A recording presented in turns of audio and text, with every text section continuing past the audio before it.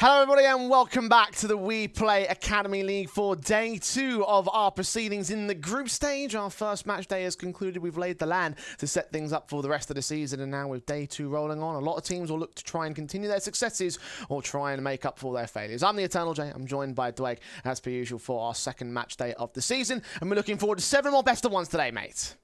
A lot of teams, a lot of action. We think back to yesterday, we saw 12 different teams. We're going into today, we've got 11 different teams. Most of the teams even trying to see if they can play their second, some of them even their fourth best of one already. We saw so many debutantes over the course of yesterday's proceedings. You mentioned the 4 best of ones potentially for the Flames, obviously playing out their opening day of the entire season and of their entire run in Academy League with the most strenuous schedule of them all. Well, certainly they'll have a little bit of an ease off in today's proceedings as we continue to make up for the first 2 days of missing the Academy League. So 7 best of ones as per usual, as we'll kick off with Apeks Rebels versus fnatic Rising as our opening match of the day. 2 very contrasting teams from yesterday, Dwayne, because I don't think you could say Apeks Rebels had the best of starts against the Prospects.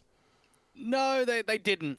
We saw the Apeks Rebels side be underwhelming as such. We saw them took on the Flames in that first opening best of one, and you expected more. You expected a disciplinary guy in a Counter-Strike game, maybe one that's competitive, and instead they were slapped about the new Dane. So knowing that that's come into the mix and now you're playing one of the best teams in the Academy League, expectations are going to be minimal again. Yeah, Flames, of course, were the team that debuted in the season yesterday against the Apeks Rebels, and that was their 1 victory they got out of 3 matches in yesterday's proceedings. So the fact that Apeks Rebels bottled it against a completely brand new team who, overall, we know very little about by comparison to the Rebels, not a very encouraging start for this brand new team. And even though they've been making upward moves and trajectories of success, it's not the most solid of starts there on opening day. Against fnatic Rising as well, I don't suspect it's going to be much better here for our second match day.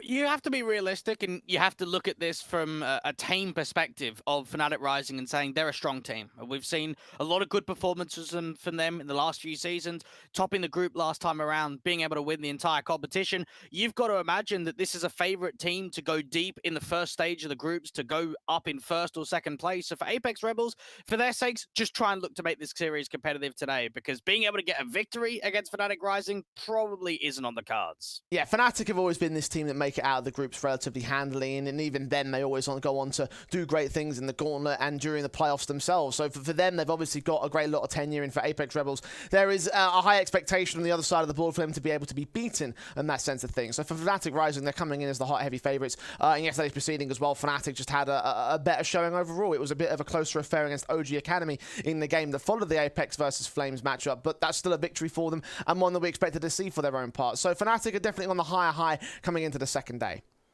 And just even consider that best of one. The idea of how much pressure they put onto Awaken. Remember that? He was down 2-10. It felt as if fnatic Rising were just executing such a strong game plan, really targeting the AWP player of OG Academy, not allowing Awaken to get comfortable in that first series at all. And you've got a strong core behind this fnatic Rising side. Pepsor that's been there from the start. Maze as well, the in-game leader that could put up some insane fragging abilities. And then Wolfie brings a lot of experience forward with that big green. And when you've got a strong core 3 just in those 3 individuals, you know that you're going to be a strong team in this entire competition. Yeah, I think Maze was the man that stood out to me the most yesterday from fnatic Rising. I think that he definitely had the greatest performance as an individual overall. But you're right, having that backup of those veteran players alongside Maze to be able to just hold a solid foundation for fnatic Rising, it's going to be a difficult affair for any team to deal with, let alone the Apeks Rebels. Who stood out to you the most from Apeks Rebels yesterday? Oh, maybe Sense. It was a tough one because I don't think there was that many highlight moments. I think VHW had some difficult affairs. Berserk on the AWP wasn't all that impressive. So Sense was probably the most impactful player, but he's the in-game leader, and that's not really what you should expect from this team. Yeah, there are some valid concerns in that sort of sense. I wonder how that's going to affect things here for the Apeks Rebels side. I mean, look, it wasn't the positives of starts there from the best of ones. We know that they have been playing in outside tournaments in the Tier 2 space, and they've had a couple of hit-and-miss results as a result of that. It's not always been as frivolous as other teams like fnatic Rising are also playing in the Tier 2 space. And I have noticed the best of 3s tend to have a little bit more competency from the Apeks Rebels camp. So in this best of 1 context, I have a feeling that things are going to get even more dicey when they're up against strong competition like a fnatic side. I mean, it was already dicey against Flames yesterday, so what does that say about where they stand at the moment? The map being played is ancient, Dwayne. Are there any positives to take away from Apeks in that sense? I haven't seen a massive amount of Ancient from them. I remember seeing a victory against Oilers in a best-of-3 at a 16-13. Even against Vikings, they were able to get a 16-4. Obviously, local Norwegian teams where we've seen the majority of Ancient officials under their belt. For Fnatic Rising, it was a map that either got picked against them or a third map decided quite frequently in their advanced run this season. So there's actually quite a few recent results on Ancient that have been very positive for them. Anything that Apeks Rebels should be scared of in that sense? It's difficult to always outweigh a best of one. I don't think either side's ever going to be able to have a massive advantage, but this is a strong map for Fnatic Rising. It's had a lot of game time, so I don't think no matter which way you spread the veto, it's always going to be more of a negative for the Apeks Rebels in that idea. Yeah, Fnatic just generally, we kind of rate them as the better team in comparison in this context, right? We're looking at Fnatic as having the favoritism above a lot of the squads in their group, and Apeks Rebels certainly are one of those teams that you look at and say, yeah, Fnatic Rising should be able to beat them. For Apeks, it's more of a case of just turning around their awkward start from yesterday and trying to find some decency, maybe a close affair, maybe they can try keep it as down on the wire as possible and make something out of this CT side, which they will be able to start on first and foremost, Dwayne. So in that sense, you flick over to that half of the table and that half of the board, and you think that Apeks, yeah, there's a good chance that they could do something good in this first half. I think if Fnatic take it close in the first half, though, then that's where they're going to run away with the whole thing. I'll be surprised, if I'm going to be honest, for Apeks Rebels to get to double digits. I don't think they've got what it takes to be able to take 10+ rounds up against a team like Fnatic Rising. The one positive I will give them, while it's been 2 seasons in a row of placing last, not getting very many wins on the board, there were a lot of best of ones that were quite close last season, even with the 2 wins and 8 losses. So just trying to keep it competitive, try and see if they can muster up a good performance, because this is going to be the #1 team in the group. So for Apeks Rebels, they have to temper expectations and realize this isn't a winnable game for us, so let's play without pressure. Yeah, let's just play your own style. You know, that's the thing I think for Apeks Rebels. Play your own kind of game and play to your own strength and try to see what you can do against Fnatic Rising, especially in this first half on the CT side of Ancient, to really get started with the pistol round here. Dwight, any final thoughts and predictions? I'm thinking this should be a comfortable affair coming through from Fnatic Rising, and I want to see a stronger performance again from MiBR. I think he's going to be another player to keep an eye out for. All right, well, let's jump into it and see where they go. Pistol round of the P250s in for MiBR as part utility in alongside him and Banjo. An instant in from Pepsor taking control of the donut position. Berserk just about stabilizes the headshot on Banjo. A little bit awkward that engagement. Apeks Rebels have the start, but Pepsor in with a trade. VHW backside focuses on one headshot to make sure the man advantage stays with the CT forces. 4-on-3 situation, and Fnatic look like they're going to back off. I actually don't mind this. They've started to realize that they've fallen into a trap. There's a heavy stack set up towards A. You've got MiBR back there towards the top of the lane, who hasn't seen any contact from that Candles angle. And now Sense is starting to hear the footsteps. This could be a retake setup with a man advantage for Apeks Rebels. USP in the back lines now. Rotations in from several other individuals at Apeks. Sense hears those footsteps, trying to look for Pepsor. Got Wolfie making his way up close and personal. Swing out, sees the man, gets the headshot on the front player, and the headshot to the second. The flicks are perfect. And now it's a 1v4 for MiBR. No Kevlar to support him. It's a pistol for Apeks. You can just see the tidy start coming through for the in-game leader there of Sense, allowing himself to reposition towards that long control, get himself tucked up into the corner. Fnatic Rising trying to flash around, put that pressure on and take map control away. Not to be, no bomb plant. We'll have to Glock out the second round. No force invest. One piece of flashbang for Pepsor. Only player to get a kill there for the Fnatic Rising side. So a little bit of money you can invest into, but like the tiniest amount. So maybe some entry support here for the quick rush towards the A site. All 5 players stacked into main. Indeed, that flash is thrown. And nothing is seen towards the A site because there are no CTs out there. VHW is in spawn, can get one, but the bomb should get planted. They're going to try and get it down from Banjo's perspective, and that would be looked at as a huge advantage, get that extra crash injection. That's a beautiful round from Fnatic Rising. Even if they do get farmed by the SMG, extra money, you'll be happy about that going into the next round. And for both sides in this case, you mentioned the SMG farm, of course, the money bonus there for Fnatic Rising. 2-0 start for the Apeks Rebels as the positive stances we wanted to see in the early game for them. Again, CT half of this map, we know how strong it can be. So Fnatic will bring out their guns and try to put a stop to the early aggression. Now, to go back to the conversation of the victories for Apeks Rebels, only 2 wins on the board last season. One of them was Ancient against ENCE Academy, a 16-13 result. So quite a close line to cross over for them to turn it into a W, but we have seen success in Ancient in the past. See more right here. Incendiary's up. VHW finds Pepsor, kicks things off on the right foot. Smokes back down as well. MiBR Try and spray back to do some damage, return fire, but only tags on Brave. Nothing much more than that. Very aggressive approach down from mid and out towards A. They drop the bomb. Pace just overloading the side there. fnatic rising. And now you can feel as if Wolfie and Volt have got no way back into this round. Smoked off from spawn. There's 3 AKs across the board for the CT side. And those are SMG kills to upgrade to the rifles. So a lot of investment and a lot of value being gained out of those positions by those two individuals especially. Apeks Rebels with the 2-0 to go to 3-0 start. The bomb in their control and everything. There's no way to break this here for fnatic. Volt does adjust to VHW and gets Berserk getting a bit overly aggressive. So 3v2, Apeks Rebels still hold the advantage for now. In an odd way, this is actually doable from fnatic rising now. The idea that it's a 2v3, that you've got some nades behind you, and you've got so much time left on the clock. Now that Volt's been able to get a couple of kills from that lane entrance, just capitalizing on overpeaks. 40 seconds. Leaning in. Ascent sees them with the SMG. Can't quite get the shot off, but the flashbang away instead. Wolfie holds his nerve out towards elbow. Incendiary sent, bouncing right back towards him. That's not ideal. Wolfie getting a chance, but can't get a headshot. Needs to stand and fight, and Tapeware will dish out some damage. Return some to his own right, though. Flashes back forward against them, gets dealt with. One more man of Brave can take back Volt, and now Wolfie, low HP, low on time, gets that headshot anyway, trying to hunt down Sense, who just retreats back into spawn. No reason to fight, the time's with him. How has that even been possible, though? You have to consider the idea that that was a 5v2. That round was completely finished. And while it's not won, it's super expensive. And you've got to imagine for fnatic rising, like, do they buy here? Knowing the idea that Wolfie saved, they, looking at the reset, they could eco, but at the same time, I wouldn't mind a force. You're right, you're bang on. The idea here is pretty respectable. fnatic. Gonna fight down lightly, though. They're not gonna force it all the way. Yeah, just taking those pistols in. The MAC-10 in for Maze being the other automatic. I guess the safer approach here on the economy status. Can save some decent cash. Bomb plant will secure a buy for the next round especially. See what Wolfie can do with this AK in his hand.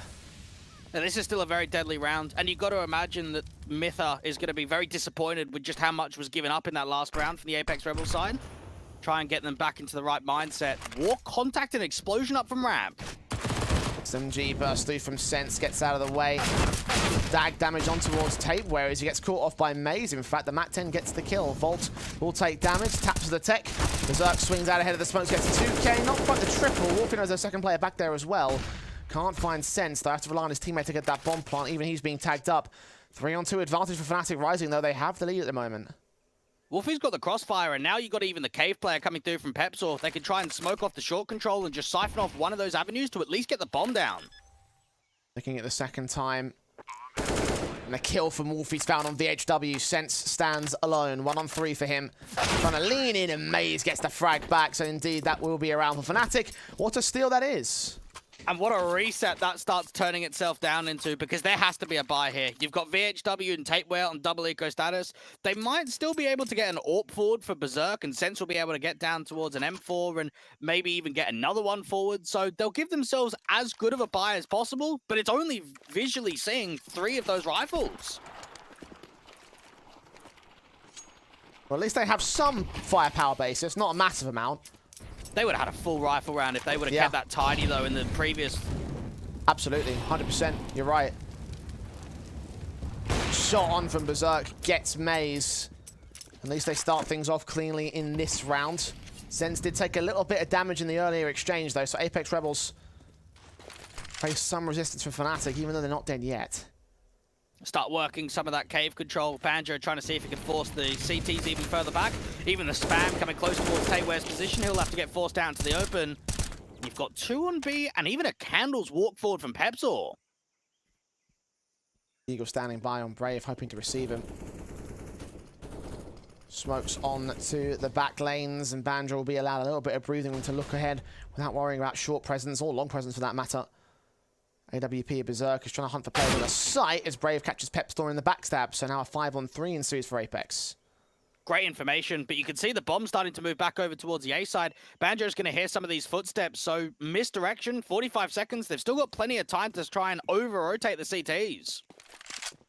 Make that move in soon, though. HW holding with a 5-7 up close.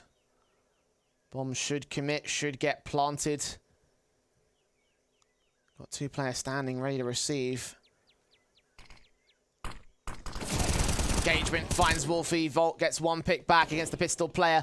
But there's 2 left for the T-side. Got to focus on this bomb plant and the post plant after the fact. Flash is coming in so quickly, keeping Volt at bay. The bomb does go down here. Engagement from Banjo gets Tapeware. Continues facing despite the nades and damage. Flash turned away from by Volt. Leaning in. Banjo's caught out in the open. Volt in a 1 versus 3. Only gets that first kill. No more than that. And that was tidy coming through from Apeks Rebels. You could see the idea that Berserk goes very aggressive with that AWP, looking for that cave pick, finds it off, backs off immediately. And then even the patience that comes through, it seems like Pepsor might just catch them on a timing. He's starting to hear the rotations come through from City Spawn towards that B side. He thinks, okay, this is my moment. This is when I'm going to start to swing out. And Brave is still holding with that dig, looking directly on for that wrap. And as soon as they force it into a 5-on-3, the man advantage is just too strong. fnatic Rising can get another bomb plant, so money on the table, they'll buy it up again.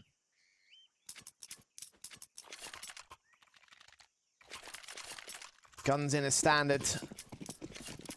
Both teams buying down thanks to the investments and necessary bomb plants and such. Particularly for fnatic Rising, can afford those AKs across most of the board. AWP also in for Wolfie, similar story for Berserk. Sen's going to charge in against Wolfie, down towards the lane control. Shots ringing out as he backs away from that smoke at the B doors. Got Maze to try and cover him off the incendiary. We held on that body block, he's forced away. Just back and forth, Matic with the util. And it comes down to the respect being given in the end. Apeks Rebels realize they don't want to consistently hold down there from the bottom of ramp portion. Resmoke going up towards Candles can initiate the mid control. No one even to donut right now for the CT. So this allows a walk forward and a lot of information and map control to get gained.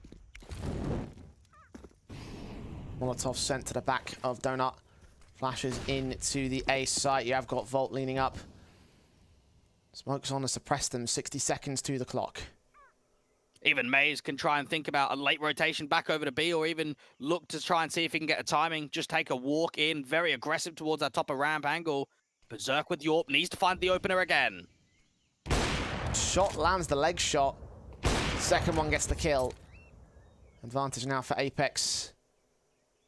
VHW sits back alongside Brave. The M4's in very different positions. Nades on. Damage will be done quite significantly to Volt especially. 44 HP. Banjo took a little bit of that as well. Try to stick that bomb in. Get Brave, not VHW. 2 found. Wolfie and Maze continue the training though, particularly from Maze back out to the B site. He does get caught by the SMG, so now Wolfie's AWP is all that's left to clutch. Up against the AWP of Berserk first and foremost. Might need this first kill in with a chance. Swings and gets the connection. It's a 1-on-1. Oh, this is nice. Very nice coming through from Wolfie. And now with the bomb plant out into the open, he could play the time, get towards A main, realize that Tapeware was up to lane. On the defuse, he'll tap it once. Tapeware trying to force the man out, thinking that he is in main, but Wolfie taking his time with this. Calling the bluff, hearing the footsteps. Kit's on Tapeware now, he'll stick it, tap it for a second time. Wolfie caught on the jump face, and there should be enough time for this defuse. It will be a 5th round for Apeks Rebels. Hey, you could just see how much impact was landed directly on the bomb site. The idea that VHW from that big box angle is able to multi-frag, get some of that assistance forward from Berserk. Wolfie tries his absolute best at getting that clutch together, but even just the positional advantage and some of that utility, you have the idea that fnatic Rising are trying to walk through once that smoke starts to dissipate, and they're just getting hit by the HG. There's a lot of chunk damage being done. This is a good start right now for the Norwegians, and maybe to add to the conversation, Jay, one thing that we have seen in the last maybe year or so is that the Norwegian teams are typically very good on Ancient. I think about 777, I think about Skate X, and locally, Ancient's a very strong map that gets played a lot in Norway. Might be what's feeding in their CT side at the moment.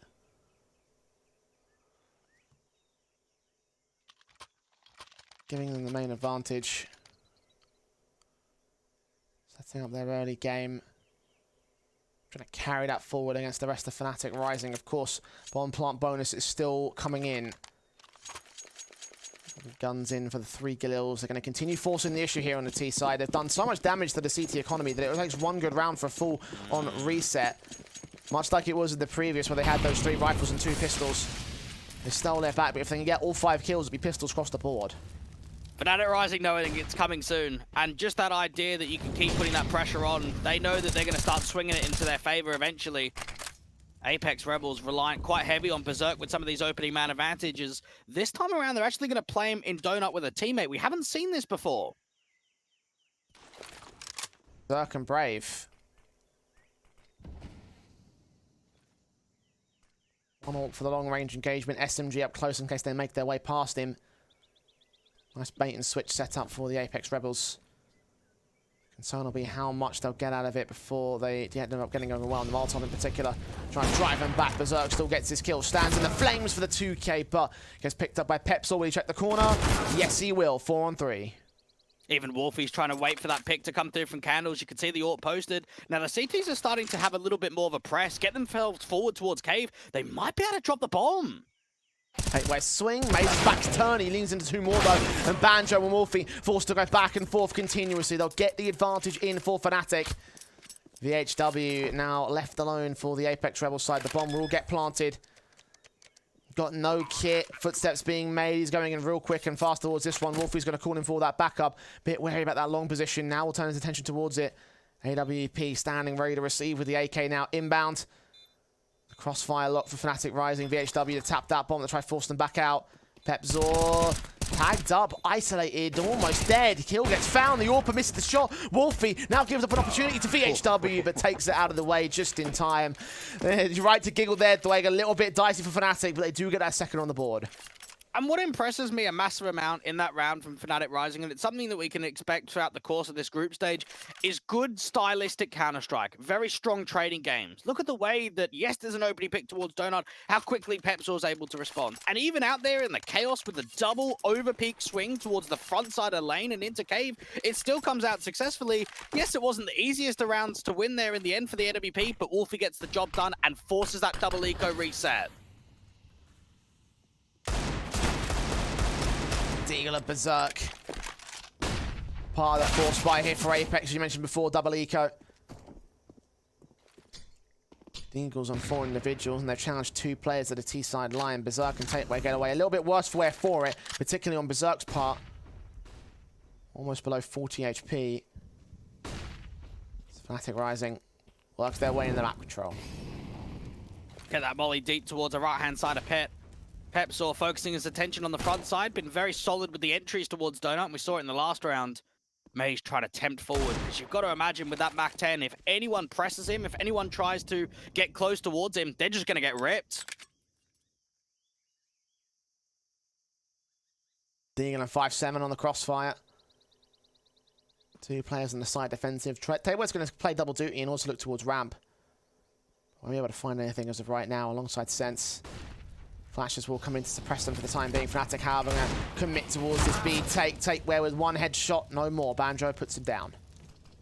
Even trying to see if they can cut that rotate off from mid. Done well. Berserk to fall. VHW trying to get the spam forward. Sense can he deny the bomb, perhaps? Bolt's looking around for him, but he's evading the contact. Finally gets that headshot in. Kills in from Banjo, still holding the back rotations. Triple for him in the round. Now turning their attention towards Cave, but runs out of ammo. Sense forced to get traded in a wall bang there from Wolfie's part. And now Deagle in the VHW. Tags 1, does damage to the second, but can't get Pepsor. These rounds are coming down to the wire no matter which way they go. This is a messy game of Counter-Strike right now. Very scrappy affair. What a shot coming through from Wolfie with a straight spam in towards Cave. You thought as if that backstabbing individual from Cheetah was going to be able to do it, but instead, Banjo just starts spraying all over the place, whiffing the bullets, not quite getting the connection. And then just when the deal looks like there's an opportunity to win out the clutch, not to be, Pepsor's the one that closes it down. This has been a tough affair with the thinnest of margins when it comes to round victories. And think about the last 2 rounds that have been won from fnatic rising. It's come down to clutches. Again, both sides just really putting the damage up against each other. Apeks Rebels might have had the reset a couple rounds ago, but fnatic, like, you could have seen the way in which they would have stolen it back right there. Wouldn't be the first time. Small tech pause for we continue on here for fnatic. They lost a player there on their side, so moments respite for them to potentially break momentum on the Apeks Rebels camp, of course unintentionally so. It shouldn't be a buyback for the CTs here either. So this should be a bit more of a formality for fnatic rising. I mean, I've said that during the last couple of ecos and deco forces we've had, so don't count on it just yet. Temper yourself. Yeah, temper it. I think you might expect a couple of Zeus upgrades here or there. Try and get the low money floaters in. I mean, Zeus is very good on a map like Ancient because of the close cubby corners that can be held, especially in towards Cave and Cheetah. But you can't imagine much is going to get invested at all. And for Apeks Rebels, actually, one of the results that also came through in their to league and full regular season in the local scene is their 16-13 win on Ancient against Skate X, one of the teams that we've seen on HLTV do very well on that map, Jay. So there could be some leverage here. Stack B here for the CT side. Yeah, no leverage in this round. Yeah, I was going to say. Had fnatic Rising gone towards the A site, and also B site rather, then yeah, there would have been a chance. Hard stack rotation back in, the AWP's about to see it. Does take a tag against him. Gets 2 kills in the second phase. Third one also takes down Berserk. Now it's up to the AKs here to make sure they don't get their hands on said AWP, so they'll keep it. Volts, don't think he's going to recover that secondary AK. Maybe he will, actually, yeah. Okay, so all the main weapons stay in here for fnatic. Unfortunately, there are no shenanigans for them against the pistols. Harsh eco dealt with. Here come the guns for Apeks Rebels. And this is now the opportunity where you've got to imagine Berserk has to put pressure on. Try and get forward. I mean, the problem he's got in this round, though, Jay, is no armor. And a lot of the times we've seen those aggressive duels trying to come through from Cave, out to ramp, towards Candles. I'd like to still see it on the front foot, but it's going to be more difficult without that armor behind him. Wolfie straight in for the shot, misses his chance, just about jumps out of the way in the midst of that smoke. 3 points of HP, though, took a bullet hell. VHW might still get caught by Pepsor. The spray comes through on the Achilles heel. Looks to spray on towards Brave and tags him low, but he's dead himself. So 4 on 4. Another DC in the middle of the round for fnatic Rising. That's not good, especially as Volt is down and they're reduced to 2. This is going to be very tough to relocate. You can see the way that they're back there from Elbow. Now, there's still a lack of information of where Banjo is right now, but they know where Wolfie just got the ult pick from. Try and work together. Try and take the contact out A. Now, if they're able to deal with Brave, at least put a molly deep or drop him, you could see workability in the round. But now Apeks Rebels are going to be aggressing down from ramp, so this is an info play to start rotating over and playing defensive on A.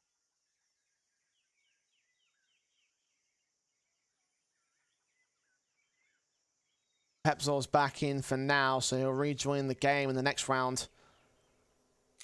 fnatic Rising still being down by a player. This could have been a 3-on-3. At least they snuck their way into the A play. Brave, undetected, and Donut. Low HP individual. Wolfie's going to have to focus on the bomb plant. Banjo can at least get this one pick back, but they recognize it must be the A site. Try and get this kill and then get the bomb down immediately. It's all going to be a matter of timing on who faces each other first. Banjo, does he catch the timing? Yes, he does. That's Brave to drop. Wolfie extending out towards CT. Tape where might find his way around in. Banjo, plant down. I think it's closed off from CT spawn. Indeed it is. Sprays through, now the AWP wraps in, gets his shot. Wolfie finds his 2K, slowly but surely facing Ascent, gets his backup. Banjo down, Wolfie needs the shot, the incendiary. He can't afford to stick around, the HP is just far too low, and the bomb is not planted for him. Sense knows this, but won't get straight on the bomb. Give a bit of rotation room. Thinks he might still be in Temple, but he's not. Sense caught looking the wrong way, and Wolfie on 3 points of HP gets 3 kills to clutch the round for fnatic again. Now, I just want to pose this, Jay. We saw fnatic Rising take on OG Academy yesterday, 16-10 on Inferno, 26 rounds. We're now going into round 11, and Wolfie's already got more kills than he did in that previous best of 1. He is having a lights-out performance on this first opener of the day. So much impact, and in the clutches, too. He's a guy that you highlight on fnatic Rising, I think, yesterday as well. May has had the spotlight. Today, it looks like it's all going to be Wolfie.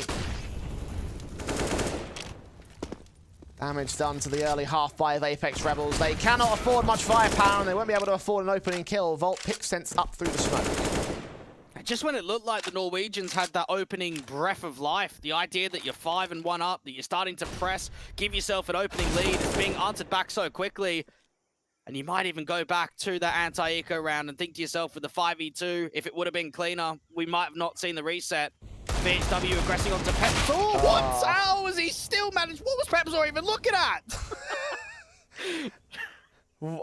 I don't even know. I don't even know what to say, Dwight. That was that. We've seen him when he comes out elbow. We've seen some silly things these last 2 days. That probably has to top the list, right? Volt picking up Berserk last, and it will be 4 players alive for fnatic Rising. Apeks Rebels losing the lead for the first time thus far this game. And this is where pressure starts mounting up for the Apeks Rebels side of how we're going to respond. We've given ourselves some breathing room on the CT side to get started, to give ourselves a lead, go into the second half and keep it tight. But instead, you've now offered up a huge round streak in a row to the T side. And for Fnatic Rising, just even farming up the money behind them too is going to be strong. Nades on Maze. The damage done to Berserk a little bit more than what they just did towards Maze. Minimal overall. The wallbangs are much better though. Banjo down to 9 points of health. Nade stacks in towards Window and at Cheetah, but still just chipping away at the bars. Tate went down to 91. Berserk down to 87.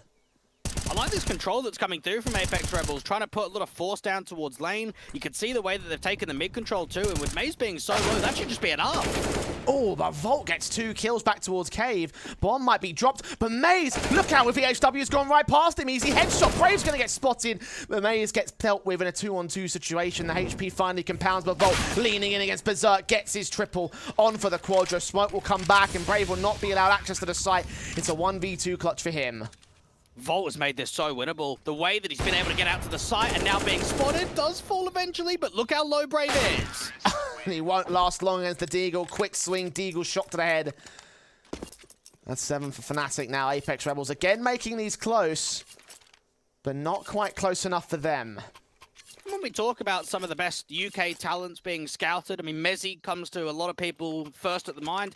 But if I'm going to be honest, Volt comes to my mind straight away. He had a super impressive 2021 and 2022 with the UMX guys into Coalesce over to Fanbird, and had proved himself to be an excellent LAN player, very good online. And look at what happens. They bring Maze and Volt over to Fnatic Rising, and pretty much instantly you find the success. You only have to look back at the last season to see they've topped their group and they won the entire competition in the upper bracket of the playoffs.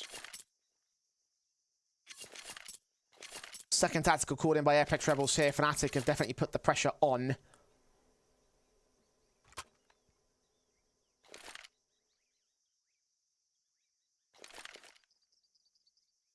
Two rounds that are good for the time being. Apeks maybe on to lose the half here. Half invest against Fnatic's fall buy for what would be 8-5 in this round.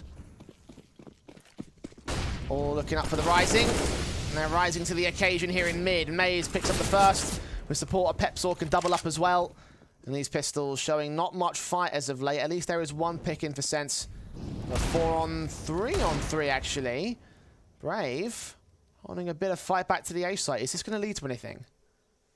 If they get another kill, it might do. Brave is going to start getting some pressure put on towards him. Both angles, Donut and Remain. The Deagle's coming close, but not close enough. The bomb gets dropped, and Tateware's looking to fight even further. Can't get the killing blow on Banjo, though. Bomb in the open, and the backstab also continues in from Maze, but comes in too late. Tapeware challenges Banjo, and now Sense should be detected or not at the edge of this smoke. Maze has no idea. But neither does Sense at the same time. In the midst of the smoke, he'll get up towards the corner. Has absolutely no inkling. And the headshot will be gained for the AKs. Apeks Rebels, and indeed will steal one back.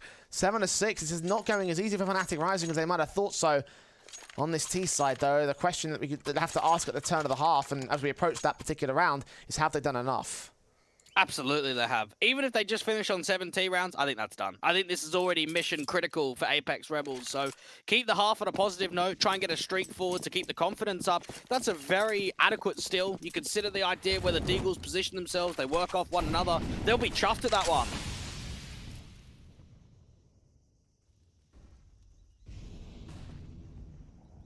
Hey, where we chuffed about his opening kill against Wolfie. Double up against Maze. Comes in the midst of that smoke as he gets caught off by aim punch, and VHW supports in from the donut entrance. So 2v5 left for Fnatic Rising. Apeks Rebels have just smacked them down for round 14.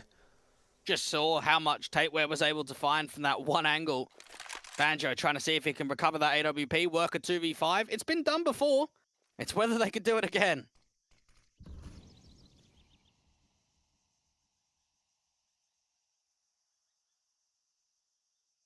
Being quiet and slow about this from here.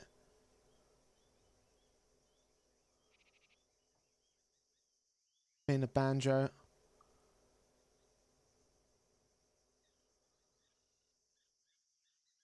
Long and the short position.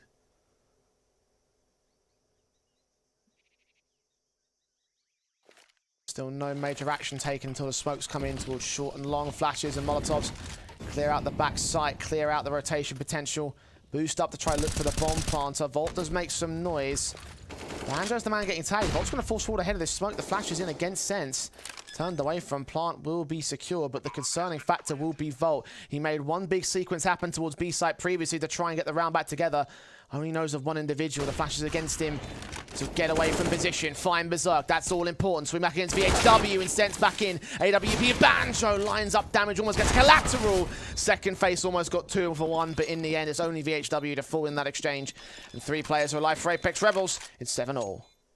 Very smartly played there for the Apeks Rebels. You can see the way that they don't want to be too slow, but they also don't want to be too quick. So they've got themselves a right level of pacing on that retake. You flash around the corner, you use your util, and you put pressure onto the back lines. Yes, you've got another player coming through as a lurk and one of those backstabbing entities into Cheetah towards Cave that's not even necessary in that round. fnatic rising, try to get as much out of that as possible. The bomb plant, the extra kills towards the end. They'll be back onto a buy, but it is limited. You've got Mac 10s and just an AK. Turn of the half. Mac 10 charging forward into VHW, who gets 2. The AK gets the trade back. Wolfie struggles against Brave. So does Banjo, but Banjo at least gets the kill. And the AWP missing an all-important shot. Pepsel barely registers it, so Berserk gets a second opportunity, now leaving it all on Banjo. Picked up by the AWP. And Apeks Rebels at least look good at the end of the half. But 8-7 still. Again, the question that we asked away was, have they done enough on fnatic? You say they certainly have done. As we move to the CT side, we'll see how much Apeks Rebels can really get done of their own right. This might be too little done in the first half.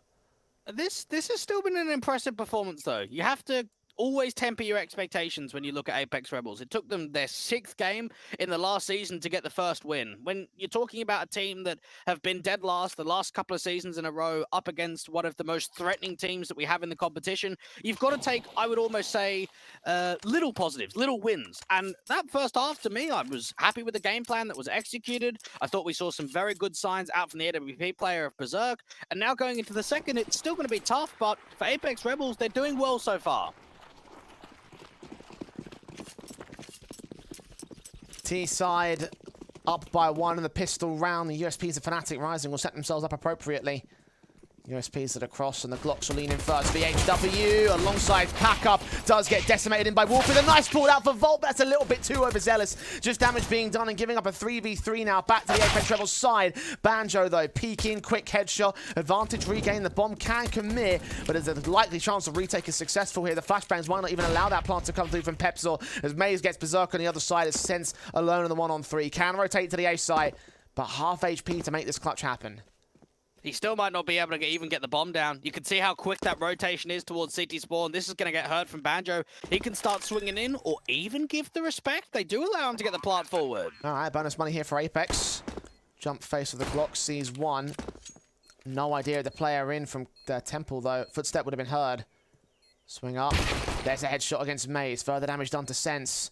Needs the Quadra and the Ace and can't get past the 4. fnatic with the pistol, picking up their 8th round. It's 8 apiece on the board.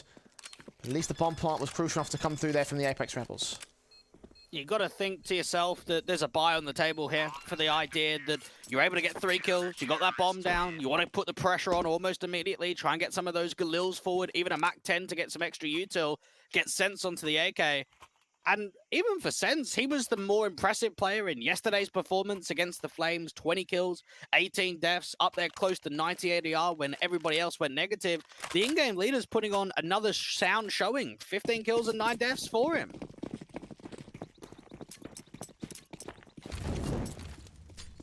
Apeks Rebels forcing the invest now for round 17. You mentioned previously fnatic didn't get their bomb plant, so they didn't go with much in the second round. Much harsher investment on both sides in this case, and Pepsor wins out the wallbang fight. Sense down, dinks on VHW as well. A lot of damage, working with that radar nicely. Just working out that spray. Wolfie and Volt working on the other side. There is a slight peak of over-aggression in from the top of lane, and it does get punished. 4-on-4 scenario for it. Volt bursting through, doing more damage, allowing the lineup for Wolfie. He only gets 1 of that exchange. Not like it matters. VHW, he is 1 versus 4. Bomb out in the open, crossfire locked by the CT is not going to let him move a single inch away from his contact. When he does take contact, it should be lights out for Apeks in this round. VHW just getting as much out of it, trying to keep it expensive. Banjo up onto the cross, even Wolfie underneath him. No player drops after that fact. Lead gets regained from fnatic Rising. Wolfie and Volt do well on that crossfire towards mid, and even for Wolfie, he's got a very fun and entertaining story. The idea that he's Swedish-American, started his Counter-Strike career in Europe, went over to North America, played in the higher divisions over there. He's come back to Europe, and it was really on the second attempt of coming back to Europe where we saw that progression, and we saw it on Lingby and Ecstatic. fnatic hold the lead for that. Pistols pulled in by Apeks Rebels. VHW. Oh, that's a good shot. A good start. Now Galil in hand. It's not much here to bolster up the Apeks side, but it's a rifle, and that's better than what they had before. It's a start. The only uncomfortable factor is there's not many upgrades around it. You've got the single dig, the single Tech 9, but no armor. So anyone that's going to have the M4 in their hands is going to struggle with the aim punch. fnatic Rising just want to make sure that they keep as many players alive as possible, start farming up the economy. Volt prodding forward, M4 bursts through, Tapeware gets tagged. All the way towards the site's defensive because the bomb is on its way into the A play. Banjo sitting in with this M4 alongside Volt support. 2-2 split across the map. Good crossfire being set from fnatic Rising. We saw Ancient becoming the last series that they played in their advanced run in the playoffs, up against Eklot being able to get a 16-10 performance to push them forward into the relegations. A map that can have some good foundations when it comes to the CT side. Banjo watching the cross out from A. Here's a lineup. Bold a bait to force him to make a mistake, though. Missed that burst and spray. Might need backup from his teammate because they're all inbound from the main position. Volt does get caught off guard by the crossfire, though. VHW almost wins that fight, but not quite. Volt allowing that bomb to go down. Struggles against Brave and Tapeware. Finally, Banjo comes in with a bit of support alongside backup. 3-on-2. Bomb is open up for this donut position. Tapped once by Pepsol. Going to try force them out into the open. Tapeware sees that no one's on that bomb. Meanwhile, Wolfie in with a backstab. Isolates Tapeware in the corner. Incendiary is against him. Low HP. Falls to the M4. And that will be a retake successful for fnatic. Bomb plant secured there by Apeks. No investment. It means it can go to a buy. It's decent. They were still going to have a buy on the table anyway. So I guess for their sakes, it probably makes buying the AWP slightly more comfortable. Getting into the hands of Berserk, who was involved in quite a lot of opening duels when we think back to that first half. It's whether Apeks Rebels can get started, though, in the second. That's my concern, is that fnatic Rising are one of these teams that are so tempo-based, they can put so much pressure down that it might be difficult for Apeks Rebels to even start on the T side. Yeah, once they get around, the game is, I think, properly on from there. Going to charge forward to the CT side. It's sheer confidence to go for this from Pepsor and Maze. They don't make it work entirely. 2-for-2 trade. Needed just some more utility behind it. You think about Wolfie and that Incendiary. May if he even had a flash behind him, it would have helped out into the engage. Volt starting to lean forward, clear out the majority of the mid control. Not much map presence here for Apeks Rebels. Rotations will be coming in towards that B site, including that bomb. Wolfie getting tagged up. Might need some backup to get back here from the mid position. Indeed it is. Volt starts leaning forward, caught off by Tapeware though, and that might counter the rotate. Excellent timing there from Tapeware to start hearing the footsteps of Volt moving away, but it's all a fake, just trying to get the ruse over that the CTs have to move towards A, but the bomb's ending up on B. Wolfie in particular, pressing on with his AWP, ready for the shot, and he connects it just about. Even standing, but that bait has been a bait for a bait. Bomb will commit towards the B side, get planted. That will be on the retake. Get that re-smoke down towards the short-hand side corner. Sense going to start widening the angle, get aggressive towards CT. Sense is up. Flashing against, connects that shot on Wolfie anyway. Banjo now alone. Aid sent in versus 2 with the M4. Smoke off towards one lane, will not be allowed access to the site from there. It will clear. He spent quite a bit of time setting this up already. Incendiary towards the back of Wood. Not getting anything in that sense. No one's holding there. VHW is holding out in the open though. Gets the shot, gets the connection. Gets 10-9 to the board. You can just see the timing that gets exploited, the way that Tapeware is able to slowly peer his way forward from that elbow control, and then as soon as he gets that kill onto Volt, that changes the complexion of the round completely. You have a look at the money state on the City side, Wolfie's double eco, everybody else has got funds, so I'd imagine light eco here, even if there is slight money on a differential.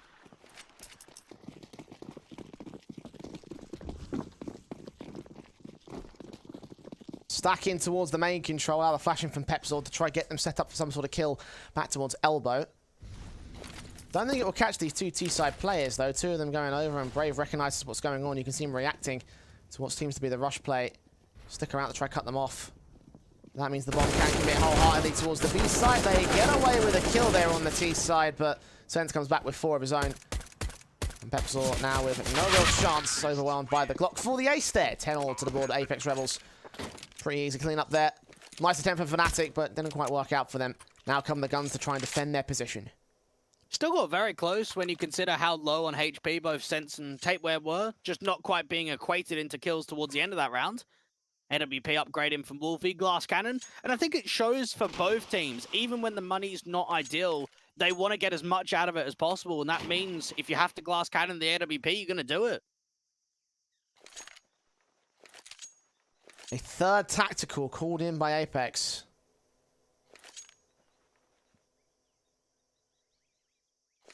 Only 2 of those in the first half, having struggles on the CT side. At least now their T half is picking up pace and they can start to bring this back into control.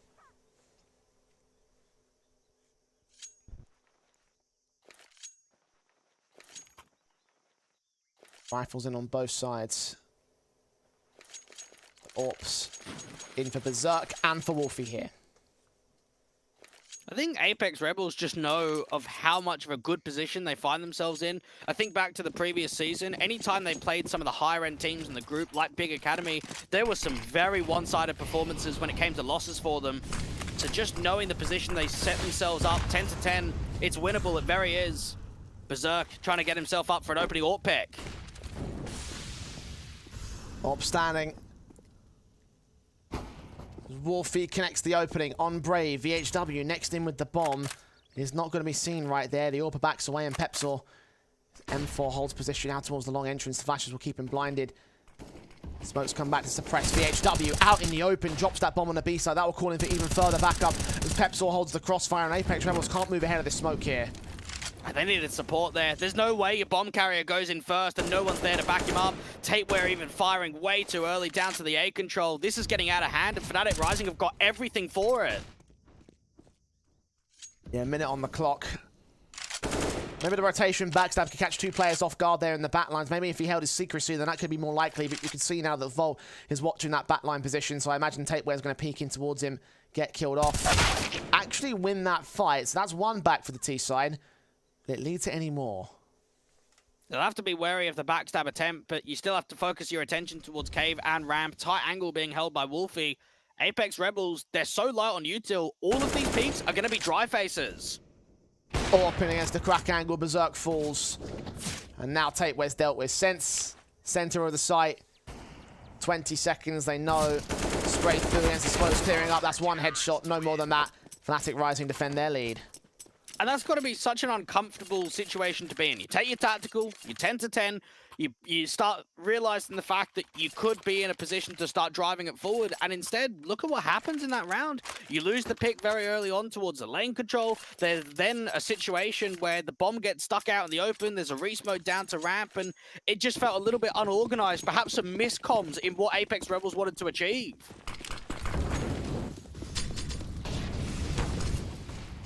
Damage done to Wolfie to start things off for the T's, but still he stands with the fight back at the AWP. Gets caught up at the jump face of Tapeware's AK. And now with no support, you see the CT and a donut backing away. That's Volt.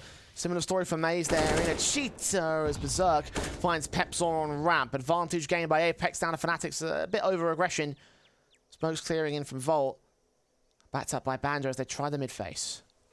Mace is alone out here on B. Got to be careful about how he repositions himself because he can't afford to lose the site. You could see the way that Apeks put a halt on this entire round, slow it down. They're trying to bait a mistake, try and see if they could force an info play, someone to get aggressive and to gum off their marker. Instead, it's been quite disciplined from fnatic.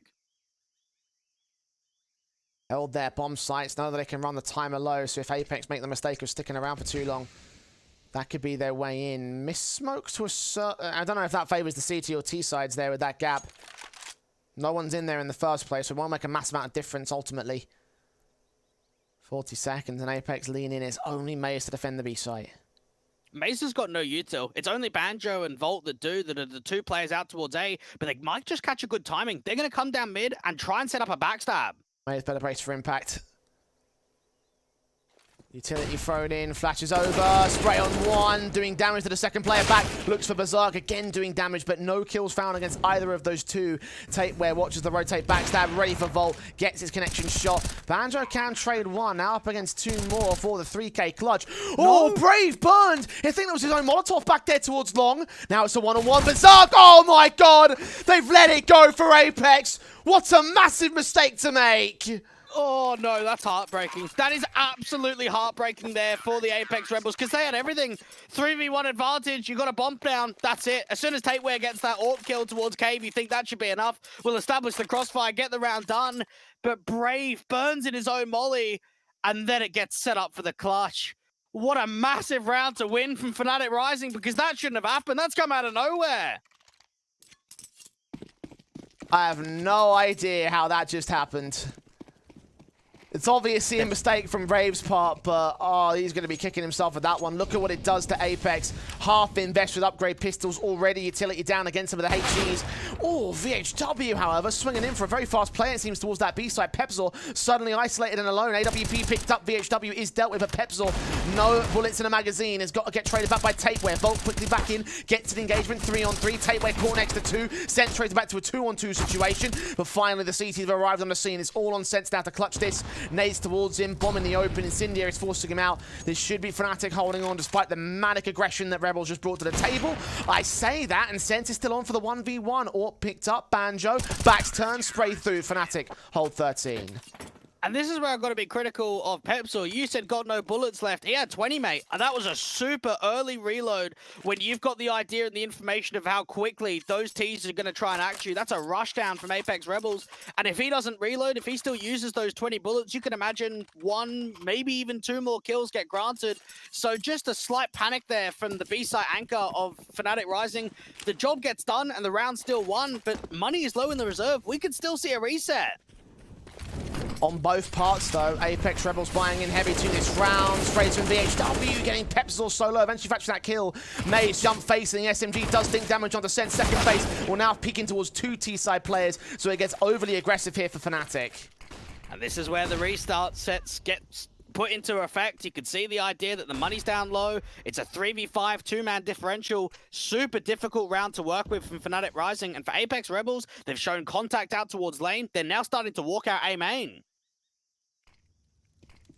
Smokes on, spray through from Tapeware alongside Wolfie's short there against VHW. Berserk peeks in with his own AWP, gets it back to their favor of the Apeks Rebels. 3-on-2, Volt leaning in against the bomb carrier. Brave not ready for that. Even Stevens for the man advantage. Berserk undetected by Wolfie. Wolfie, similar story to the other side. Leaning in, gun barrel scene. Now he's got the information. The next concern will be Sense. Low HP inbound from Donut. No utility support either as the shot connects, and now the utility that was in play has been taken out. Last man standing, dealt with on the M4, and fnatic will evade the reset. Apeks Rebels have the loss bonus, but the buy is still going to be rough for them. That was an excellent round coming through from Volt. I like the risk that he brings forward there and puts pressure onto the bomb planner. You can see the way that he jumps through that CT smoke, puts himself into an advantageous position, keeps his eyes locked towards Donut. And then, of course, even his teammate of Wolfie catches a good timing, getting back in towards a temple control, spots out that gun barrel of the previous AWP player of Berserk. And then, of course, just the drop down comes through. But you've got to look at that from Apeks Rebels' idea, Jay. This is 2 rounds now that I would say are absolutely winnable. The 3v1 on the post plant that we saw only a few rounds ago, and that last one, they got a double entry. They got both of the B players aggressing down from Rab, and they don't capitalize. They don't close. And sometimes those sort of mistakes that get capitalized so late in a game are the difference between wins and losses in the Academy League. In best of 1 scenarios, every single mistake makes the difference.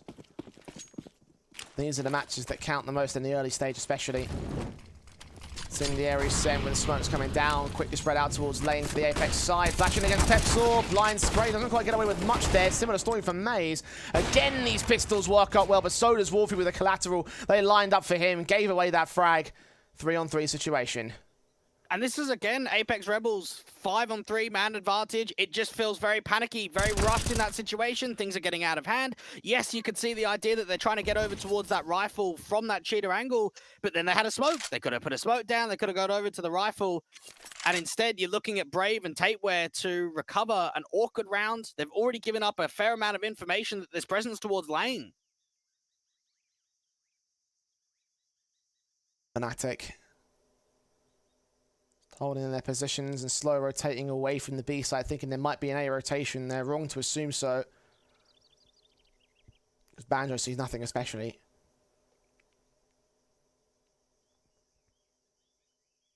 45 seconds, and they're going to have to make that move in soon. Consider the idea here for Apeks Rebels of what can get granted. Fnatic Rising have regrouped as a 3-man setup towards CT spawn, so they can be very quick to rotate over to A, to rotate over to B, but they're giving the respect down for a bomb plant.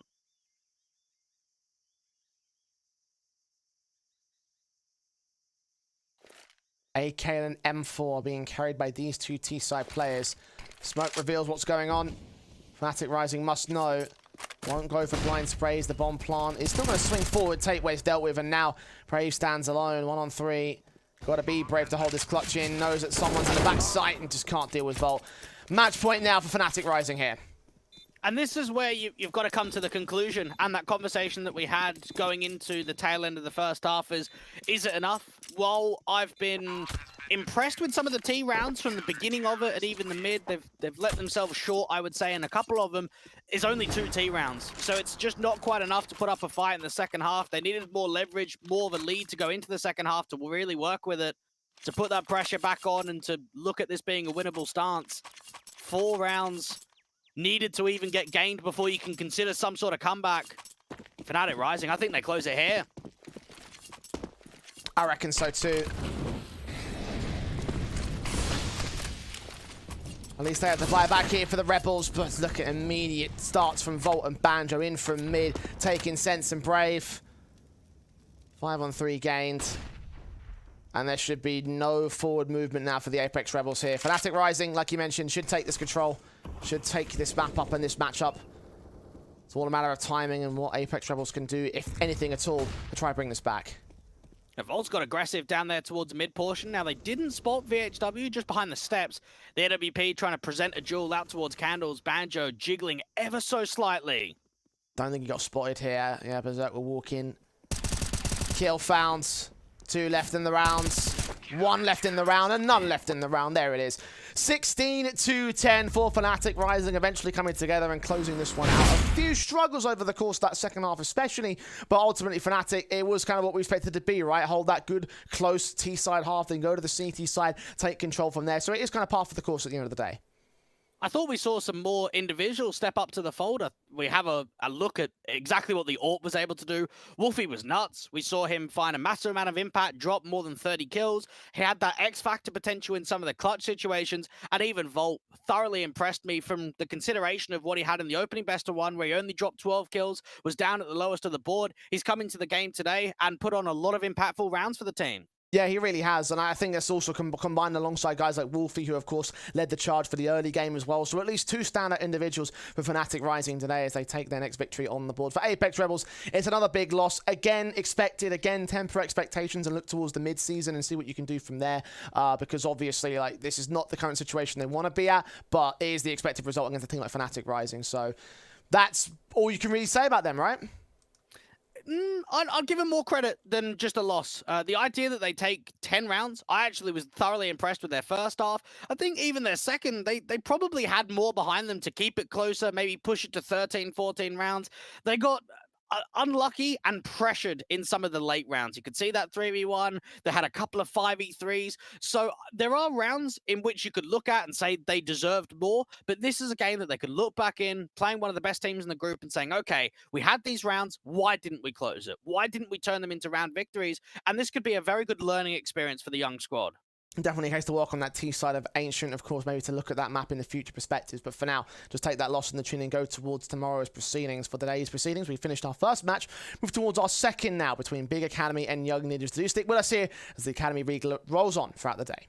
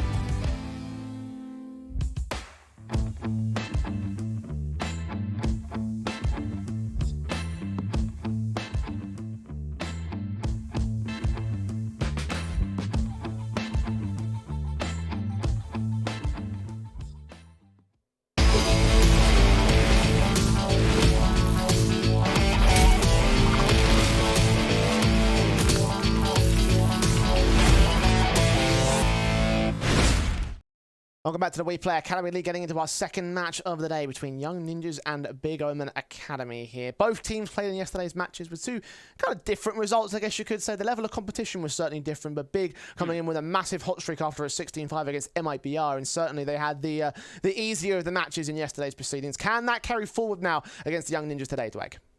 I think so. They had a very good group stage last time around. It was 8 best-of-1s in a row until finally they took their first loss. So the idea that they've always been very competitive, they're a strong team to be found of, and knowing some of their recent results outside of the Academy League as well, they are going to be the favorites today, but I was also impressed with Young Ninjas. Yeah, look, the Young Ninjas had a really good start against 16-9 against the ENCE Academy side. So, look, that's a pretty decent scoreline of its own, right? Definitely not allowing double digits is also like the baseline of where you take a look at dominant matches. But again, 16-5 against MIBR Academy for Big. So you got to look at that side of things and think that they've definitely got this themselves down pat. I think the one big argument point would be, where do you rate MIBR and ENCE by comparison to those as the main measuring sticks for this particular matchup? But even then, you take a look at Big and what they've been doing outside of the Academy League, going internationally. In fact, they were at Philadelphia, for example, and they've been doing great things in the Tier 2 space as well. So even then, when it comes to where they stand as an Academy team in the grander scale of Counter-Strike, they have a very good basis to work from coming into Academy League this season. And they've got a very good repertoire and career performance behind them. The one change we would say is that they've lost Sin. We know that Sin has been their best rifler on the team, the best player on the team that I would say. And he's been promoted up to the main squad to help them out at the RMR, to stand in for Farfan. Now it means Tizin from the bench of the main squad has come here to the Academy level. So it's perhaps not the big Academy side that we know of what we've seen previously, but the cohesion's still going to be there and they are going to be a strong unit. Yeah, we talked a little bit about Tizin yesterday, about him sort of being the main man almost here, for this, just with the veteran experience involved for this Big Academy side. I don't think he was really the highlight player for Big yesterday, though. There were some other elements that stepped up in the right position. So what do you make about the other parts of this roster, having seen what they've seen so far yesterday? I think Hyped is obviously a very capable AWP player. He could be able to turn rounds out of nowhere into their favor. He's got a lot of X-Factor potential. I think Process as well, one of the guys that actually started his academy run here in WePlay with fnatic Rising before moving over to the German side where he belongs over here at Big. He's also another strong, capable entity. And even the likes of Sky had some good performances yesterday against MIBR Academy. So you do have a strong core 3 on this German side. Yeah, Hyped and Sky were the two guys I was thinking about the most when it came to this Big side. I mean, they had some real good performances, and they just looked like a lights-out duo there against the MIBR side. Whether it can apply against the Young Ninjas, who again also looked good yesterday, is yet to be seen in that sense. I think there's only really one guy that impressed me yesterday, and that was really Nilo for the Ninjas side. He was the man that stood out the most over in yesterday's proceeding, and the kind of guy that I want to see performance from today as well. I think you can understand why Nilo was even brought back. The idea that he was part of the first iteration of this Young Ninjas team. They then found a lot of success. They moved a couple of pieces around, wanted to try something new, and realized, you know what, let's bring him back. He's a very capable young man, very strong rifler on this team, and he's got some support around him. ZTR being the IGL with a lot of Tier 1 experience playing with the main roster, is also a high-fragging IGL. And then even Era, I don't think we've seen him be a part of a massive amount of games. I don't think we've seen him at the full potential yet. Now, that's not saying that he doesn't have it, because he absolutely does. We just haven't seen the Era we know from Gamer Legion out here on Young Ninjas. I think it's going to be a bit of like a teething period for Era to get involved in this particular side. He definitely had some moments yesterday, but you are right. Like, he's not the star player of this particular team. I think that Nilo certainly had that sort of position, as you mentioned before, to come back into the roster and previously being part of Young Ninjas back in 2021. And that was some of the periods as well where Young Ninjas were going to the Tier 2 space, the international tournaments and competitions and everything. So he's got an experience behind him as part of this main sort of roster team as an international player with an opportunity to prove himself again here in the Academy League. He's only recently joined back in September. So it's a case of whether or not that sort of like chemistry still applies towards that team from back then versus here and now for the Big side. So Nuke will be our map up being played in this one. How do we make it this best of one? Nuke isn't a map that gets played a massive amount of either of these squads. I look back at even the previous best of ones we saw in last season. Nuke didn't come up into the fold at all. We saw it once in the playoff season for Academy of Big, but overall it's a map that we don't get to see a massive amount. So I'm going to be keen to see what it is like this introduced into the pool. It's always curious when you see how many head-to-heads these guys have. Only a couple on record in the Academy League in previous history, none of which have Nuke on the table. So bit of newer territory when it comes to the head-to-heads overall. Predictions on this one, Blake? I think Big Academy, but a competitive game. Okay, all right, I can accept that. I'm going to back Big Academy a little bit here as well. Again, I think they've had better international success. I think it's going to feed itself back into this particular team in this particular league. And with Tizian on the lineup, I can see at least several players that will be the main star fraggers in this game. So let's jump into it and see how far we go. Pistols for Big on the T side, Young Ninjas with a USP start. You can see a very passive approach towards the outside control coming through from Young Ninjas and how they want to try and address the defensive side. You've got Tizian and co working with Hyped, trying to gain some of that T-Red control, start showing presence towards outside and take an opening duel onto ZTR. USP back at credit card alongside Adam B's position. The eyes just watching out the crossfire, hoping to spot some. Does spot Tizian first and foremost. Can't get the headshot there for ZTR. Reface back in at Garage. Just taking blows rather than dishing them out. Down to 65 HP, continuing to swing. Hyped up close and personal as well. They are unaware of his position. Backup has arrived towards the outside, but meanwhile the T's are making their way into the A play. From Squeaky, from main, good kill. ZTR forced to trade. You could just see that crunch attempt coming down from that squeak door position. Now, Adam B can put himself up with a smoke to try and smoke off that hut control. Aqua needs to keep his attention up at heaven. Smokes up, Glock tapping, doing some damage, but Nilo gets the kill on Aqua. 4 on 3, making it 3 on 3 with Process involved against Adam Bean. Nilo returns towards 1 for the 2K. Back in with the defuse. They're going to hold it down entirely for ZTR with the kit involved. Hype sees him on that bomb, but just can't seem to get the shots back. Eventually does, but a hair too late on that sense. Young Ninjas get the pistol round. You could just see the way in which the idea is presented of pull distraction, guys. Get onto that bomb, start pulling as much of that distraction around and allow ZTR just to be able to win the entire round from it. You can see how much damage Hype was able to do with that Glock towards Tetris and from the back there of the squeak door. But with the kit in mind, there's just nothing that you could do with the time beside them.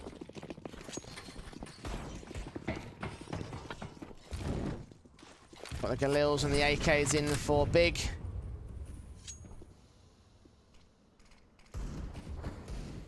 And a buy-up for the second round force. Bomb plant bonus, at least enabling them versus Young Ninjas. Of course, all 5 players fell, so money will be a little bit limited, giving Error a disadvantage in the engagement. Start for Tizian, kicks things off. ZTR is M4, holds back at Secret, gets that first. Dies out of the way of Hyped.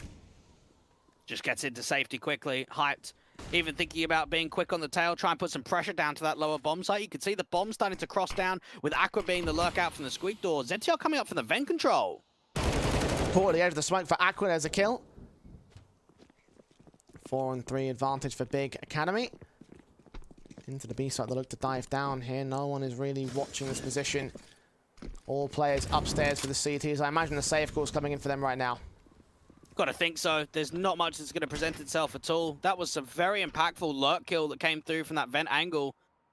And for Young Ninjas, they've just got to try and hold on to the weapons, force bite in the next round. What a response coming through from Big.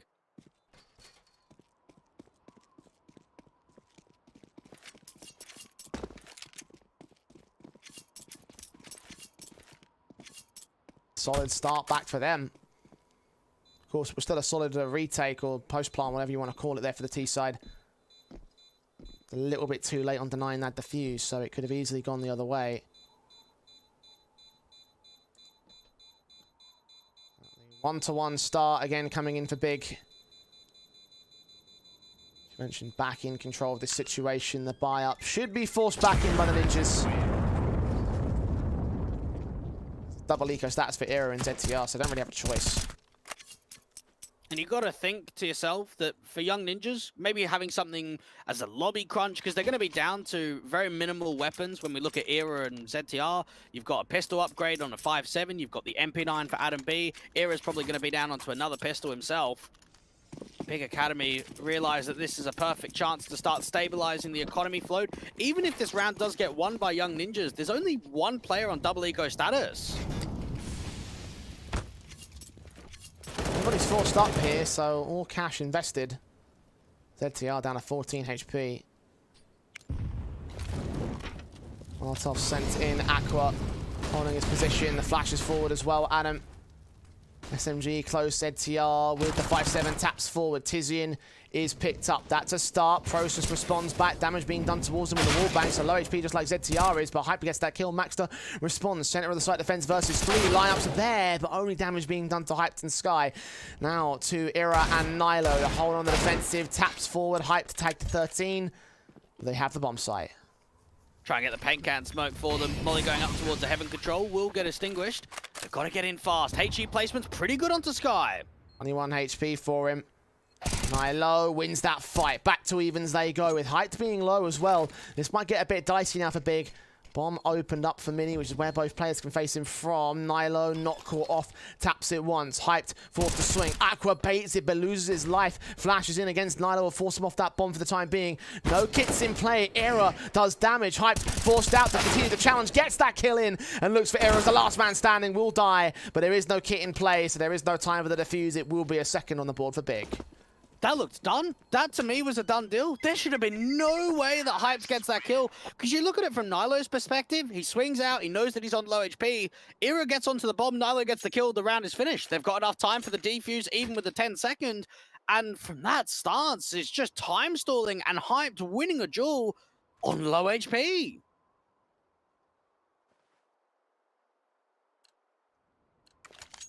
That will be reset now for the Ninjas.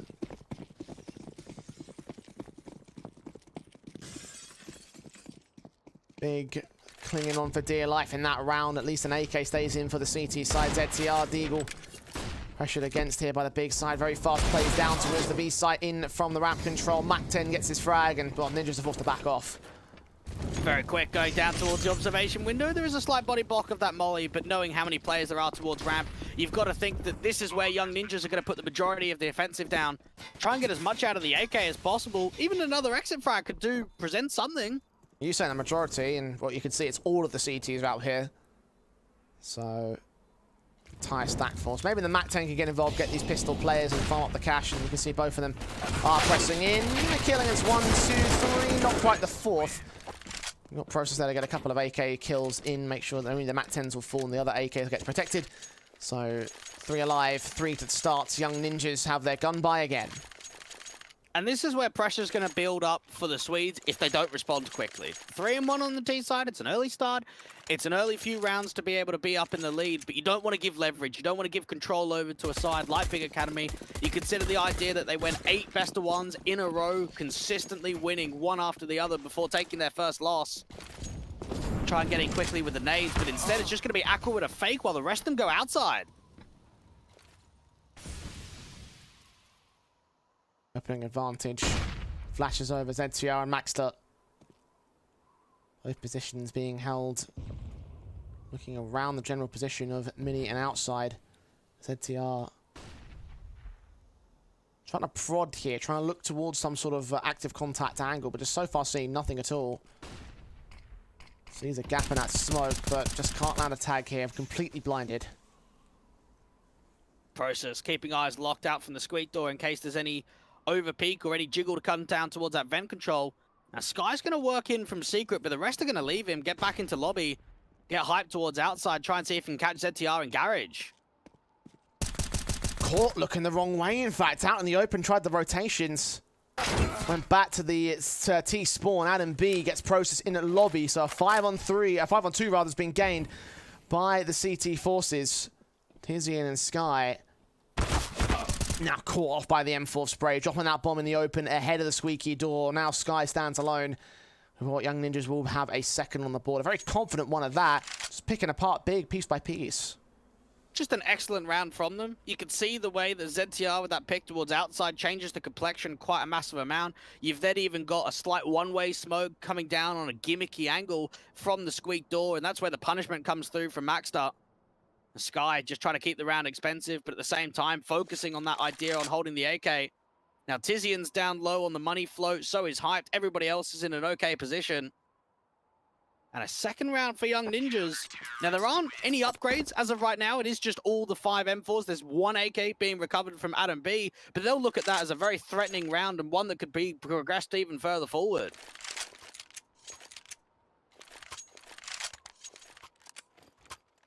Guns will be brought in here for the Big side as standard. Had money to go for. Process a little bit awkward on his own part, having a Glock in this round. Deagle also passed off towards him, so limitations are still there from Big, of course. Hides in the M4, looking to engage here for ZTR. Gaps in the smokes, trying to be exploited, but Re-Smoke's come back in.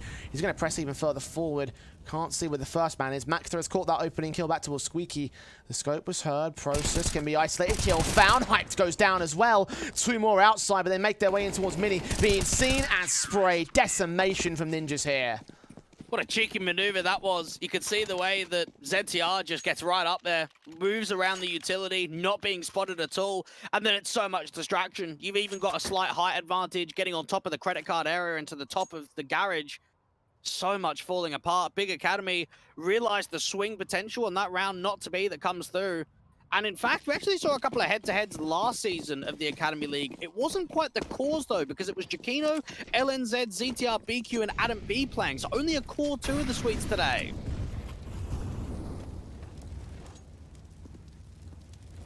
Different roster. Talk about the revolving door for teams like the young, the NAVI junior side roster.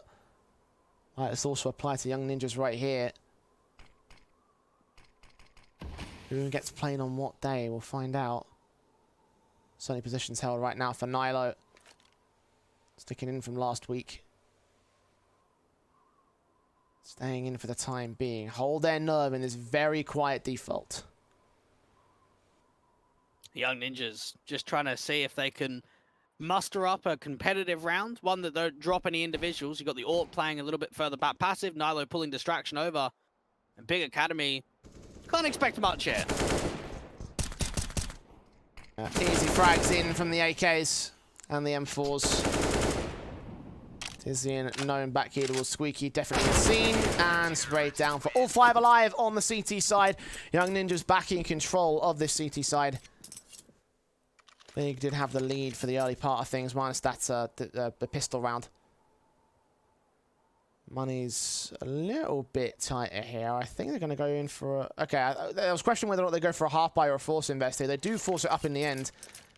Limited utility here for the T side, though.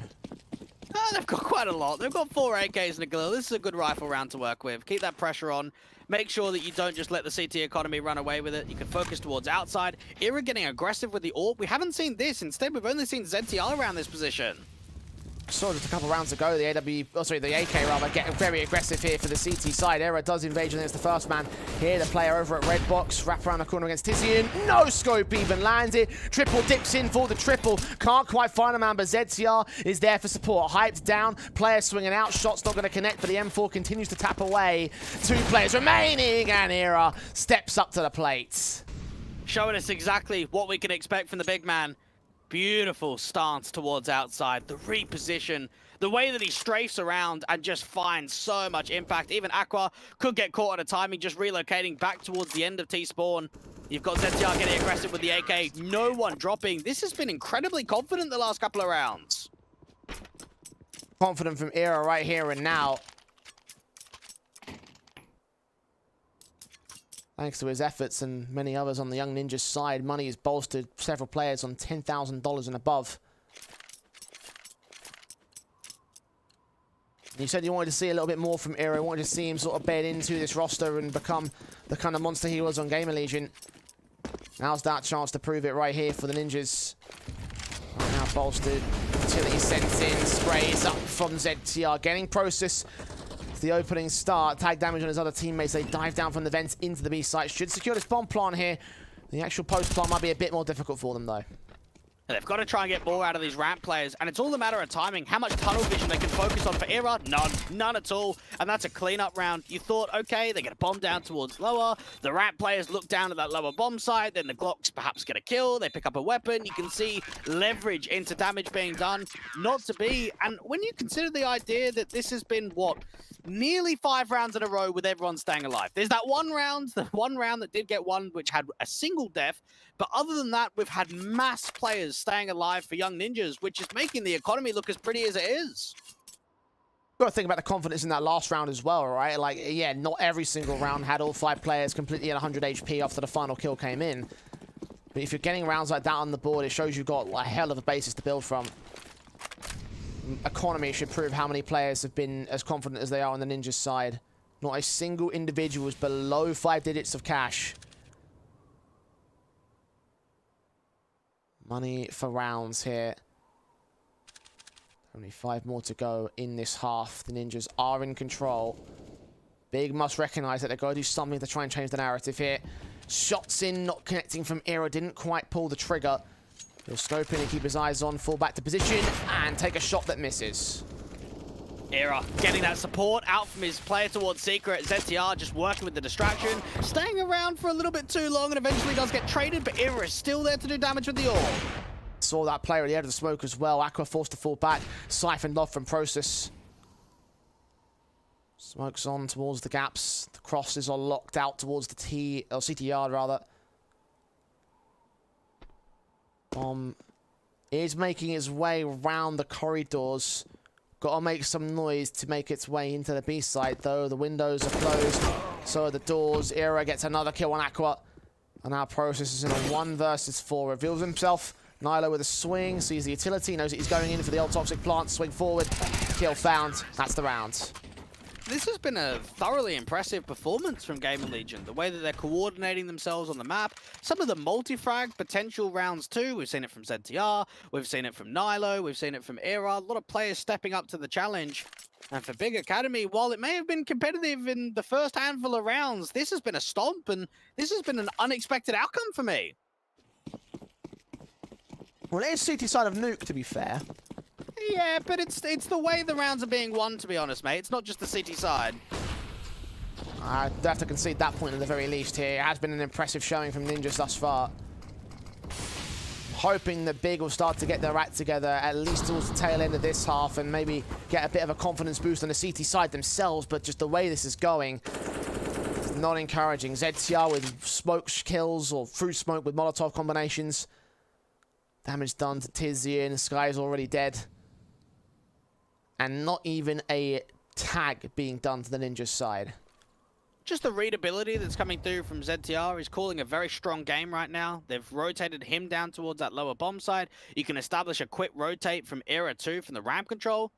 Hyped even setting up a slight boost to look in towards the decontamination area. Minute on the clock, there's still plenty of nades, but they need picks. They've got to find themselves an advantage in the round. ZTR just holding.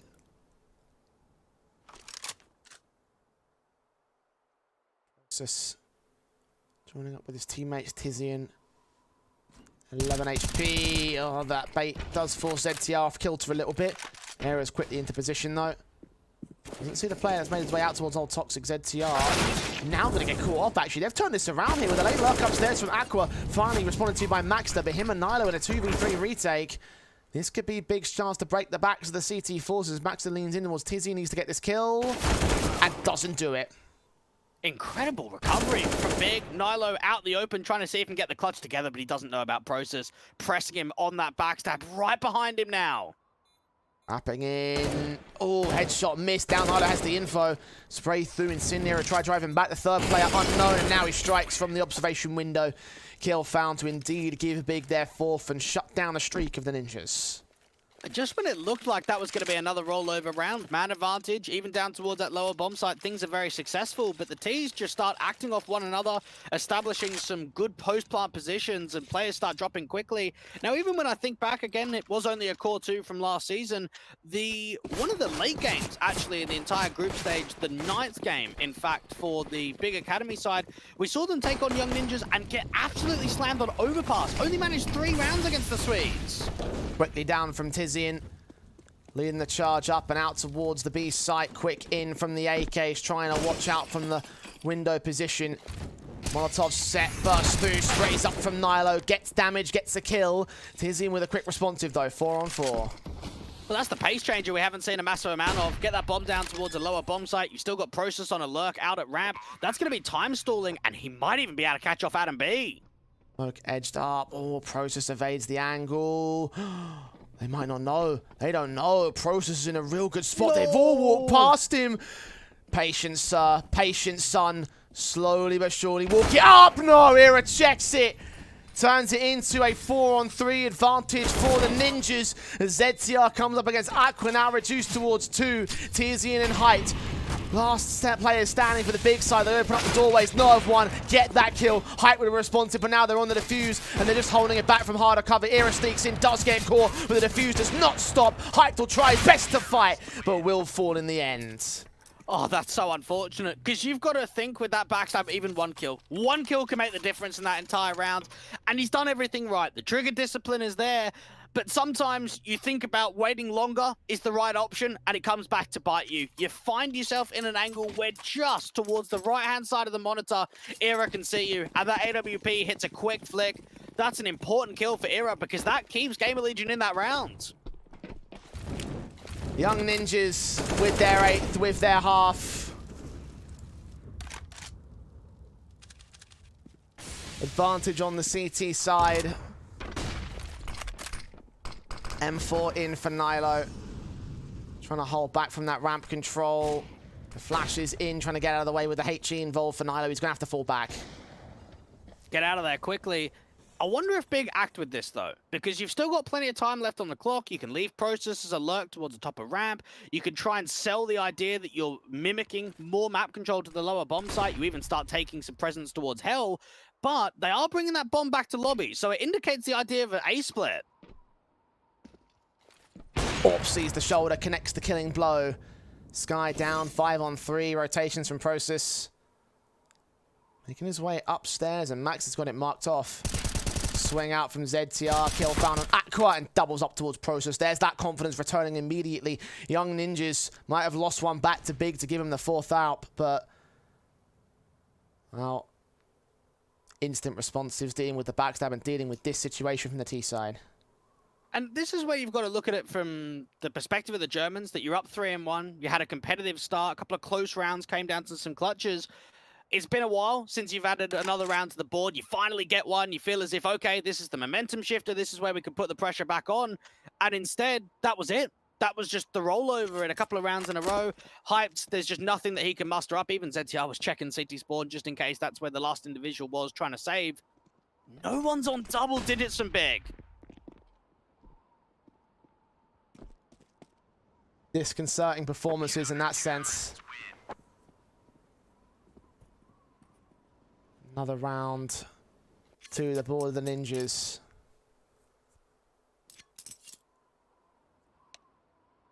Five to the good as well. They're looking fantastic right now, Dwight. And at this stage, like, again, even though CT sides and everything, you have to take a look at this scoreline and the confidence that the Ninjas have had and maintained over the course of this half. Like, I hope towards the tail end of it, Big will start to get their act together and hold their confidence, but it's just not happening right now, mate. No, it isn't. This is a good performance out from Young Ninjas, and for their sake, they've slowly been getting some further tastes on what it's like to play in Tier 2 competition, play some best threes in recent history, but they've played in a couple of the closed qualifiers, haven't even made themselves to the main event. Even in the SES League, they're down 6th in the regular season, haven't seen Nuke played at all in the best of one of the local Swedish leagues that they're a part of. So when you look at it from just the results point of view alone, there is a clear edge between the side of Big Academy and here for the Swedes, the Young Ninjas. But what we're seeing on the server is a different tale. And it's a team that's come in well-drilled, well-prepared, and we're seeing the most out of some of their individuals too.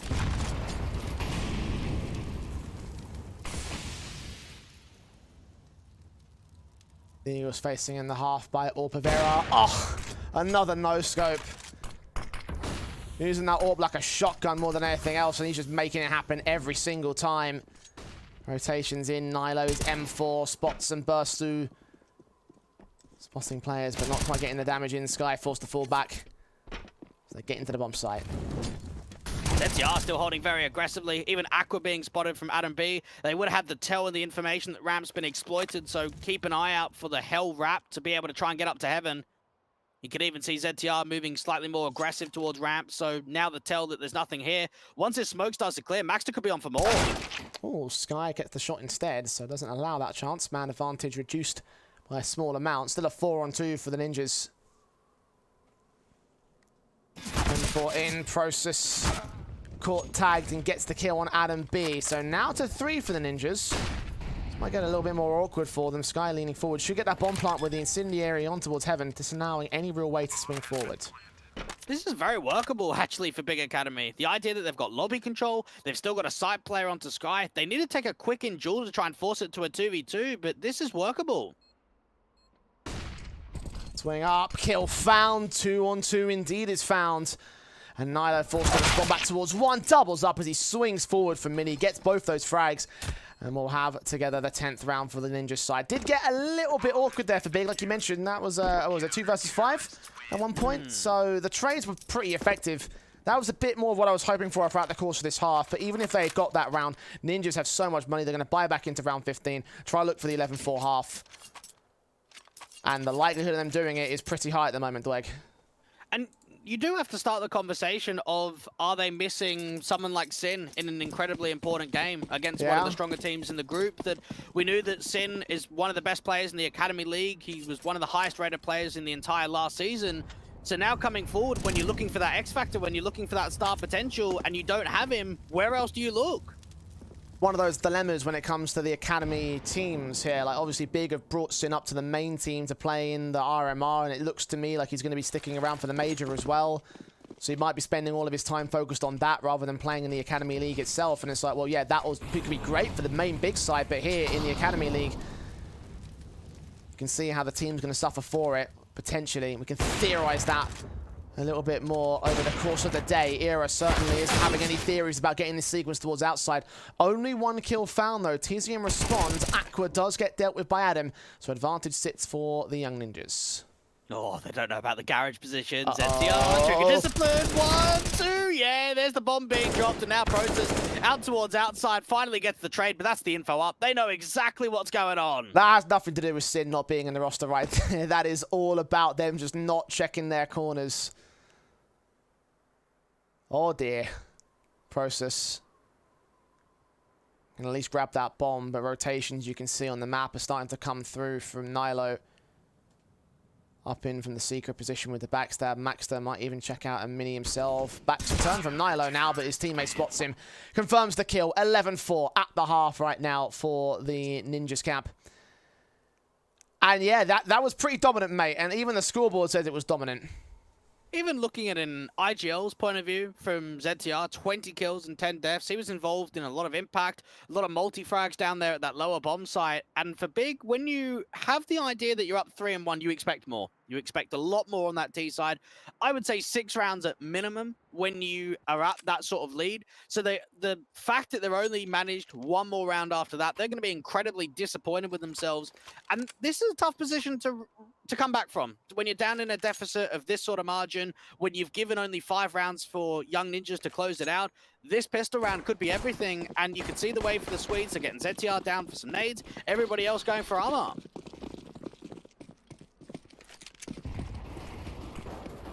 Process in with the first engagement, back out the squeaky door. One man was up there, revealed his position. Meanwhile, the main T-side force make their way in towards ramp. Hype sees it coming. Gooshed up. Aqua trying to provide a bit of support there. Jump facing. The USP's running out of ammo when Nilo stabilizes the clock for the kill. Era swings out against Aqua. That's a 5-on-3. Very clever there for the Young Ninjas. You could see even ZTR dropping down into the vents, just wasting more time, allowing a side path for the bomb to come in.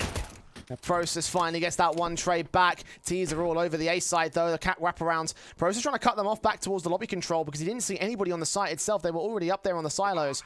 And against Adam B, that's a headshot to a 3v3. Sky gets one more. Maxter responds. Even standing with Era now taking hell and heaven control. Maxter on the center of the site, hearing those footsteps inbound from both players, making their way around. He'll play against them, gives Era the chance with their backs turned to heaven to make it a 3K and make it a pistol for the Young Ninjas.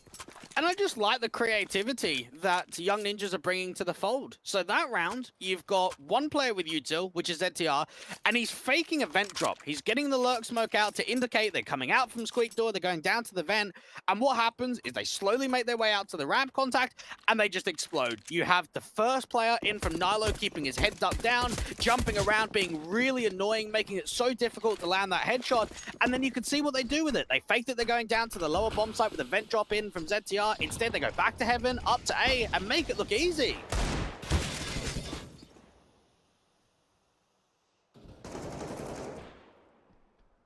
Burst through on these Galils, trying to look for the wall bangs behind. Haste for cover here for the Ninjas. Mac 10 was already tagged up. ZTR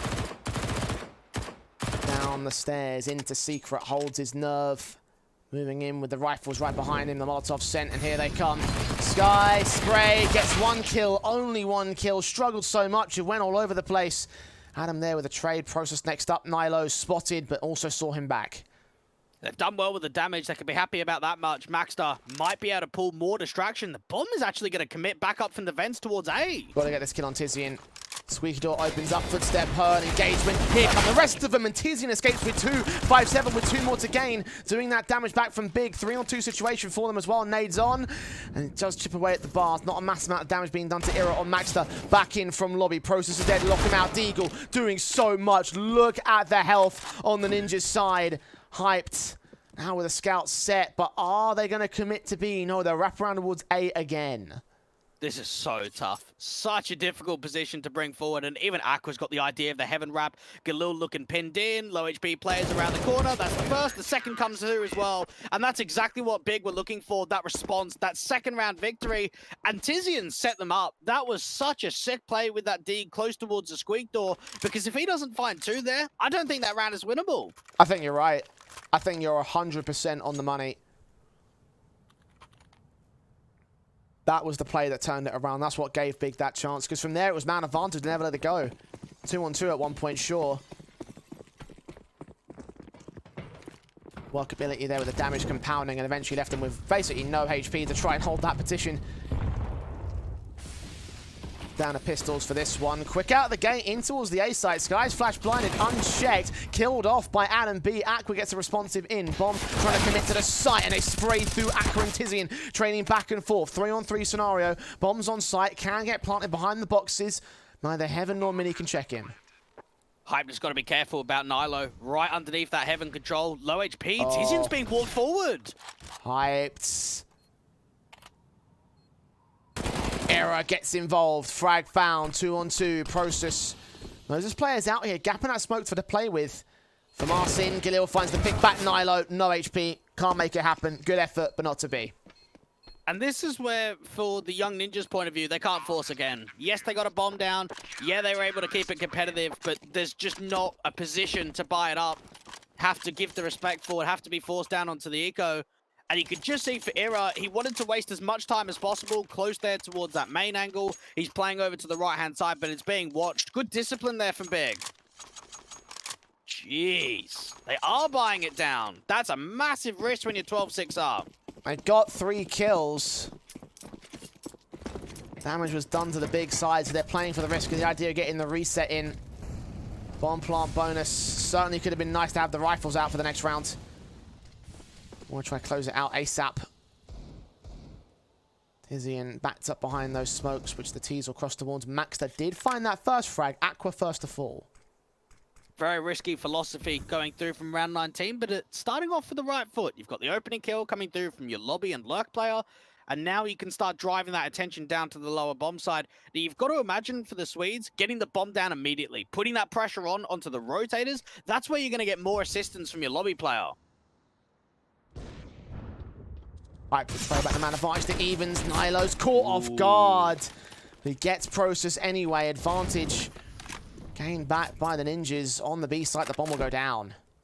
Tough retake. Man advantage situation in for the T's. Nilo and Co bringing a lot of pressure towards the double doors. There gets the headshot. Adam B gets the follow-up. Hyped is alone. Can't stand to do jack. And that is exactly what the Ninjas were looking for. Harsh reset. 3 open M4s. Money's very lopsided here for the Big Cap. It should be a full eco, if we're going to be real with ourselves. Yes, Sky's double eco, I understand that. But it's 1 player out of 5 when you're 6-13 down. This is, again, very similar to the last round for Young Ninjas about a philosophy point of view. How do Big weigh the risk versus the reward? They force buy, and they lose it, you're done. You're out of this best of 1. If you force it and you win, you give yourselves leverage. It's a tough decision to make whether you force or half buy. Personally, I think a light eco is the best counteraction here, but they've got to make the choice. Tactical was called in by the Young Ninjas. Took a moment to have a think of their own right. A second one also called out. Maybe to let this one simmer for the Big side, discuss things of their own. They have seen Process buying down with a Deagle Kevlar. So that indicates to me there's a force on the table for them. I'm not sure whether I agree with your position or the Force buy position. It looks like it's Big going to commit towards the Force invest. It really is one of those lose-lose situations, isn't it? And when you consider the idea that September the 29th, only a couple of weeks ago, Young Ninjas signed Era, Nilo, and their new coach of Abdi, you've got some brand fresh new pieces coming through with the newer edition. And this is the result that you can put up. An opening victory against ENCE Academy at a 16-9 on Overpass. Now 13-6 up on Nuke. With a few rounds away, you can start tasting victory. And for Big Academy, it's all about the start here. How they can find an opening pick and how they can recover a rifle to work with.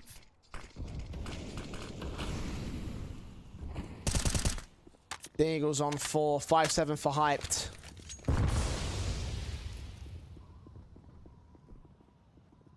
They have to work with here for the big camp. Like a little bit of noise here and the quick sprays back and forth from both teams. Trying to engage but finding little at the moment. Flash is sent forward. Adam B swings and sees absolutely nothing. They're tucked very tight towards that left-hand side corner. The lineup's here for the potential, and Adam B finds both of them. Tizian does strike towards outsides. That's a rifle that can get picked up. AK in his hands, got to make the big difference because his teammates falling all around him.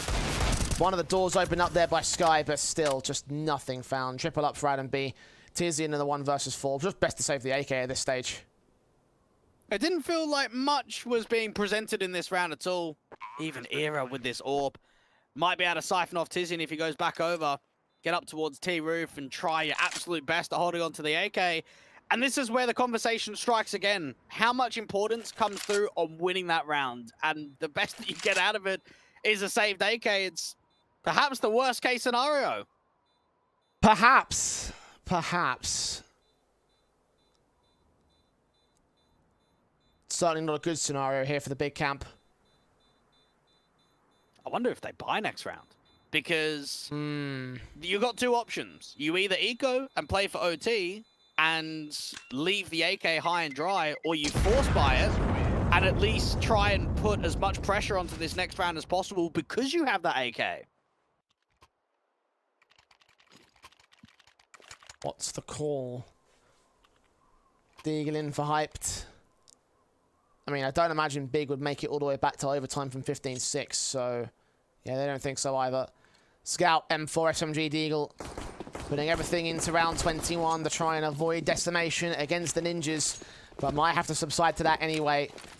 Utility sent already for the Ninjas camp, setting up their default so quickly into this round. Hyped, trying to see if he could just find a lucky spam. A decent connection to go through the smokes. ZTR with the off angle towards the top of Silo does get caught, so there's a start. There's a positive look. Vantage Big. Sky, oh, I just evaded the player that's in that corner. Spot spray through. SMG trying to check out all those positions. Maybe set back on top of Tetris and we'll just wait for the smokes to clear it. Squeaky. Shots ringing out from the AWP. We'll try and get some sort of response on the outside, knowing that Hyped and Process are here. Nothing engaged upon for the T's.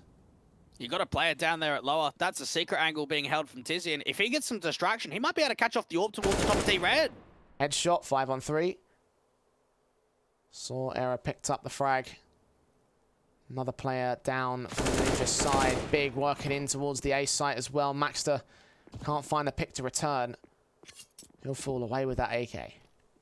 Try and get back over to that bomb control. Now, Adam B has got the info that someone's going to be close around that hut control. You've got Tizian working towards outside, and he would have heard those footsteps from Nilo. Burst forward continues. Nilo will lean in. Maxter and Adam. Other two individuals in this one. Adam B caught off Sky with that kill. 2 left, 1 left to Nilo. Now all alone with that AK.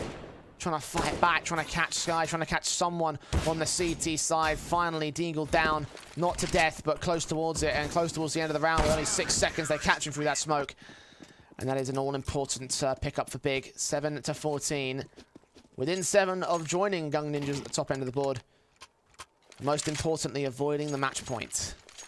actually wouldn't have minded if that AK just got chucked over the fence just because you knew you were the last player and was definitely going to get hunted. They've actually given quite a lot of strong weapons over to the Big Academy side. You got Aqua and Tizian rocking those AKs, of course, hyped on the big green, a couple of M4s to back it up. Young Ninjas trying to see if they can put the pressure on themselves, because consider how many rounds we've seen from Big Academy where they haven't been able to get streaks together. Let's push up from Tizian. We saw this a little bit from Ninjas in their CT half. Swing up, kill, foul, turn 180 and get Nilo as well. Fantastic sequence for Tizian there. Gets the assistance with that flashbang too. You could see the way that Hyped was able to come into the fold. Process putting down the incendiary as soon as he gets contact towards ramp, but the damage has been done towards outside in the mass amount. Process, M4 locking on. Spray through, can't get anything. Adam B is traded at least by Hyped. Frag back to the 4-on-2 for Big. Young Ninjas trying to trade, trying to find a response if necessary. Our thoughts to slow things down. Hyped expecting to go over peaked and around the corner. Era's putting a lot of pressure on. This Orb's just going to have to keep fighting. Era's got to wrap that corner. Burning alive, dead to right. Bomb dropped. Can't get that second kill. Maxter. Down to the moment, it's back but caught off by Aqua inbound from the locker rooms. There it is. Casualty taken. Another round for Big. Stacking up the start of this comeback. All right, I want to see how you lead on this, because in my eyes, it's only a matter of time until it's closing time. Until Young Ninjas get the 16th. How much faith have you actually got in the comeback? Well, like I said, it's the early comeback. The start of the comeback. So not much faith. Well, look, once it starts reaching around like 11 rounds... Come on, just give me an answer, mate! Well, look, I had faith that Big would start to look better on the CT side. Right now, it's promising. Honestly, it's a but politician. It's a case of... Exactly, right? I learned from the best. The UK government.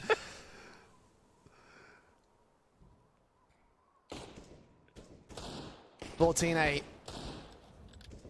Big certainly have mounted up potential in the second half. Teams working their way towards the outside.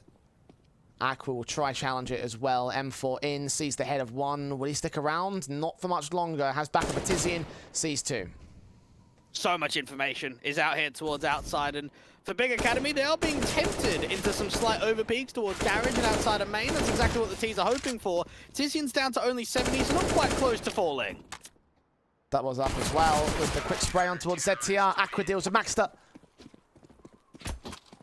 5 to the good for the Ninjas, and this is where you start to consider it as being a true viability for Big.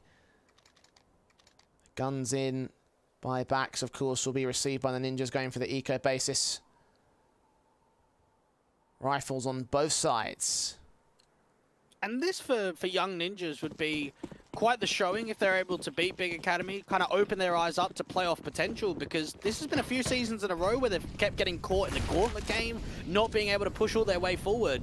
So beating one of the best teams in the group and getting started with a 2-0 lead, that puts yourself up really bright. Ninja's only a couple of rounds away from taking that lead. Still on the front foot despite Big's potential return. 1-for-1 responsive from Maxter and Tizian. Starting things off, Aqua will follow suit to the man advantage. Adam B and ZTR trade it right back towards inside and outside. Young Ninjas with a 3-on-2. Oh, ZTR with a knife out though. The timing, no, Aqua hasn't seen him. And Tizian's now the last one left, trying to get the clutch together. He's low on HP. They know exactly where he is. How unfortunate is that round? Oh, that sucks so much, because it quite literally came down to one periphery, a single peripheral missed player. And that might cost them the game. 15-9, match point for the Ninjas now. Buyback is in for Big. But they have one chance and 6 in a row to gain. Excellent composure on the default. You could see the way that Big were starting to charge forward, out from Hart, out from Squeakdoor. They wanted to put pressure on, and from every turn, there was still a man advantage. That was a good and strong training game coming through from the Swedes. And in the end, there's a little bit of comedy. 6 rounds to close it out. They've got plenty of leverage. And you start wondering for Big Academy, how much more is there? 1 round to at least get to double digits. The last streak was only 3 in a row, though.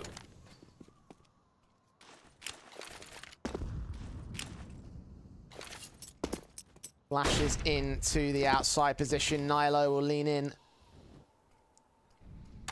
AK up against it. Process M4 backed up. Hearing the footsteps of Adam. The teammate also leaning in from the ramp entrance. Molotov sent. Process backs away. Flashbang in for the man. Escapes regardless alongside Aqua. Inbound with Nilo. First to fall to Tizian. That's the lurk towards outside, but now the pace coming down. Bomb out in the open does get dropped. All important with Aqua following suit. Adam with one decent trade back. Aqua a little bit overzealous as Adam B stands alone with a 2K up against 3. Bomb on his back, picked up. Can rotate it, counteraction back towards the A play. The AWP leaning in from Decon. And Tizian trying to look above on the ramp position. Adam B does not know about his angle, not aware of the third player either. Looking for the AWP out. And he's watching the exact position that he's about to peek towards. There's the kill. Bigger alive for now, but only for now. And this is where, for Young Ninjas' point of view, it's about which round is going to do it. Is it going to be the half buy, or is it going to be the rifle? Because you look at the stance of the money in this situation, and it's not ideal. You're going to upgrade a couple of pistols. You might get some util out. You're not expecting a massive amount, but we also know that some of these rounds can turn into massive steals. Seen many great Tech9 and Deagle steals over the course of the last 2 days alone. So when the Ninjas can add to that list. AWP in for Hyped. Trying to spot. Shoulder bait attempted. Kill gets found in the end. ZTR first to fall. And you can't compromise with the consistency. It's been right there for the NWP of Hype on that second half process. Even getting some pace towards him to ramp does eventually fall, but look how quick the rotates are here. AWP not required there. Sky picks up the frag. Nilo responds on kind. 2 kills to his name. Again, trying to see if he can force out an advantage, but nothing's going to come through for him. Big. Another good round. 15 to 11 at this stage. They're still making their way up this. Still a lot of work to be done. And knowing that Tizian is top fragging is concerning for Big Academy. You probably need a little bit more impact out of some of your other riflers, because you've got to remember, Tizian's not a star player, he's a role player. So his addition into this stand-in angle and to be able to help the team out is going to be help them with experience and help them with the coordination rather than just the numbers itself. Ashes into mid. One player, ZTR, making his way up. Sky watching ready. ZTR flash forward to allow Nilo to start the peak forward. He's not going to commit to it though. Fall back with Aqua's M4 watching above the smoke. Just keeping eyes in case there's a walkout. Haven't seen an angle being held towards Africa in quite a while. It's normally been more aggressive towards T-Red, which is where the NWP is playing from. Now ZTR is hoping that one of these guys eventually starts giving up the ghost, starts moving away to Secret or towards Garage and catch them on a timing. AWP leaning, spots one, crack angle, lock. ZTR didn't even see it coming. Most unlikely positions held. Nilo can get hyped back. Sky not swinging to try and respond towards AWP. Will just stay out of commission. 4 on 4, but they have a lot of map control up here to outside. If Young Ninjas try their hands at the smokes, this might end up leading to a big sequence for Sky. That's going to be a fake towards outside, and that's a good tell, having this player here. What a frag that was from Nilo, too. He was completely blinded in that duel up against Hyped. Indoors they go. Aqua stands ready to receive. Walk forward, completely dry. Shoulder not even being spotted by Aqua. Adam swings in, gets that chance to find the frag and find the site. It's going to have to be a retake for Big. They have no choice lest they lose this entire matchup. From round 27, flash in for Sky, trying to hold something, but is forced away. Process coming into the backstab quick. He's got Tizian with him. They're not accounting for this just yet.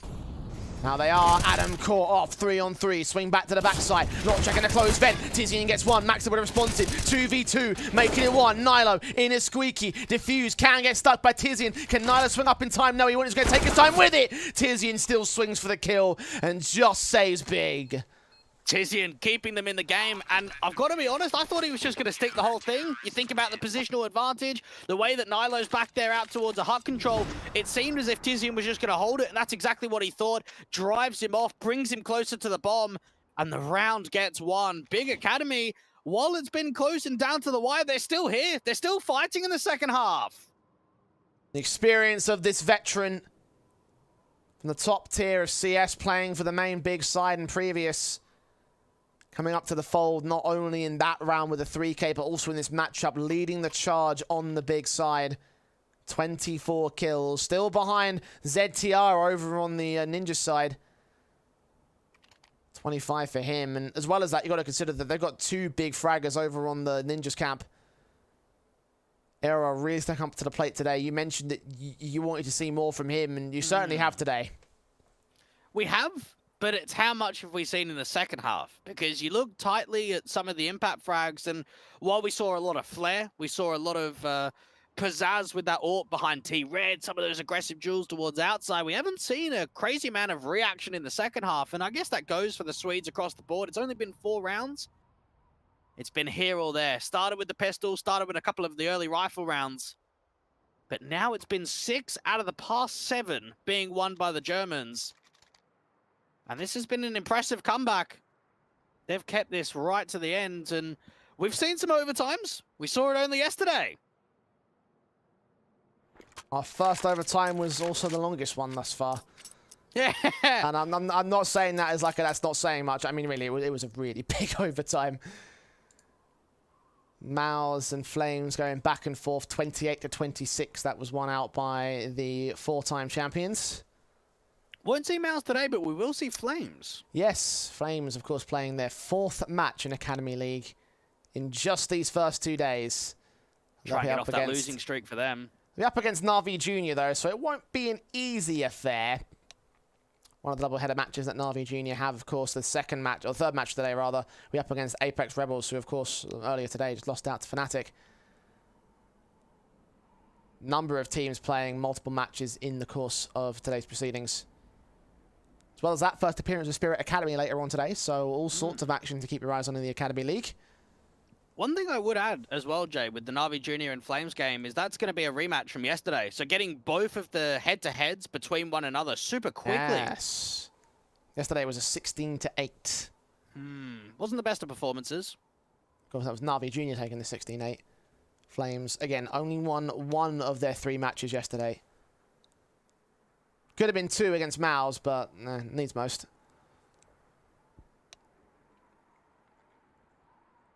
Got Process back in server here, so we should be ready to go very soon. Big currently standing within 3 of overtime, and the Ninjas know that they've got to find some pressure against them. They've got to find a quick turnaround and win out one of these all-important rounds. Probably not going to be this one, though. Tech9's in for the half-buy. Process was actually on the first iteration of Big Academy before moving over to Alternate Attacks, going on to fnatic Rising in one of the seasons of the Academy League, and then going back to Big Academy. Been a couple of people that have done that. You think about even someone like Crimbo having that experience. And even Nilo. I guess that's a very similar story for him too, having a second iteration here of the Young Ninjas. Didn't do much in between his 2 stints in the Ninjas, did he? Stayed away from the professional level. For Nilo? Yeah. No, nothing. Nothing got presented. Back in the game, as they say. Back in the team. ZTR back in the vent dive. Tagged up quite significantly thanks to that, though. 3 HP for the man means he's going to need the support of his teammates inbound from ramp. Molotov sent. Tizian's going to get forced back. Process will have the defensive hold. Gets 2. Makes it a triple on that spray transfer. Very nicely done. ZTR does pick up Sky somehow, so at least I get the bomb plant from here, surely. The retake might be a bit too far, though. Beautiful hold there towards ramp. Anytime you get a triple, you know you've got a good anchor. Era and ZTR to make it possible. Era spotted him, though. And now you start thinking about that information for ZTR. Aqua looking in. Era taps on the players inbound from the ramp control. Era gets the kill. ZTR's found it. Surely not, boys. I don't believe that. Of all the rounds to concede, it was a half-buy from the 2v3. Oh, that is gonna hurt big time for the big side. Oh dear. Oh dear, oh dear, Dweg. I don't know how that's happened. If I'm going to be honest, the idea that even the rap hole Process gets 3 kills with the M4 and they bottle the round. They even spotted ZTR. He was seen in the vent control and Era comes through with the multi-frag. Insane ending there. That came out of absolute nowhere. That's the thing, right? Like we were saying, there's no way they win this one. On 3 HPs, NTR's dead. Hero being a 1v3. That was a 2v5 scenario that they just brought back right there. And that seals the deal on it. Young Ninjas eventually turn a very confident CT half into a respectable T side. And that ultimately was enough at the end of the day. I feel so bad for Big because they are going to be kicking themselves after that kind of game, Dwayne. Overall, though, like, do we see much impressiveness from them today? You got to think of this from Big's perspective and say, yeah, it was a good comeback. We put in a very good performance on the second half. But when you're down by that sort of margin at 4-11, you know, and you have to know that any one of these rounds could just be a steal, and that will get the Swedes over the line. And for Big Academy, they have to look back at this and say, while our CT half was very strong, we needed more. We needed more security in the first. Yes, certainly they did. Like 11-4 was always going to be the big downfall for them, and as a result, Big just couldn't make it happen, unfortunately. That is the tragic story of how the CT side works for Nuke. I hope that it would be a turnaround on the CT side in the second half for Big. Didn't quite happen though, so back to the drawing board as the Young Ninjas will take their 2-0 so far in the Academy League, up at the top of the table in their group stage with the victory against the Big side. Now we move on as we have to quickly shuffle off and look towards our third match of the day. NAVI Judy, we mentioned before, up against Apeks Rebels in their doubleheader of the day over on that Swedish side, so don't go anywhere as we return with even more CS action as the Academy League rolls on with our third best of one.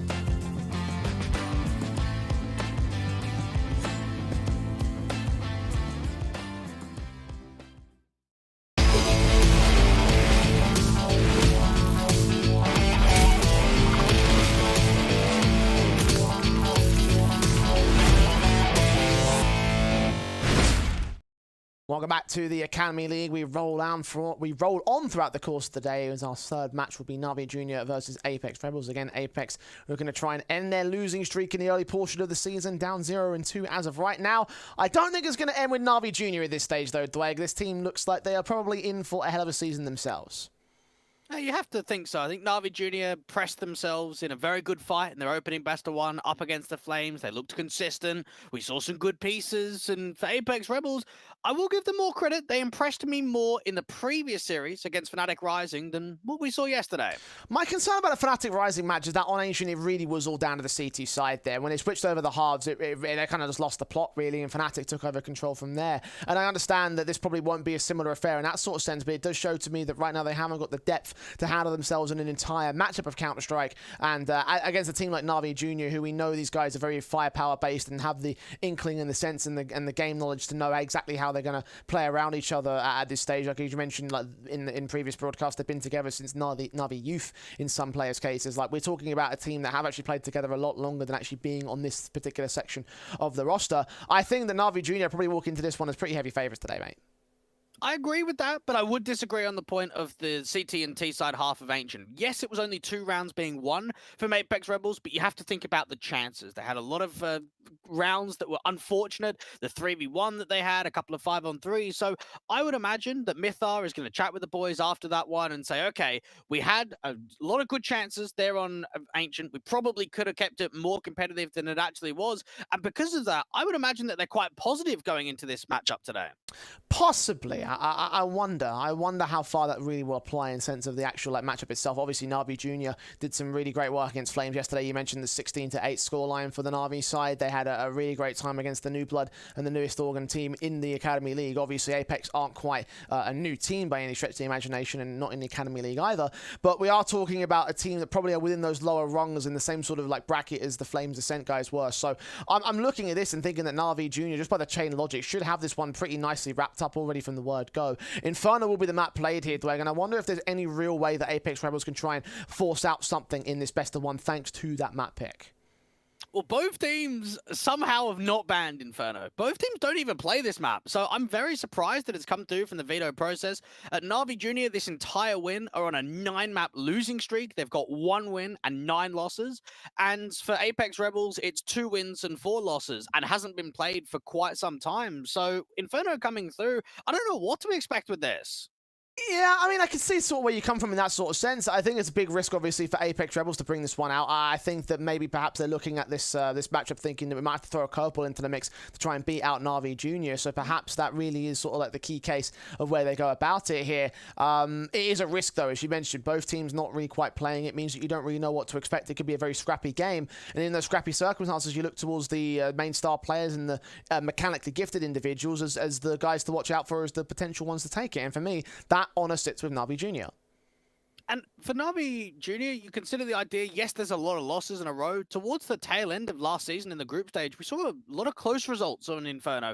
About the idea that they took Mal's NXT to 14 rounds, even from Fnatic Rising, they were able to keep that series fairly competitive in both times that they played Inferno. So while it's not a map that historically comes away with a lot of victories, if you do look at the recent path of last season, they are very competitive. So perhaps they're just looking for that one chance to turn it into a victory, and what better chance to do it up against one of the weaker teams in the group. They've already proven themselves in a couple seasons ago against the Apeks Rebels when they had them up in the group stage, 16-12 and 16-6 victories for the NAVI Junior side. That's a core 3 versus core 5, so obviously for Apeks Rebels there's potential in the sense that, well, maybe there could have been some sort of like lineup position, like cohesion change in those 2 roster swaps, but knowing the fact that they haven't made a change of their own right and haven't made an attempt to strengthen their roster since that last matchup or those last 2 matches, then we're kind of looking at this thinking that probably NAVI Junior should repeat history for me. I think so. It's a very different story. You have a look at Apeks Rebels keeping their lineup exactly the same since their debut season, whereas you look at NAVI Junior and Season 3, they have a Core 2 of today. Season 4 is a Core 3. Season 5 is a Core 4. So every single season, there's at least one piece that's different. A new player coming in, an old player going out, and just trying to change it to make this lineup as threatening as some of the early seasons were in the Academy League for them. Try bolster the talents involved, try give them a little bit more playing time experience and just give an opportunity to try and make moves up. Obviously, NAVI Junior have produced some great talents, as we know. Modesty is the standout guy and an individual of that particular lineup. So who are the guys to watch out for on this team today? It's got to be Nipple. He was thoroughly impressive in that game yesterday that we saw from them in Flames Ascent. He's also a guy that in the last few months always puts on some good performances. I think Rendy as well, the AWP player, can be very exciting and very much on the money when it comes to opening picks. I'm glad you've picked those two because Nipple and Rendy were the guys that stood out to me yesterday as well. I look forward to how well they'll be able to have of their own right. We did see some demonic plays from Demon as well, not quite among the top end of the board, but he had his impact where necessary, and I think that might be a valuable sort of asset here to the NAVI Junior side. We're ready to jump into the pistol round of Inferno, Dweg. So, quick final thoughts and theories in this one? I think NAVI Junior should take it, but for Apeks Rebels, they played in some good form only a few best of ones ago against Fnatic Rising earlier in the day. I'm expecting another good showing for them, and hopefully they keep it competitive. Let's jump in and see how competitive it really will be. Apeks Rebels in their second match of their doubleheader day. NAVI Junior only in their first match of the doubleheader day. Got Flames Ascent a little bit later on this evening. We get into the pistol. Glocks, USPs, P2K, Diffuse Kit on Demon. Utility for Brave and VHW. Straight challenge into the mid-control from both sides, and it will be Apeks Rebels that come out on top. Just beating them to the punch. You could see the way that NAVI Junior wanted to fly down mid, keep it very pacey, and instead Apeks Rebels have been able to gain complete brackets control, get that bomb down towards the A site, and now it comes down to Demon and Frosic to see if they can recover anything. Back into the back wall. That bomb will get planted there, where NAVI Junior moved to. Yet to be seen. Seeing the resmokes coming down towards the long position. Up at Moto as well. Flashes will come up to there. Really no action from NAVI. Got one man in brackets that might look for the exit frags, but player all the way back at T-Spawn just going to hold on to his Kevlar. And this will be a pistol for the Apeks Rebel side. Good start for them. Just comes down to how quickly those entries got landed towards the brackets control, give themselves an easy site path in towards that A site. And NAVI Junior, the idea that you're saving in a 2v4 and a pistol only gives that inclination that you're going to force buy in the next round. Look to try and put the pressure on immediately. And there's the start, of course. Apeks against the force buy for NAVI. Very early doors for them, and they already get the firepower out. The Eagles, the scout from us. And a 5-7 also in for the junior camp. So here we go. Let's see what they can do against these MAC-10s. Got to think with that scout in play for Rendy's point of view, just try and get some early tags forward. Very similar to the pistol with a charge down, but Demon ends up backing off, perhaps to get a boost forward for the scout. I look down towards those stairs positions, but can't quite spot anyone as of right now for Apeks. Oh, there's the shot for Demon, VHW. Dead to rights, Berserk's MAC-10 going to try and escape dodge here in the banana control. Nipple towards second mid as Demon just puts the fire down on from through the smoke. Getting nothing as of yet here, just holding positions for the T's.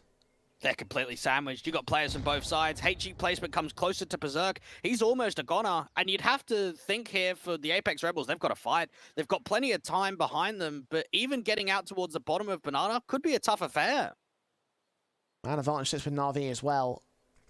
I think Apeks are aware of this. Smokes down. Demon turned away from Nipple. We'll see nothing coming his way. Demon will take some tag damage. Mac 10 on Mac 10 action, and Nipple wins that fight. Sense to fall. Demon got tagged. Jacobo taking in against the likes of Tapeware, and Tapeware will win out that engagement now to try and force open the B-bomb site, but caught off by Frozik back at first. Brave responds, but still a 3-on-2 for NAVI Jr. Yes, there are 2 players tagged, but Berserk's tagged himself. They're going to run into one of the tagged players, though. Nipple alone on the A defense. Nipple trying to fake that he's out there towards the pit control, try and see if he could drive that attention over. Needs to get some assistance down quickly. Ashes in, Mac 10, checks his spray, transfers back and forth and wins out the triple on 3 HP. Another clutch comes through, I guess, a sort of clutch there in that A site. Standing alone with a Mac 10 and no points of health. Should have been an easy kill for Apeks Rebels, but it's one back for NAVI Jr. instead. I'd call that a clutch, if I'm going to be honest. You think about what happens there. The idea that he's able to bait the distraction, his teammates are so far away on from B to rotate in from spawn, and that distraction got pulled, so the information would have been there for Apeks Rebels. There's 2 on B. We've seen a smoke down to pit. All of their attention is driven to that angle, and that's where Nipple just comes up alive.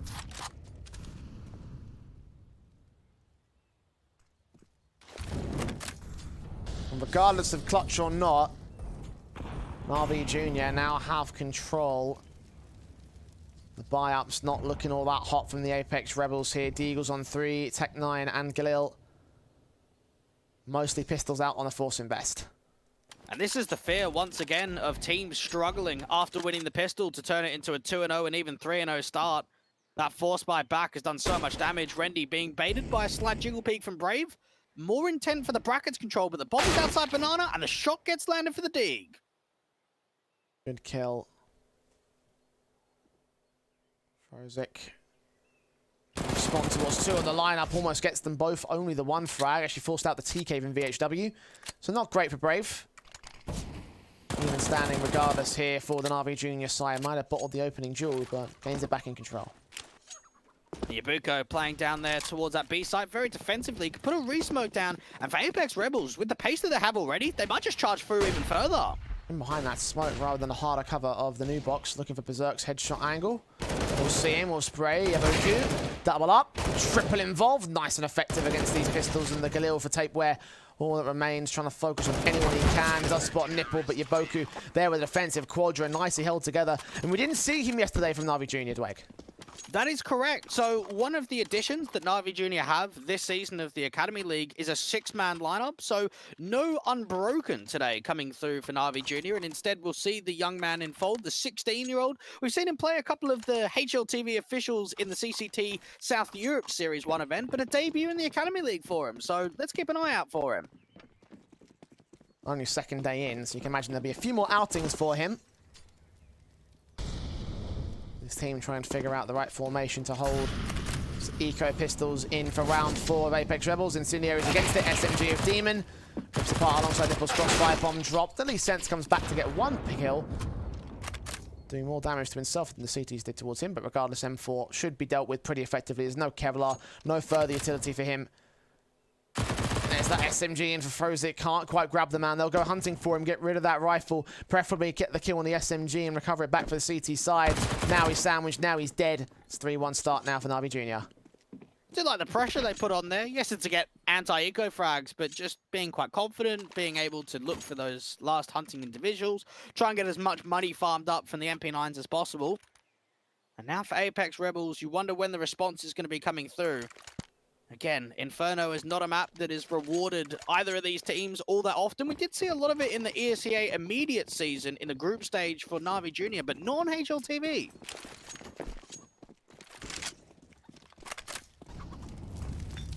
Ascent. Nipple. Get ahead of the flames here and try hold some aggression into Banana control. Of course, force invest for Apeks will eventually lead towards the eco, the rifles. Still the bonus weapons in from NAVI Jr. here. Rocking the SMG, so should be able to get some value out of these weapons. Maybe you can see the round look towards the guns in the next. Got Rendi's scout trying to lean around the corner. Look for one of Brave, but Apeks back away. Decent HE placement going down on the chunk towards the brackets. Flash around the corner, Nipple even starting to spam straight away. The crossfire gets set. He's already found a couple, not quite the third. Yabuku ends up just falling back rather than continuing to fight. Was seen there. Brave knows that he's on the trail of something. Turn away from that flashbang. Second player is also into the SMG. Galil held back with the defuse kit. The only one in play here for the CT side. Smoke comes in from his teammate as he does take some damage to the flames. Aware of two individuals here for the Apeks Rebels. Just going to isolate and take him back. The SMG to challenge first. Brave does get fallen away. Galil to swing with a bit of support. Sprays on both of them. And Yaboku continues to hold his own. VHW with 2, but only with 2. That's at least one free AK gained by the CT side. Second one lesser so. Actually, they do get it. So very effective bonus there for NAVI. I don't actually know how Yabuko's been able to do that. You consider the idea that he's back there from Nubox, he gets a smoke from a teammate, which obviously gets rid of the flames for him, and he's waiting for that flash to come over the corner. But when Apeks Rebels have got that information, yeah, you might be able to offer him up another kill and then get a quick trade back. He stays alive for so long and continues to do damage when they know exactly where he is. It's early doors, but that backside defensive might be something to watch out for Apeks. Going to try and deal with him eventually and relatively soon. Incendiary Scent Demons watching here in the apartment, trying to lean forward to that AK. Can't quite seem to catch at the moment. Engagement with the Incendiary Scent for the man. Trying to hold back against him here. The HGs will come up. Brave will take a little bit of damage. You can start hearing a lot of those footsteps. HE placement again into brackets. Oh, that's juicy again. Lovely stuff. Spray on. Demon gets a double, a triple, a quadra, and ace. Lovely.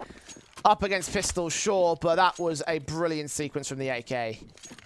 NAVI Jr. flying off with a 5-1 lead. And when you consider the idea of what NAVI Jr. were like in the group stage, they had 7 wins, 5 losses in the last season. 4 of those losses were all Inferno. So the majority of times that they had the setback, the not as convincing results in the group stage was this map of Inferno, and they've turned it around very quickly, at least from what we're seeing here today. Tactical called in by Apeks now.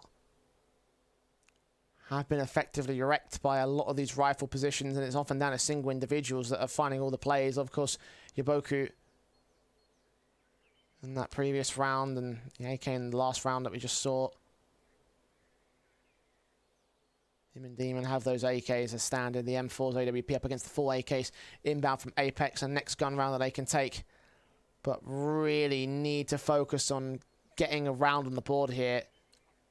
Because NAVI Jr., yes, they've taken casualties, but they've been in bonus weapons and SMGs they can drop.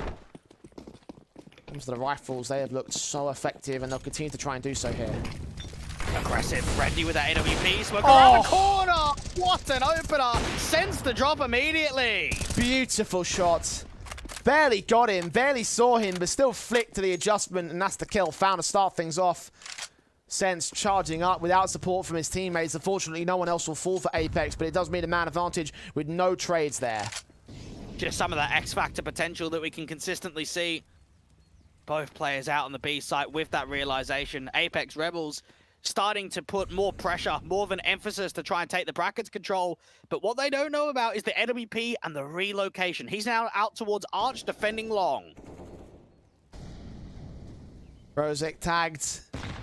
Yaboku leaning in with the AK, trying to spot.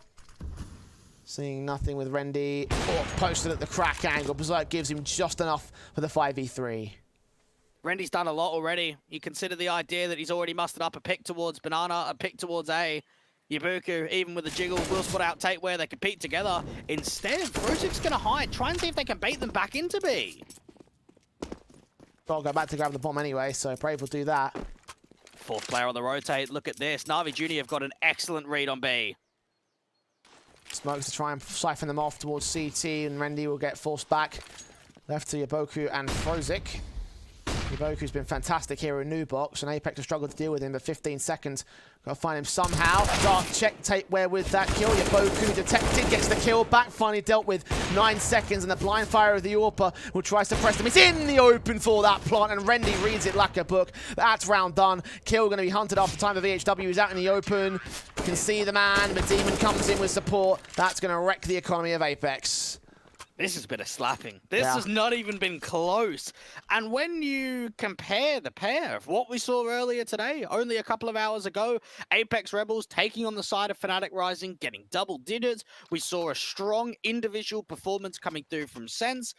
Overall, it was a good foundation in that first half, and they kept it competitive from the start. That's not the case here on Inferno at all. This has been a whitewash.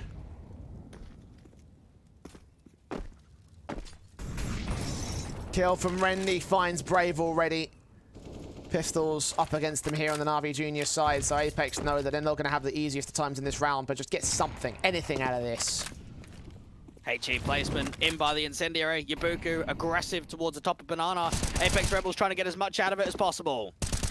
Not getting anything in the case of VHW and Tape, where both players fall. Dealer Berserk does get one back, so that is indeed something. The siphoned off from the bomb of Sense. Tech 9 in for him. Noise being made to allow Iboku to peek. Check the corner. Not quite get the kill in the half wall. Grabs that M4. And Berserk. Ooh, knife. Hey, knife. 2-on-2. Now there's an AWP in his hands as well. And Frozik might get sandwiched here. This is actually starting to become quite awkward. Sense with the duel onto Demon, down to 42 points of health. How does the bomb cross to a site, though? That's going to be the tricky factor. Continues towards the A site. It might run right into the hands of Demon, who is on the way in towards apartments. I don't think Berserk is aware of this just yet. It's creep around potential, both sides being silent. Demon's going to need Frozik to rotate here very soon. Start repositioning himself out to long. You can see the bomb going down to the apartments. Berserk getting into the mix. What a steal this is turning out to be. Certainly should be a steal from here. 1v2 for Frozik. Now rifles in the hands of both CTs. Bomb has gone down. Berserk is watching with the AWP. Sense on site. It is quiet for the last CT. Smoke and kit available for him. Needs to find where Sense is first and foremost, though. Looking around for Berserk. Checks sight behind the pillar. Sense, I don't think he was seen. AWP has now revealed himself. The Deagle comes in for Berserk. Makes it a quadra, making the difference for Apeks. Berserk stepping up when it requires. And when we think back to even Ancient, I don't think the end result of him only down on 18 kills was a grand picture, because think about that first half. He was in for a lot of opening kills.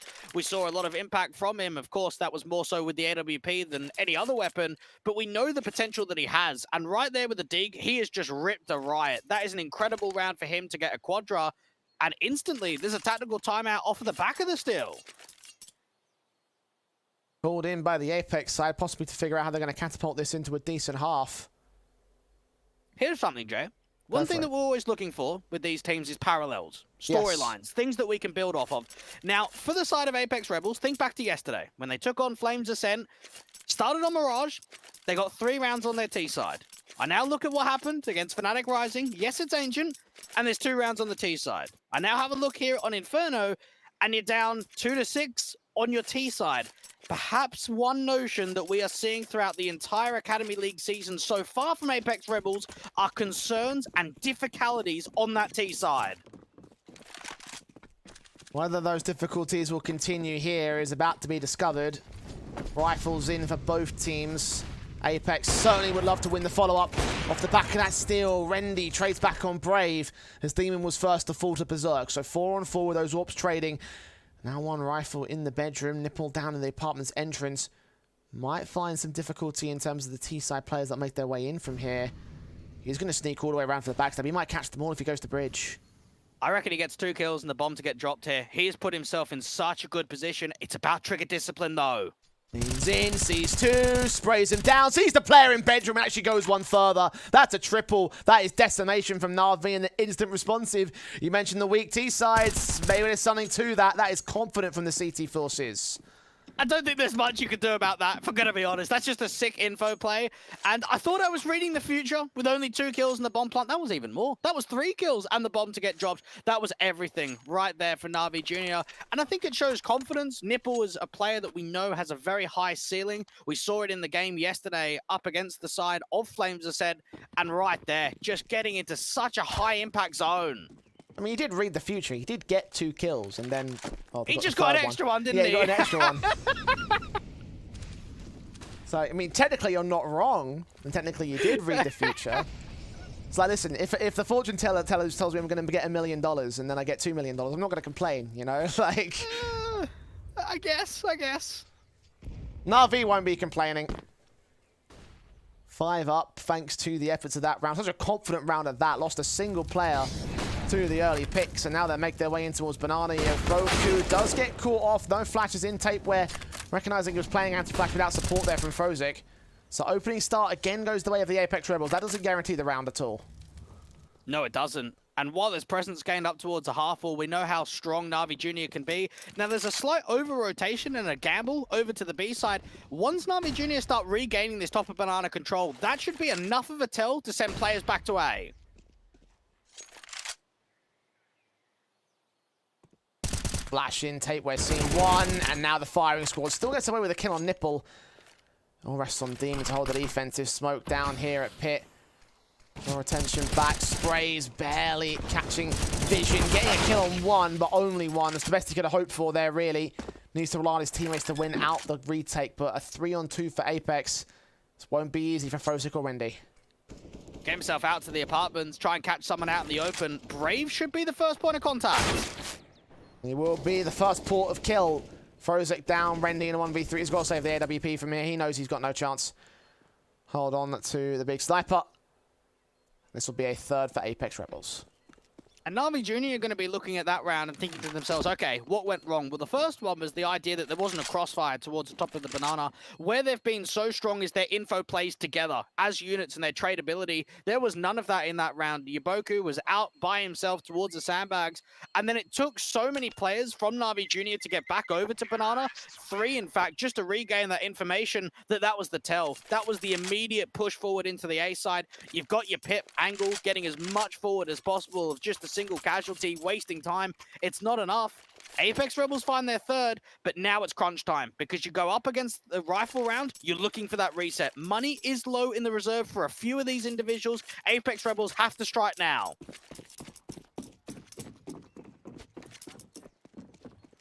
Only 1 AWP in play for NAVI Jr., not for Apeks Rebels. Early contacts, tape, we're trying to get ahead of the Flames, put up there past the half wall. Makes some damage, it gives away the info to NAVI. Nades on position, meanwhile Rendy's AWP is posted up towards the apartments. Might look for that first kill, the flick does not quite land, not quite as accurate. Still the Banana players are chipping away at the HP, tape we're on 6 points.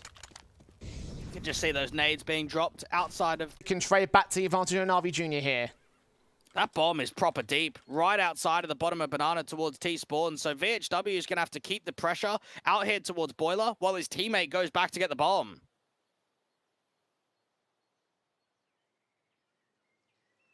.40 seconds, VHW shoulder scene, spray back, Rendy gets his pick, and now Brave stands alone in the 1v3 situation. AK bursts through Rendy's position, Nipple will get that pick back to return. And Rendy holds the line for the 8-7 half for NAVI Jr. Just about holding the advantage of the CT side, Dwayne, but let's not lie, that could have been far better from them. It could have been, and I think they'll be a little bit disappointed in themselves. Anytime you're up at a 7-2 scoreline, you haven't given many bomb plants, you haven't given much of a reaction into your opponents. The idea that the scoreline is so close and competitive as it is, saw that drop off towards the tail end, and I think it came down to some very good calling styles in there from Sense. Berserk with the AWP, having that all-impactful multi-frag kill when they rush down mid, shifted the entire game. And for Apeks Rebels, this is now another one of those best of ones where you can see wiggle room. You've got to wonder when their first win is going to come.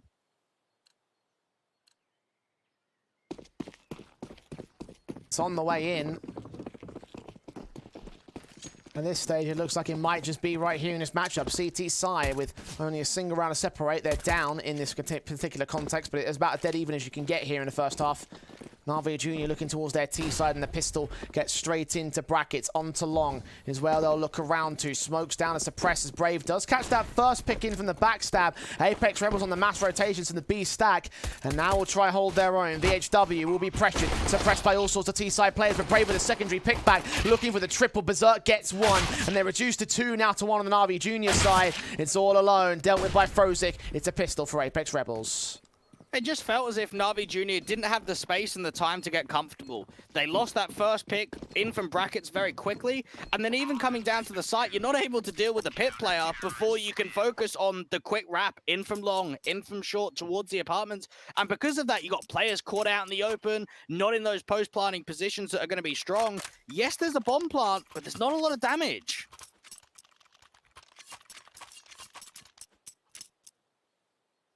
Tactical taken by NAVI Jr., their second.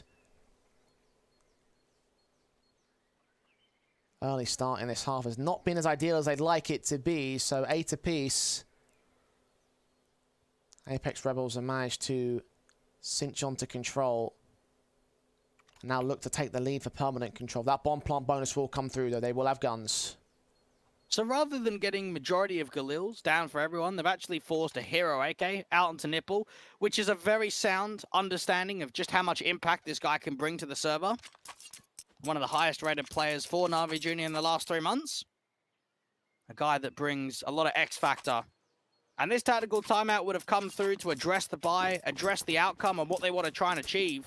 Now for Apeks Rebels, keep in mind that there's 3 SMGs, so they might have to try and minimize the distance with these SMGs just to be able to give them advantages.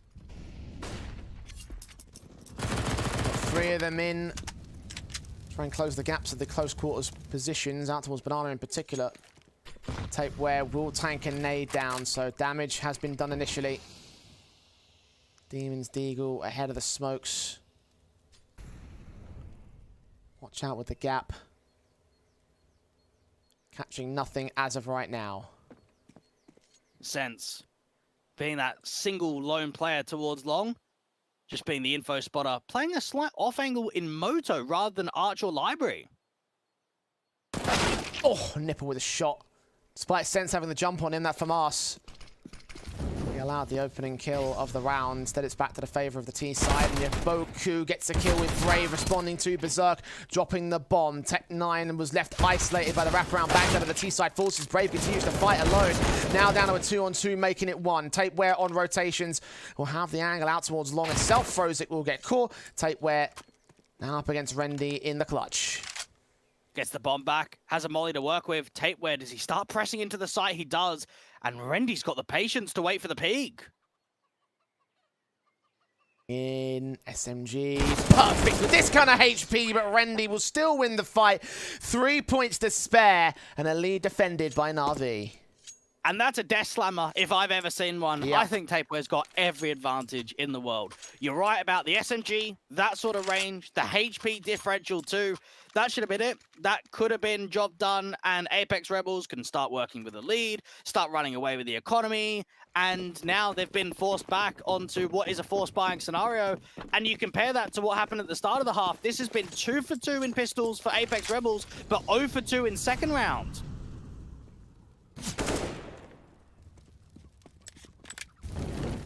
I think it was a constant problem yesterday as well for them. More so for the Flames, but it was an issue that popped up, I think, in one of the rounds in that first opening game of Mirage. But Apeks Rebels, they don't want to replicate. Don't want to allow this to get back out of their control. NAVI.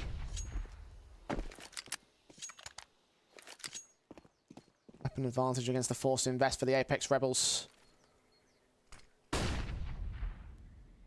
The Eagles are in with the SMG out for Brave.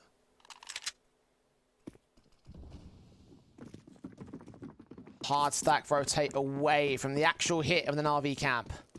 That's unfortunate. You've given yourself enough wiggle room, nearly a minute you've been sitting on A, and nothing's been seen. There's a lurk smoke even going down towards the B side.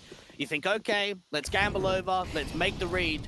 and it's the complete opposite read. So this should just be a hard stack to a save for Apeks Rebels, and use round 19 as if it was a force buy, because you're going to keep 5 players alive.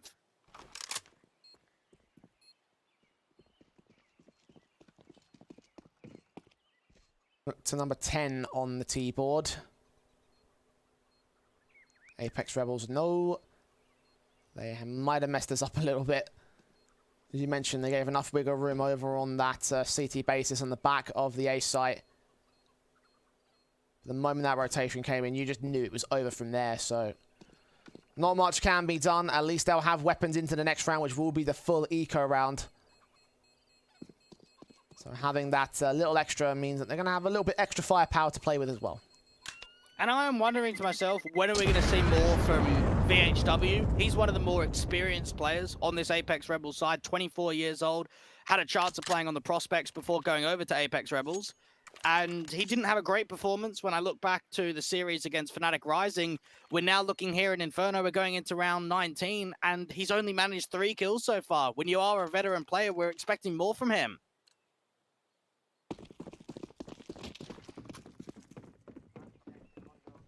Certainly a drawback for Apeks at this moment in time.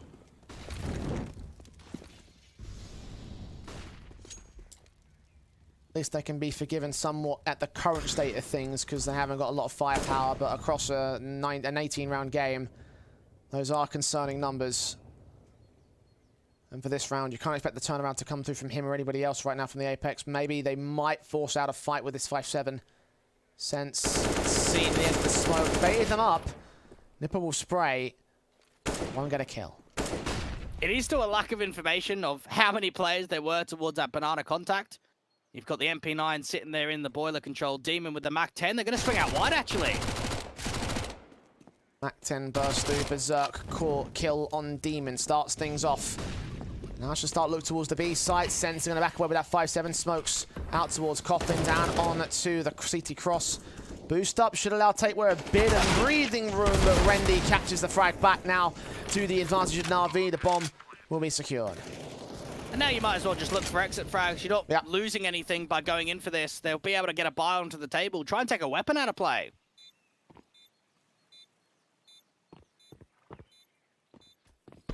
MAC-10 in for Demon. 5-7 Ascent. Fights hard, but Demon wins the fight instead.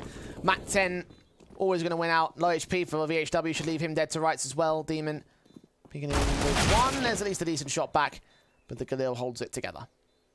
And not much damage when it comes to the exits at all. Brave being the last player towards the bottom of Banana, hoping that they would retreat that direction. But considering the idea that they got 2 kills out towards the construction angle, they're going to start floating towards City Spawn, making sure that everyone from that point onwards stays alive. 11-8, 3 rounds the difference.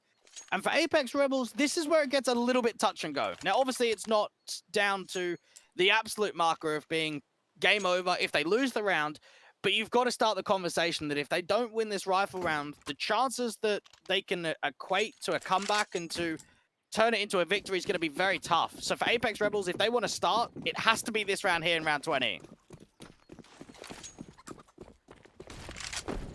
3 to the good for NAVI. Apeks have their guns on this round. This can be where they can start to bring it back again. Berserk watching with the AWP, holding from that long position. Smokes down earlier. Berserk out of the way, back up passive position with backup over towards short. That's Brave with the kill on Demon. Advantage now maintained by the CT side. Berserk extends it now to a 5-on-3. VHW gets involved, finally finds a big sequence, and the AWP will finish the job. Just coordination coming through there from Apeks Rebels. A good tell of information that it was going to be a charge up, a quick pop to come through from the short control. You've got some attention being drawn away from that balcony presence, and then the AWP from Berserk up close and personal. Those are difficult shots in that sort of range and in that position directly in the bomb side. And what I love too is how quickly VHW comes into the action. He pushes through that moto smoke, gets himself up towards Graveyard, and just allows himself to be another pinpoint precision player to take more of a distraction away.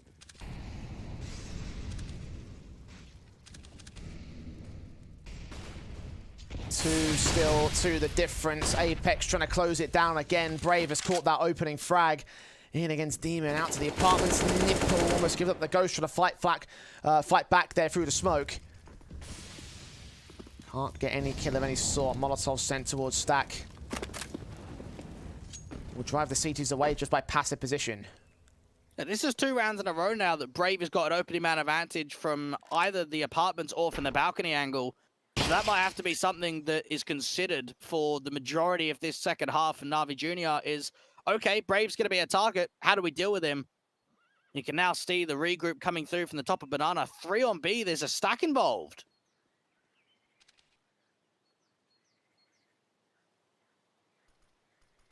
Open AK. Engaging Sense, who drops them now to 3. Iboku down, smokes onto the execution when the flash is inbound. Got one man leaning up from Frozik. Smoking the backup, VHW in his defensive line, back behind the pillar. Frozik finds Tapeware on the flower pot boost. Meanwhile, Sense suppressed. VHW engages, drops that bomb. Berserk still aggressed in by Frozik. Rendy finds VHW. Now Sense could get sandwiched. 25 seconds in a 2 versus 2. He'll wrap in and Frozik won't even check dark. Thinks it's going to be completely cleared up. He's covered off by the smokes. Engagement now seen. Sprays awkward, but still Sense wins it while being blind. 2K to his name. Seeing that gun barrel peak, Rendy sees the fake flash as well, but misses his shot. And that'll give Apeks number 10.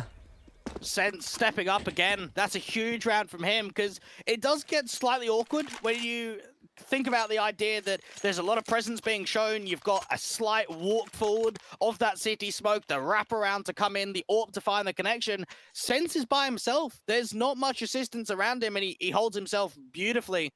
Allows that multi-kill to come through late into the round. And NAVI Jr., even on the half invest, trying to get Frozik up onto that AK. Everybody else just buying down lightly.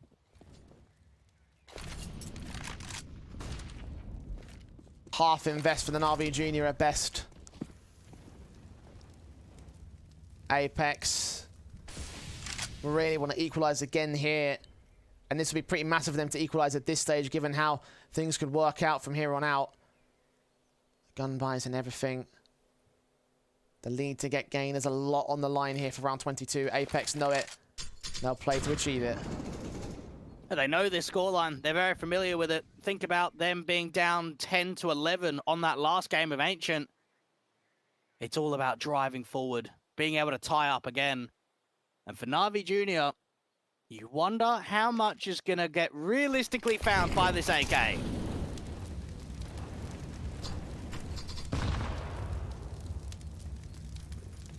50 seconds to the clock. Flashes coming in. They'll blind off both the players of the CT side. The AWP misses. Brave on site though. Needs a headshot kill. Can't quite land it. Spray back on Nipple will do some damage. Looking left and right. Berserk can't do anything of his own right accord. Swing through. There's the kill. Finally, Demon caught. VHW finds 1 and 2. Yaboku finds only 1 trade. And Tapeware. M4 watching out the back lines. The bomb's been dropped. Yaboku now known. Nipples Mac 10 will be isolated and suppressed here towards pit. 20 seconds. NAVI Jr. shouldn't find a way into the site. They do find Berserk, though. That's 1 pick back. As Yaboku falls, though, the Mac 10 stands alone. Nipple just trying to get as much out of that as possible.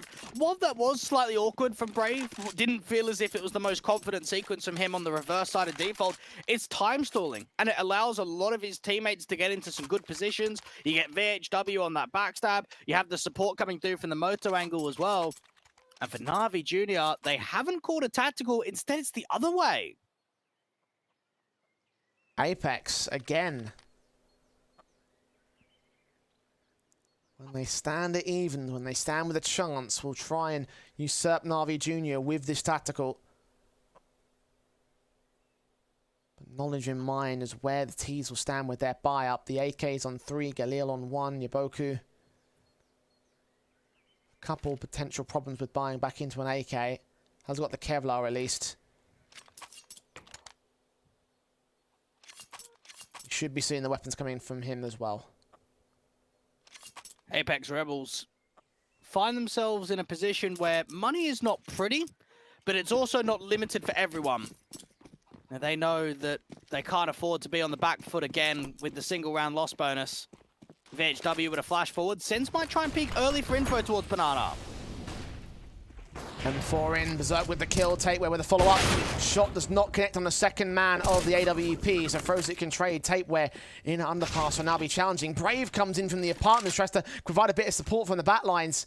Kill found now to 2 players at the T side. Nipple finds his man, brings it back within one, but Brave is so close. So the bedroom gives up the fight. Nipple has equalized the board.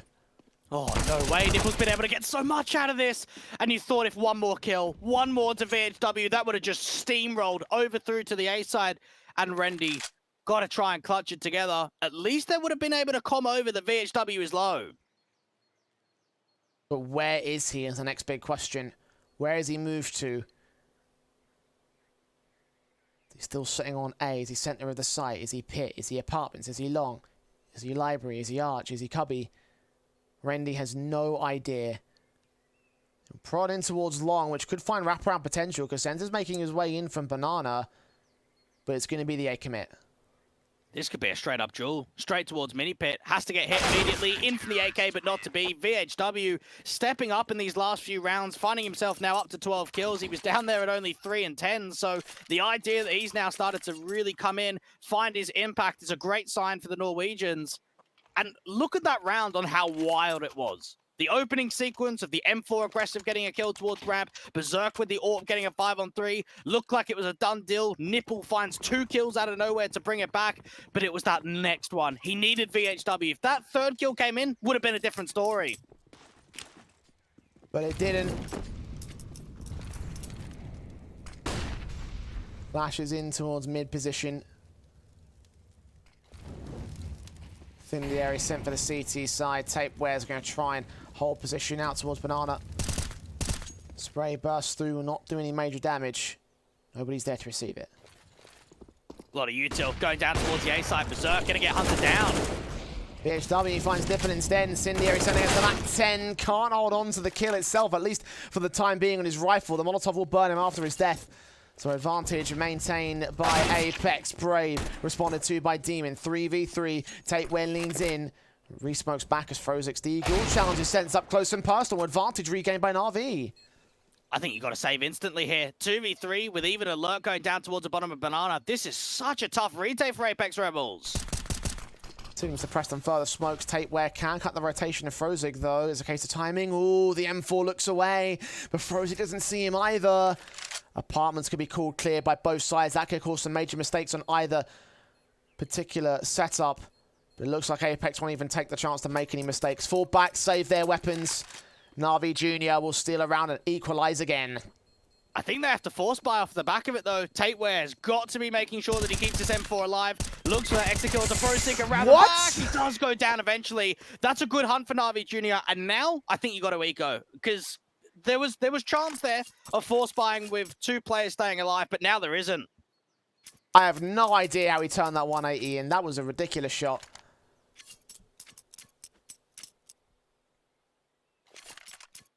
But the bottom line is the scoreline, 12 all to the board. And you're right about that force buy position here for Apeks Rebels. They can't really commit to it, though, having not had that second rifle. They're going to opt with an upgrade Deagle alongside the hero AWP. Berserk boosted in out towards the left side of brackets. AWP watching for the peak of Rendy, saw him, but scoped away and retreated. It's still information. Now, NAVI Jr. have got to know their economy's on the ropes. We've now seen a USP out towards CT spawn. So there's probably only one rifle in play, and they've already seen the AWP towards brackets. It's whether they can put the puzzle together on where they need to counteract. Seen one player up there. I don't know if they saw the AWP per se. They must know that it must be in. They saw it's firing in the previous round. It's set here on the site now. Positions for Berserk up on Coffin, challenging one, flash in, they try to catch players off, they'll hide in a bit more deeper cover. The Eagle in from VHW on the backside is dealt with immediately. Frozik will find Tapeware as well. Berserk still leans forward, catches Nipple to a 3 versus 3, engages in the AWP v AWP fight, and 2 players have been tagged low here for the RV side.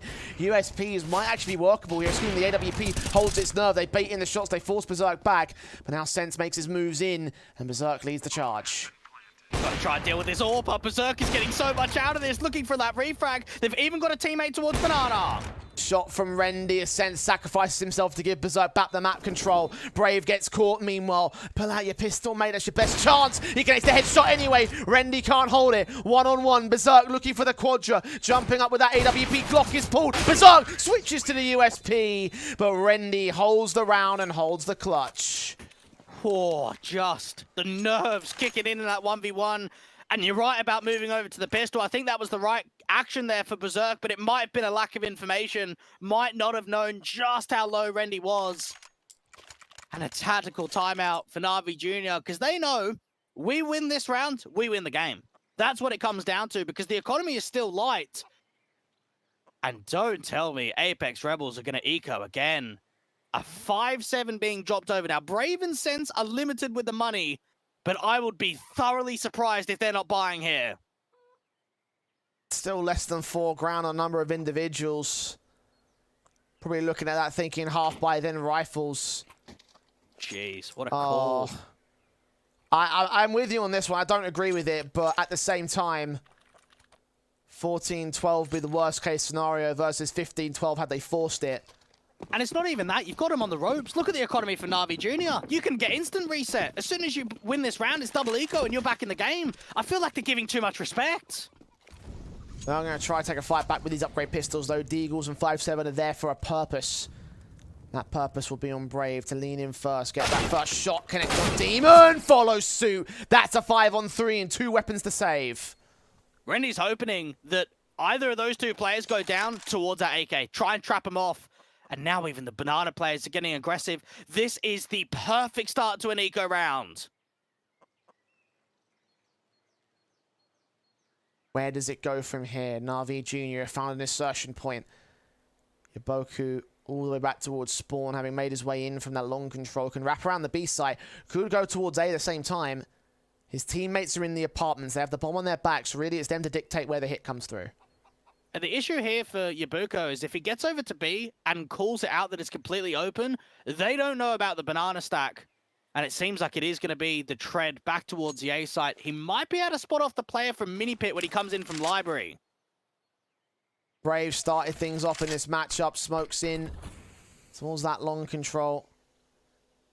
He's set in at Pit. Berserk on the site. Yaboku not ready for the rotations inbound. They're coming in real thick and fast from that mid-control. Frozik gets Berserk. Follows suit from Yaboku, who'll get Brave. That's the A-side defensive four. Now the pistols lean their way in from Apeks Rebels. 3v3. Yaboku's going to get caught with some damage being done back at the back of the site.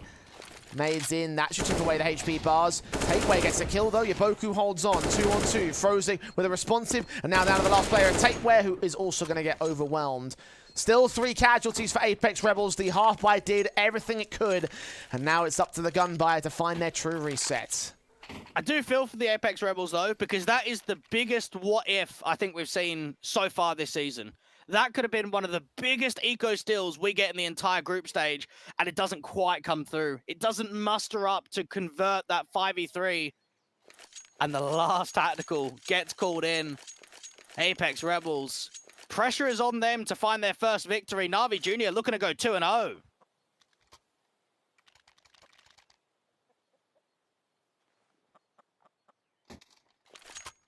I reckon they can do it as well.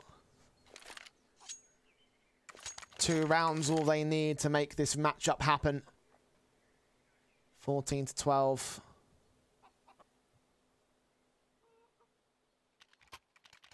The economy is wrecked. Apeks Rebels could take control themselves, could get their own 2 rounds in a row. Potentially even more with the reset potential. NAVI Jr. hold control, but it could easily turn just like that. 1 good round is all Apeks Rebels needs, and they know it. Rendy tagged up initially, the AWP leaning forward though, and VHW almost gives up the ghost. The nade's back to return, damage done. They force NAVI away. Oh, Rendy's still holding. Look at the confidence on this man. Even Sense is up here on the sandbags. Gonna get detected though. Will Rendy look for Sense? Will he look for the rest of the CT side? The boost up from Nipple gets a triple instead. It wasn't even the AWP. And just like that, NAVI Jr. have utterly wrecked Apeks. What's happened? How has that even come into the action? Nipple's just got 3 out of nowhere, and we saw glimpses of Nipple. We saw what he was able to do against Flames on Dust 2. Some of those mental rounds, we've seen a few of them, but that's got to be the big ticket. That's got to be one of the most important rounds of the entire game. He made that look easy. A triple kill by himself to top banana. The reset that Apeks were hunting for will not come through for them today. Surely not. NAVI Jr. hunting down this AWP, knowing that if they get it, it might be lights out for Apeks. At least they've got loss bonus to play with, but this orb will do wonders for them. It will stay in, but it's match point for NAVI. And this is where we've got to critique certain rounds. Whenever you've got a game like this, whenever you get a best of one that's down to the wire, that one round can make a difference, I look at round 26 and think, was that the right decision? Going for the eco and not the buy. When they had enough money, they could have got the AWP out for Berserk, they could have got rifles, it wouldn't have been pretty. There would have been some players that maybe went down to a FAMAS or an MP9 to get more util, but you have to look at that round and say, the risk wasn't there and the counteraction wasn't there. NAVI Junior now up 15-12 with 4 rounds in a row. And up against this buy, this looks like this should be the rollover. This should be the one that gets them the victory. And for Apeks Rebels, they've used all their tacticals because they're feeling the pressure cracked against them. 3 rounds of difference. They know that they cannot make a mistake. They cannot make any sort of breathing room back up. 1 round. That's all NAVI Junior need. It has to be flawless from Apeks Rebels. And in a round like this, where you are limited, where you've got a single kit, you've got a couple of MP9s and a dig, I reckon you go for that aggressive mid control again. We've seen it a couple of times where Tateware's run all the way down. You've got the AWP from Berserk playing further passive, looking into that second mid portion. I wouldn't mind seeing aggression in this round for the Norwegians.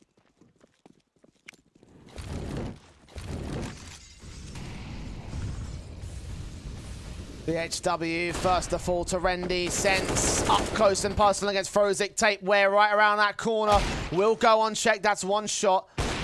AWP just spotted on the edge of the smoke. Berserk meanwhile he's all pinned towards the apartments, 3 on 3 as the trades are found by the CT forces. Tapeware, part of the scope back, Nipple's going to strike, Yaboka's going to get Tapeware next, and that should seal the deal.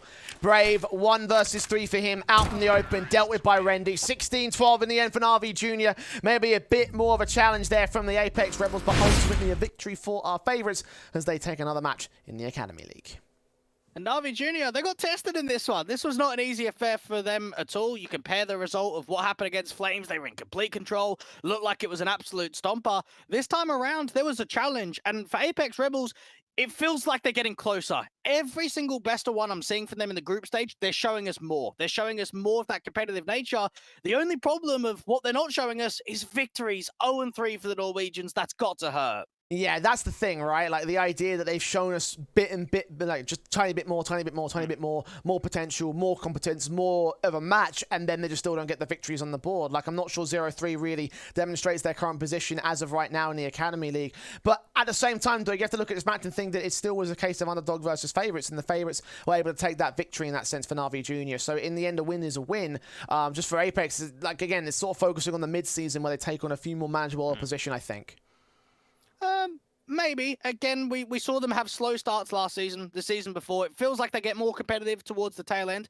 I think that the thing that they are lacking, though, is that X factor in some of the rounds. I look at that triple frag that comes through for Nipple, and that did come out of nowhere. That was just a play that no one could have expected. And maybe that's something that Apeks Rebels need to find in their playbook, is just that one round that can change the complexion of a best of one, because they've been on the receiving end of that.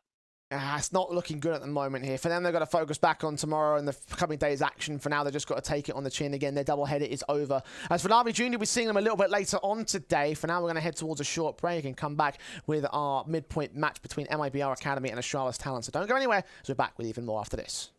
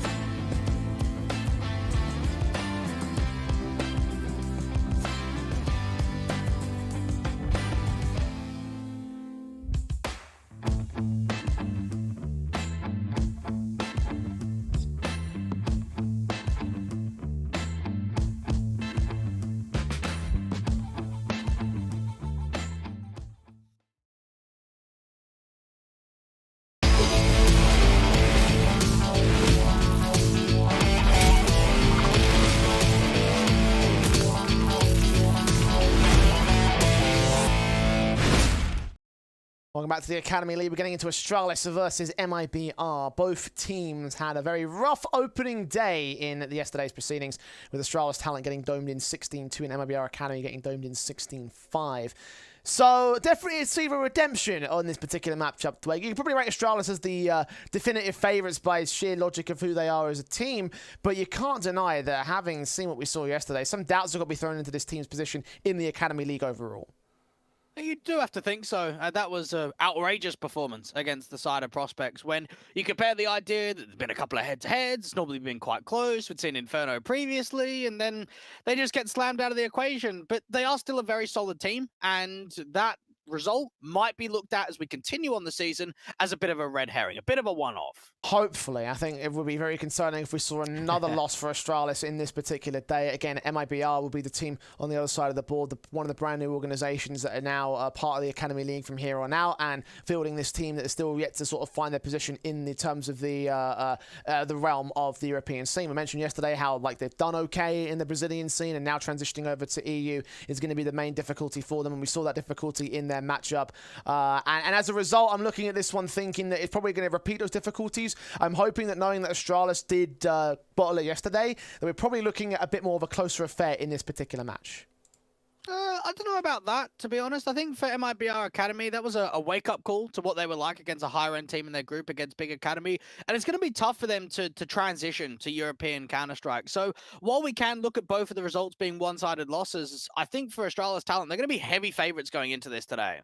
Yeah, I can agree to that to a certain extent. Again, I'm hoping that MIBR Academy just gives a bit more fight than what we saw from them yesterday. I know it's a bit difficult to ask who's the player to watch out in this one, because obviously we saw so little from both teams in yesterday's matches. But who do you think has the highest potential to be the main guy for their respective sides? I think Card showed us quite a bit in the opening few rounds against Big Academy. Very wild with that AWP, very sharp.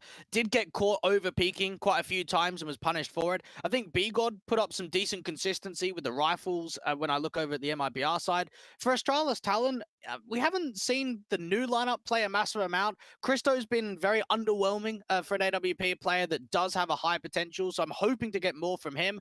I think even Patty, one of the newer guys into the lineup, has been quite solid, so I'm looking at him to have a good performance today. I'm glad you mentioned Card there, because I have to say he did look pretty lights out for MIBR Academy when he had his AWP in his hands. He looked like he wasn't missing a single shot at all in yesterday's match. So I'm hoping for more of that kind of card being played in this particular match today. The map up by itself that we'll be playing the best of one is Inferno. We're back on that one for the second time today. That is concerning to me, because for Astralis, their 16-2 beatdown came on Inferno. So is that something to be concerned about for the Danes? I don't think so, because you've got to think about it this way. If there were some concerns, if there was some negativity about Inferno, surely it would have been banned. So because they've left it open, it tells me they've been able to regroup, they've been able to look at that result last night, realize what's went wrong, what they can learn from it, and how they can adapt on the fly going into a game like this today. Definitely against 0-0 prospects, that was a big concern. That should be applicable to European teams. Definitely even the MIBR side, they are in a bit of hot water in this particular matchup. But if they show that they can still compete against this broken Astralis team, then maybe there is a way in for this organization and this team to hold some presence in this season of the Academy League. As for their potential, though, you're right about Astralis being the favourites in this matchup. I'm kind of going to back them to make this one, to make this victory happen. But I'm going to give MIBR the credit of at least holding some contest, because when you compare the pair, MIBR took on arguably a tougher opponent in Big Academy. I'd say it's a 16-5 result there in that sense. It's probably a better one than a 16-2 against 0-0 prospects of Astralis. So, yeah, I'm backing Astralis to take the victory, but I hope MIBR can at least get 10 or 11 rounds. I think you may be stretching it a bit too far. You have to consider the idea that MIBR is having their first stint here in Europe, and they've been able to create some very good players in the past. I think about Breno, one of the guys that came from the Academy team, got that opportunity of playing on the main lineup and has been a staple there. So there is obviously, from the organization point of view, a good structure of being able to make these young kids into superstars and the next generation forward.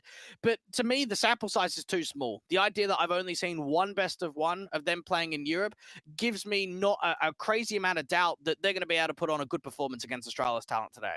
Again, I'm just basing off that one map up from yesterday, so it definitely isn't like a solid, like, this definitely is going to happen. I'm just holding out hope that MIBR give us a bit more of a competitive match than what we saw from both of these teams yesterday.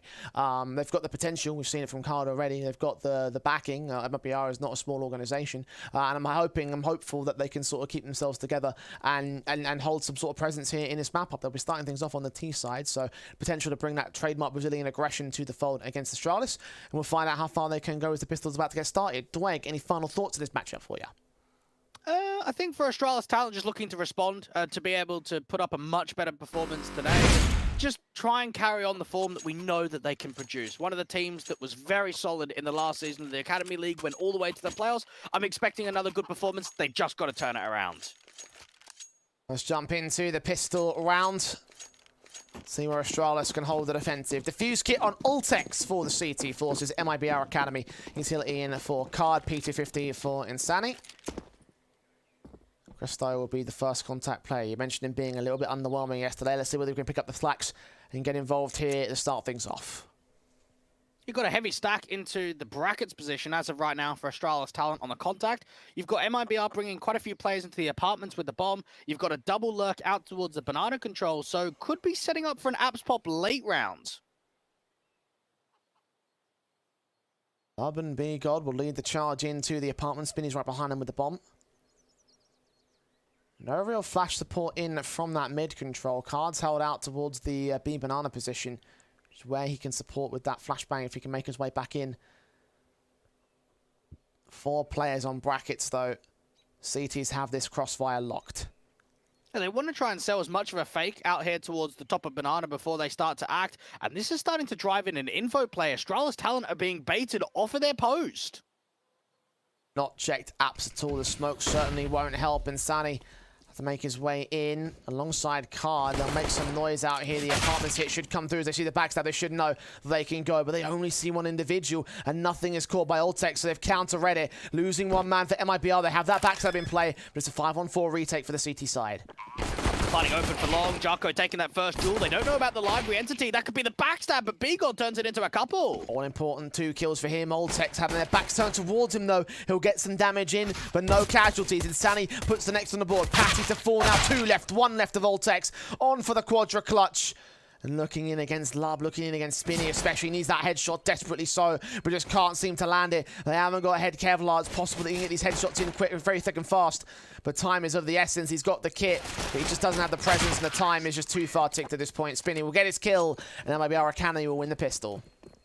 And we have to open up our horizon to the surprises that some of the Brazilian teams can bring. I think back to only last season and even further to season 4 about Furia Academy, a team that not many of us knew a massive amount about, having a very deep run, being able to take the fight with a unique style of play up against the Europeans. So to see more Brazilian representation coming through here from MIBR Academy opens up the audience to a different style of game.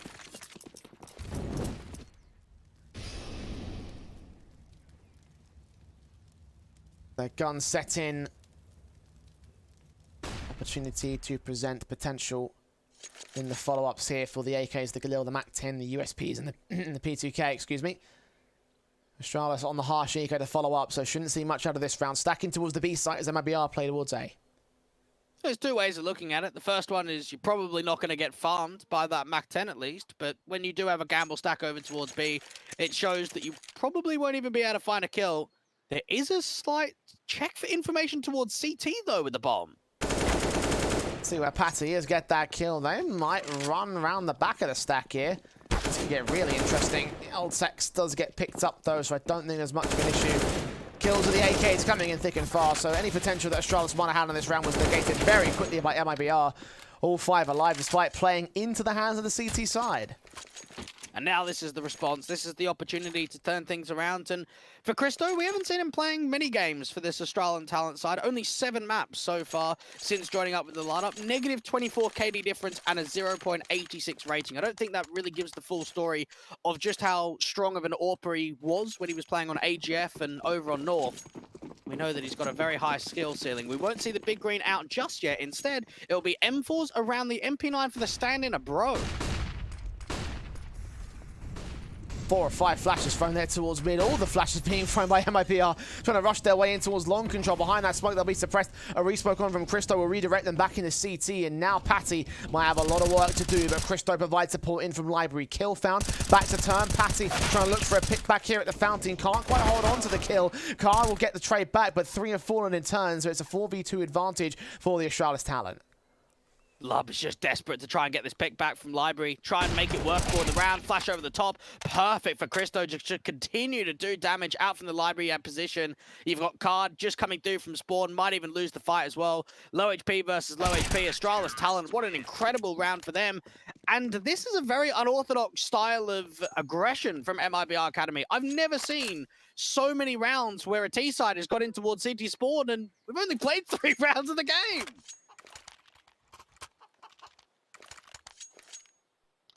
Manic starts. Such quick plays from MIBR. Astralis has struggled to deal with them. The rifles are back in, of course. The SMG still sitting on 1. Rebuy for Astralis. Follows suit against the investment that also comes through from the T side. So round 4 will be just as hectic, I think. Those incendiaries down towards the bottom of Banana and Juicy. The nade stack out to Logs, though. Doesn't catch much damage for Insani. Close towards that left-hand side, but Lob gets spammed, and so does Insani. Barely spotted there by Bro. Bomb dropped and all will be seen by Bro before that smoke blooms from Astralis. Card will be able to recover it, though.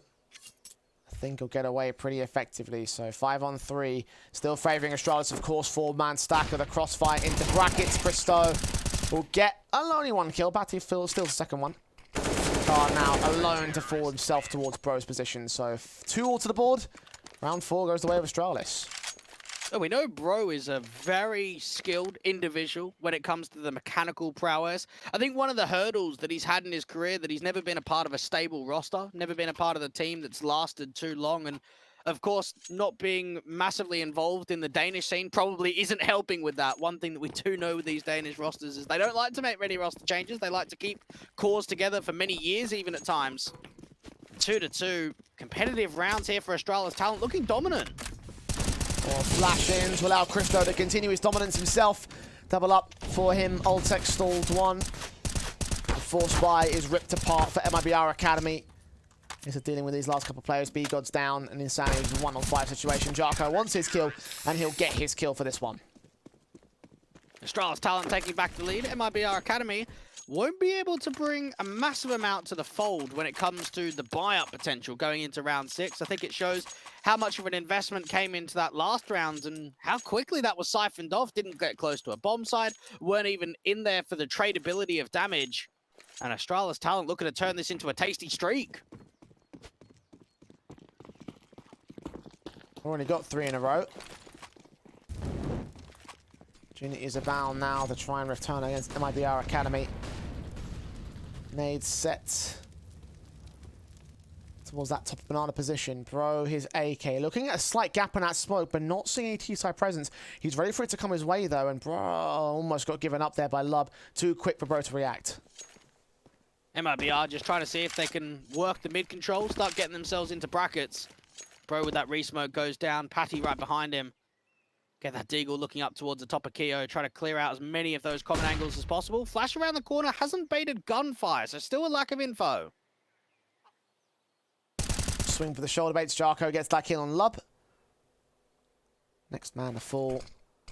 Re-smoke's on. Engagement against the bomb carrier. Spinny actually baited in the spray. Jarko just continued it alongside Ultex and Christo.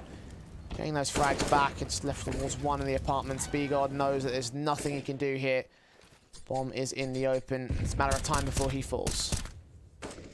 And you got to think to yourself, is Card going to get the AWP next round? We know that he's a very capable AWPer, one that does have a very exciting prowess behind him. And now that the money is flowed to a decent position, I'd love to see him on the big green. AWP does come through for Card. No helmets, of course. So that might leave him a little bit exposed to the M4s in from Astralis, who have bolstered their cash amounts. 4-2.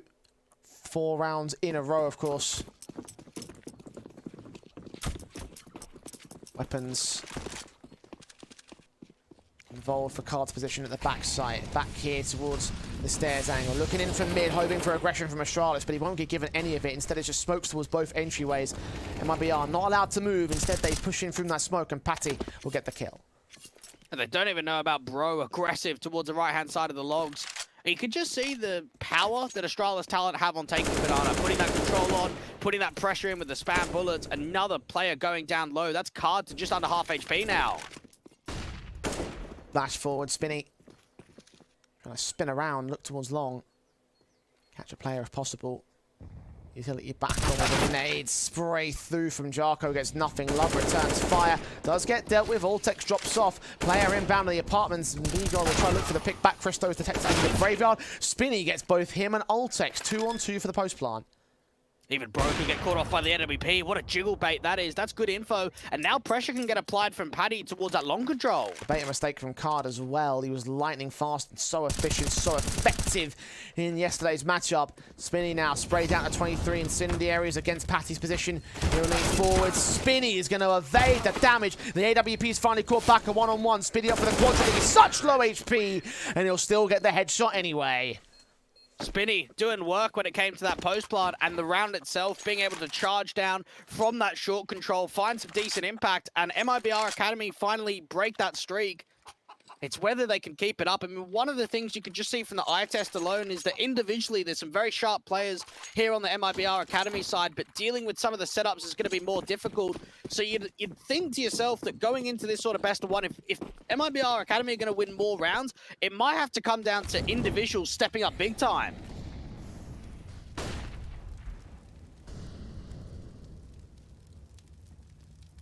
Single round separates. Molotov sent into Christo. The nade's also put down and takes some damage. Bro flashed in. Spray goes manically wild and does connect a kill, but only a kill. Advantage is returned back by Lub's trade. So 4-on-4. Even that re-smoke going in towards the top of Banana doesn't quite go down to clear out the massive gaps. Paddy's going to do it himself. Jarko can think about aggressing the long smoke and getting in front of it while Paddy does the same out to Banana. Oh, sneaking ahead of the smoke. Gets the kill. Swings on Card as well. He wasn't ready for that. Sneaky plays. Rarely do you see a dry face through smokes like that. It does lead to Astralis picking one back against MIBR. It is very calculated, though. You think about the idea that Patty got flashed in forward from his teammate on Coffins to get into the banana pick. And then for Altex, he's got a teammate towards short, and he's hearing footsteps. So he knows that with long being smoked, their attention's not going to be driven towards that smoke at all. It's going to be out towards the short control. So just working with the information, working with the sound cues, and doing that to perfection.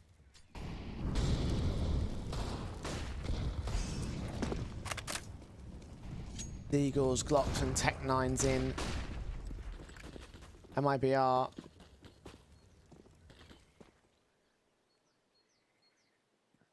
Their Deagle back.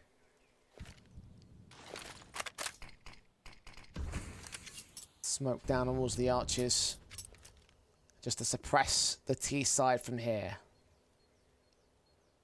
MIBR Academy just hoping for some over-aggression, but it doesn't seem to be coming at all.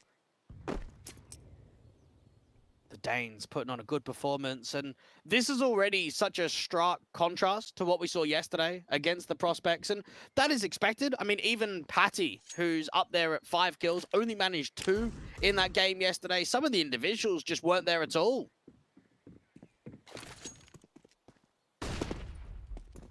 Lashin and Bro won't be here in banana control, at least.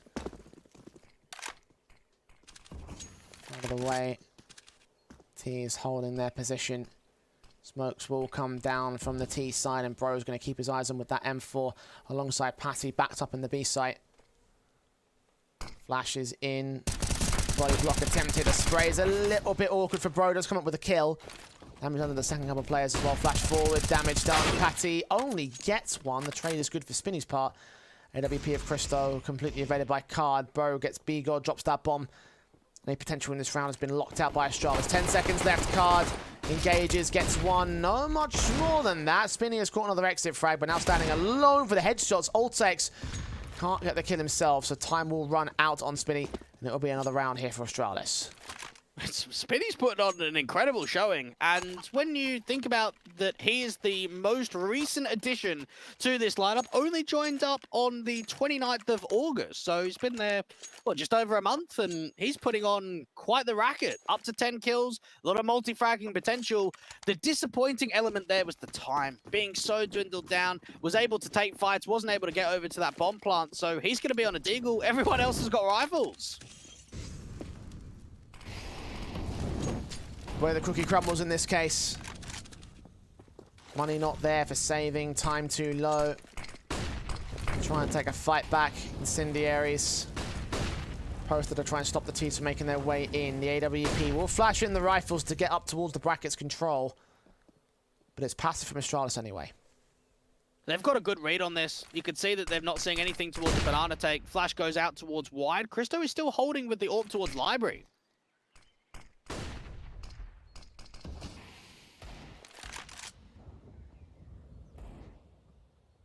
Op of card trying to watch in. Orpin receiving the AWP's part. The M4 swings, drives him back. Jarko did get caught. Christo with the kill onto Lub. Spray back through from Bro. Can't catch any damage. Christo center on the site. Missed shot. Now backed up by Bro, who transfers onto the player at point blank. They do overwhelm the site defensive and it's back up. So Patty is left in a 1-on-2.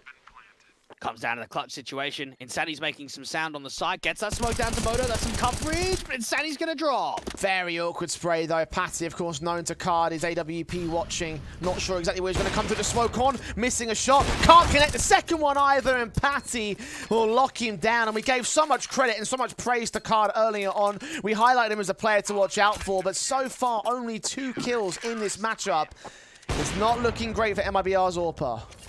Well, I think we've got to maybe tinker expectations and think back to that game, because while we saw a very good and competitive card in the first, what was it, 7, 8 rounds there of Mirage, towards the tail end, we didn't see anything. So I think we've seen some highs and we've seen some lows, and going into Inferno, we're not seeing those highs at all. We're seeing some good punishment in there from Patty.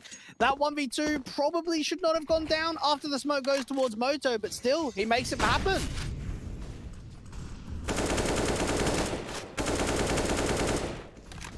Well, it's 7-3. Astralis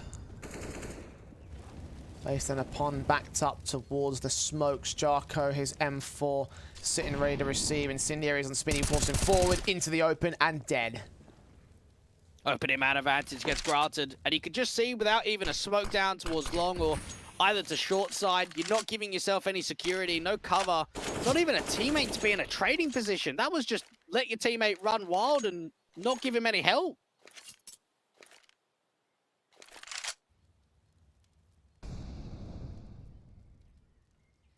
Seconds. Try and make their way in. Molotov sent. Flashes over. Sprays on from Insani. Can't get anything, bro. Effective 5-3. Still could be some misdirection because that bomb's actually regaining the banana control. Jarko's ready for the long walk, but gets caught on a timing. Christo might spot him instead. Oh, shot missed and Lub gets given a gift. It's one way in. Bro now holding alongside Patty at the back of the B site. Turn away from those flashes. They'll be inbound from MIBR. Blind sprays, no further utility available. They'll cross back past the flower pot boost. Don't check it. Kill found on Bro. Card can respond. Bomb plant could be denied by Patty. He's going to wait. Those swing out a little bit late. Get the kill after the fact. And the backstab from Lub can't do anything about this. Just get onto the bomb straight away. Lub's best bet is just to look for some exit frags. Try and keep it more expensive. Jarko over towards that left-hand side, up towards the first oranges. Patty's been seen, does get dropped, and that round from Astralis Talent just comes off of good information play, knowing that Lub was out there in spawn. There wasn't anything that he was going to be able to do in the late portion. And even that hold coming through, you could see the boost angle got checked. It just didn't get checked all the way. They only saw the front portion of it. Tactical taken now by MIBR, having lost the half. Got to take a moment's breathing room. It's really not been their game. It's only really been Spinny that's been showing up. Lub found a decent amount in that previous round.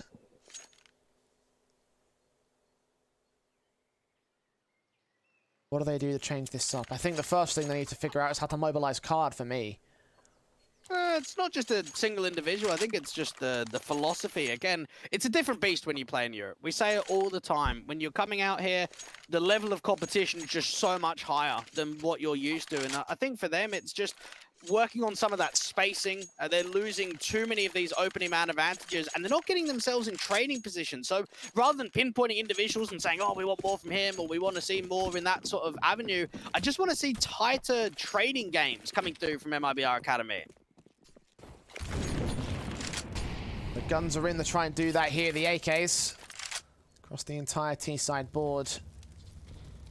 M4 with the AWP trying to lean in towards the banana control. Flash into Labro to peek. Doesn't see anything. And this is, again, Astralis talent making a lot of info plays towards that half wall, towards the top of banana, making sure they keep the pressure on. Christo now actually playing on the half wall. We haven't seen this before. Posted and ready to receive. Gets nothing for the time being. No contact established. Minute to go for the execution. Nades will do nothing for Bro. The support out towards long position. His main teammates on the center of the site will hold the defense when the hit comes through, but it's very far away from doing that. The bomb's back at spawn. The bomb is super late, and now for Bro, he spots out nothing towards that long control. There's a walk-up contact. Look at this from Lob. I don't know what you're trying to achieve there. Card at least gets the trades you're asking for there. Incendiary back to suppress him from making his way into the bomb site. Cannon in against Oltex Smoke. Can go down to protect himself. Tagged to 8 HP in that exchange though. A 4-on-4. Both sides have a low HP player, and Spinny catches one of the rotators. Bro caught. Blind sprays. Patty trying to get a bit closer against the backstab. Also inbound from long. He's pressured and surrounded. Now down to 2 for Astralis. Oltex should get caught out by B. God or not. There's a kill found. Denial in the round. Advantage still for MIBR here. Oltex has just got to try and bring more assistance over. Try and get Christo into the mix. There's so much money left on the back. They might as well look for exit bags at least. Well, Christo goes falling and Oltex is left alone.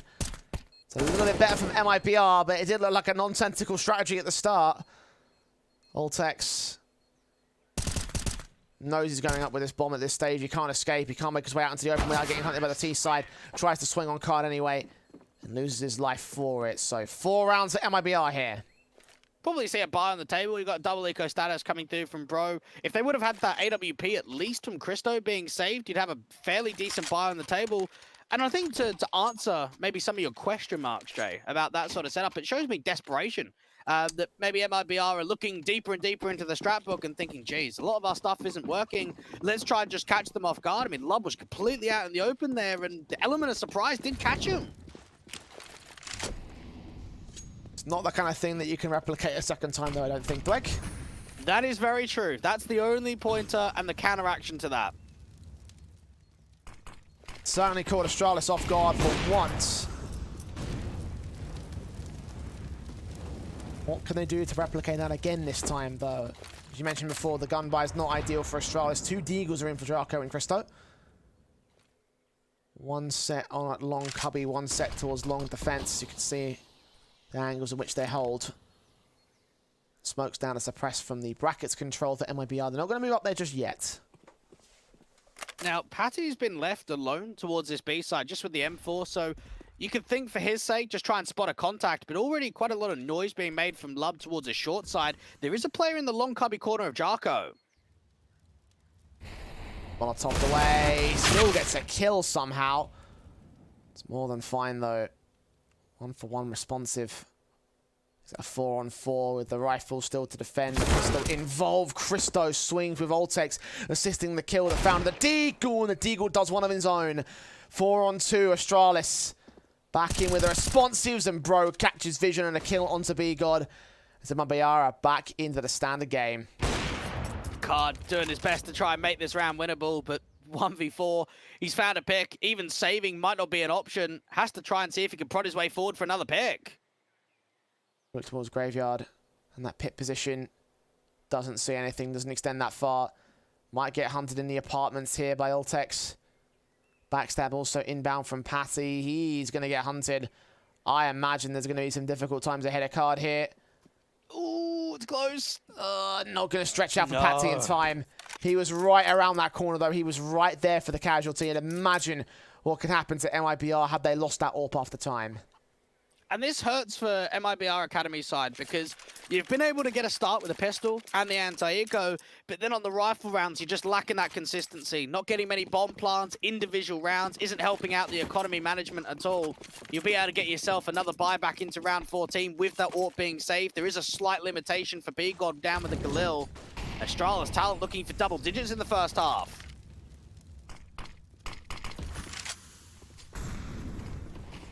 Position sent into underpass and mid control. Boost up. Now the T side to get into the apartments.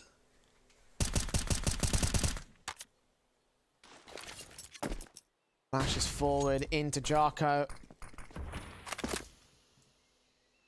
The T's see nothing of Astralis here. Just that counter utility towards a short position. Even Bro finds himself super aggressive to the bottom of Banana. Now, there's only one more molly, so might not even be able to have the util behind them to force him out into the open. A slight reposition, trying to get closer and closer to the spams of ENCE. Slowly but surely they start to form up. Execution should be inbound towards this Banana position, at least. B site seems to be the target. And Bro is the first port of call behind the half wall with flash assistance as well. This could be the perfect chance to swing against the T side, but they get a flash in earlier. And that's a kill for ENCE instead.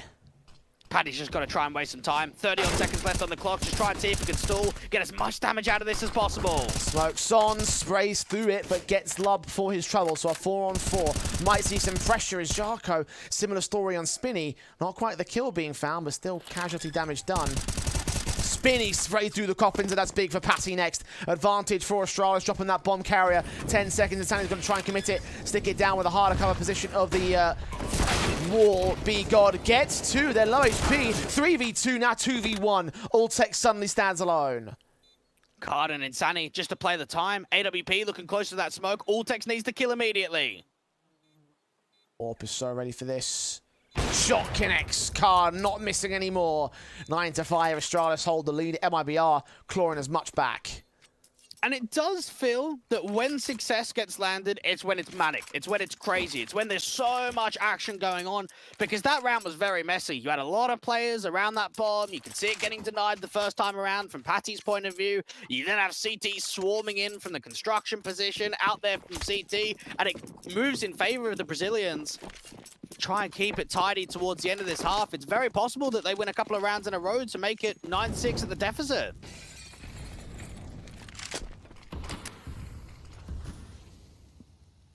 Force back for Astralis.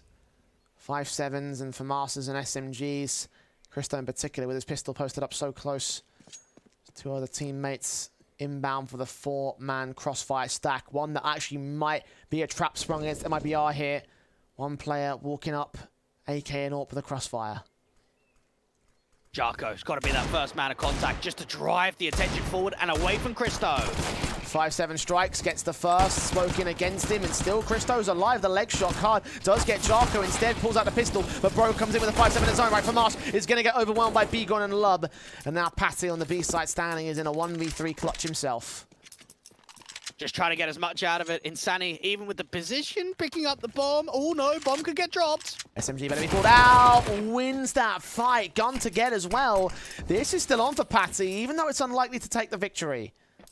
I'm liking what I'm seeing. Look at the reposition too. Waste so much time. And now they don't know, has he gone back towards Banana? Is he back here towards second mid? They might just get the bomb and go back to A. Perfect timing. He's going to move into the apartments. They're on their way. Oh, Patty didn't hold it in the apartments. Did Lub hear anything? I don't think he did. He'll hear both sets of footsteps, and now we'll have a chance. 20 seconds, back to turn. Lub dead. Second man spotted and dinked on both sides, but the AK of the CT side takes control of the triple. What a clutch that is, and what a play for Astralis Talents. 10-5 half.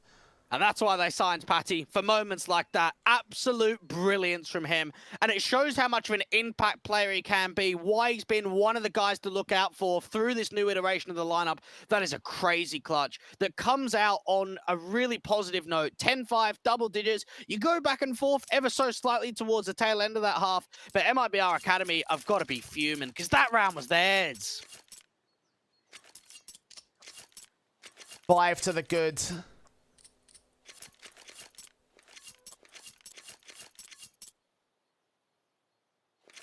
Astralis looked great at the turn of the half. MIBR gave it a bit of a battle though. Now's their chance to really take over. CT side up in the second, and already a tactical's been called by Astralis.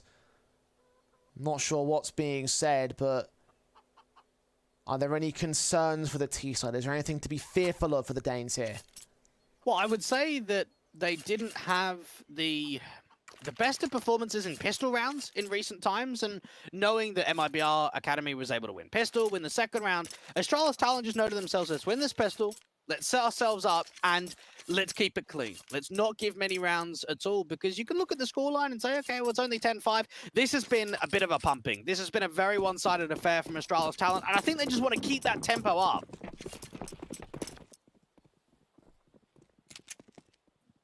USP's pulled out against the Glocks. No upgrades involved in this one.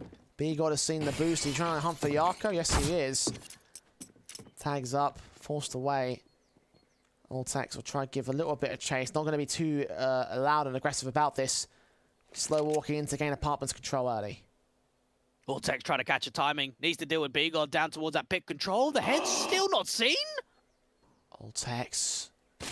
But he still doesn't see him yet. I think that's 4-by-3 situation, but still, he wins that fight and wins a second headshot as well, the bro. Perfect taps. And that was the best advantage for Astralis, snatched away by MIBR. Now spinning against Patty on long, should get this kill in soon. Spinny just trying to put all of that emphasis down there towards the long control. And now there's a slight reaction from Astralis Talent. They want to gain that top banana control and start sending it into B. Lubin and Sandy going to call for backup. Crossfire locked against Christo. Kill found. Jarko can goosh down one. But faced in by Love. Backup from Spinny now. Bomb's been dropped. 1-on-5 for Patty. What a lockout there for B-God, though. He was the difference maker in that round. Denied any real breathing. Astralis a bit too patient. And ultimately, it's a pistol for MIBR. Now, I'm looking at this in native res, Jay, but I play 4x3 stretch, and I just actually wanted to know, does it actually change the height of the resolution at all? I know, obviously, the length, but I don't know about the height. Like, isn't it just the same? No, it's the same. It's just the left and right are cropped off. But that's the best theory I've got at this stage, unless he plays some weird aspect ratio. Because there's no reason why you shouldn't see a player on top of the railing like that. Gets the job done anyway, so... Blocks in for Astralis. Harsh eco to follow up. MIBR pistols in play. Should be a formality for them. Farming chance to come through from someone like ENCE. I'd like to see him contain a aggressive stance here towards logs in the bottom of banana. Astralis Talent, unfortunate that they take a tactical going into the pistol round to make sure that this doesn't happen, and instead it still happened anyway. Might cause significant problems. Especially if they lose the rifle round, right? Like MIBR could bring themselves within one. Lub's already lined up two. SMG of ENCE drops the bomb, drops the second. Money farm for the SMGs. B-God should get one of his own. No, Card steals it. That's fine. All 5 alive. Flawless round from MIBR. And now Astralis have the guns. And this is where you've got to think for MIBR Academy. They need to try and get under the skin. Try and use this bonus round to full effect. I think something up close and something with pace would actually work out really nicely in this sort of round, because you are not upgrading many of those SMGs at all. Trying to rock 3 of them into the next round, and if they can win this round and farm up some good money, that brings the potential of that AWP in for the next round.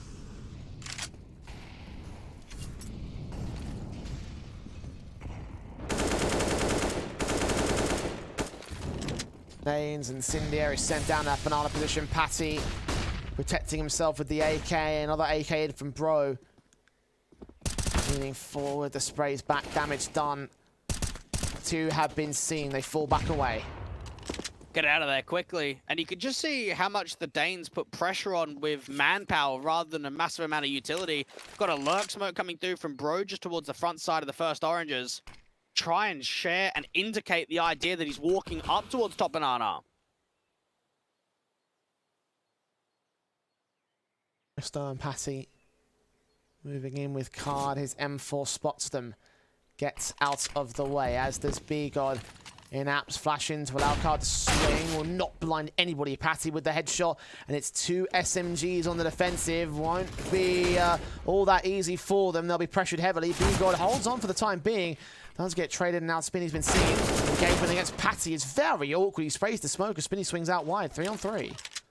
Is he going to get assistance, though? That's going to be the question. Does his banana players just end up saving? Spray it back. Spinny tagged to 41. Bro's AK alongside Cristo. Backed up from position. Alltex watching, and the AK will get a reload in. Spinny watching, bursting, trying to spot anybody he can, but just won't be able to do so. Smokes back, kill down in Sandy Core. Spinny and Bro back and forth, leaving it all on Lub now with the retake. Trying to get into the site, still has that kit. Took wallbang damage there from the box, and Cristo locks him out. You just see the impact gaining round after round here from Astralis talent on the rifles, that be said. 4 rounds the difference, and for MIBR Academy, money's not in an ideal position. There will be a buy on the table. It'll be Lub slightly more limited. So for Card, no AWP potential, and they're not buying. Jeez, what is going on with some of these buys today? Beats me. I've got nothing for you, I don't know about that one. Neither do I, honestly. I guess maybe they're looking at some of the players like Lub and Card, like, oh, they haven't got quite enough to buy entirely in with the M4s and the utility and all that. You still get M4 armor at least. Yeah, that's the thing, right? Like, I'm just trying to just spitball theories as to why they're going for it. I don't actually know. I'm not trying to justify the bias, or I agree with you. MIBR will let a 3-round go. Back to the 5-round deficit for Astralis, unless these Deagles show up. It probably shows how much of an impactful player Card is for the team, and that if they can't get him on the big green, they want to get him on the big green. And it might mean they'll have to eco another round, try and keep the money down low. Spinny, not involved in the gamble stack, instead being the lone player of the A side towards Pair. Flashes in, Deagle standing. Balls forward, Molotov. Against it. Spinny backed up. He's hunting for anything he can find. Jarko. Deagle can't catch him. That's dead. Alongside Insanity to fall. Those are the 2 Deagles gone, and the chance for MIBR thrown away. And you've got to think here for MIBR Academy, they're starting to run out of room now. That wiggle room is not comfortable at all. And even the idea that they've won 7 rounds, but 4 of which have been both the pistol and an anti-eco where there's never even been a buy on the table. So that's considering the idea that the beginning of the halves have won more rounds than what we've actually seen in the rifles. B-God just trying to see if he can find an exit frag. You can see the way that the USPs are just trying to get themselves out to a jiggle. Astralis talent. This is a much stronger performance than what we saw yesterday, and it's expected. It is expected that the Danes can turn it up.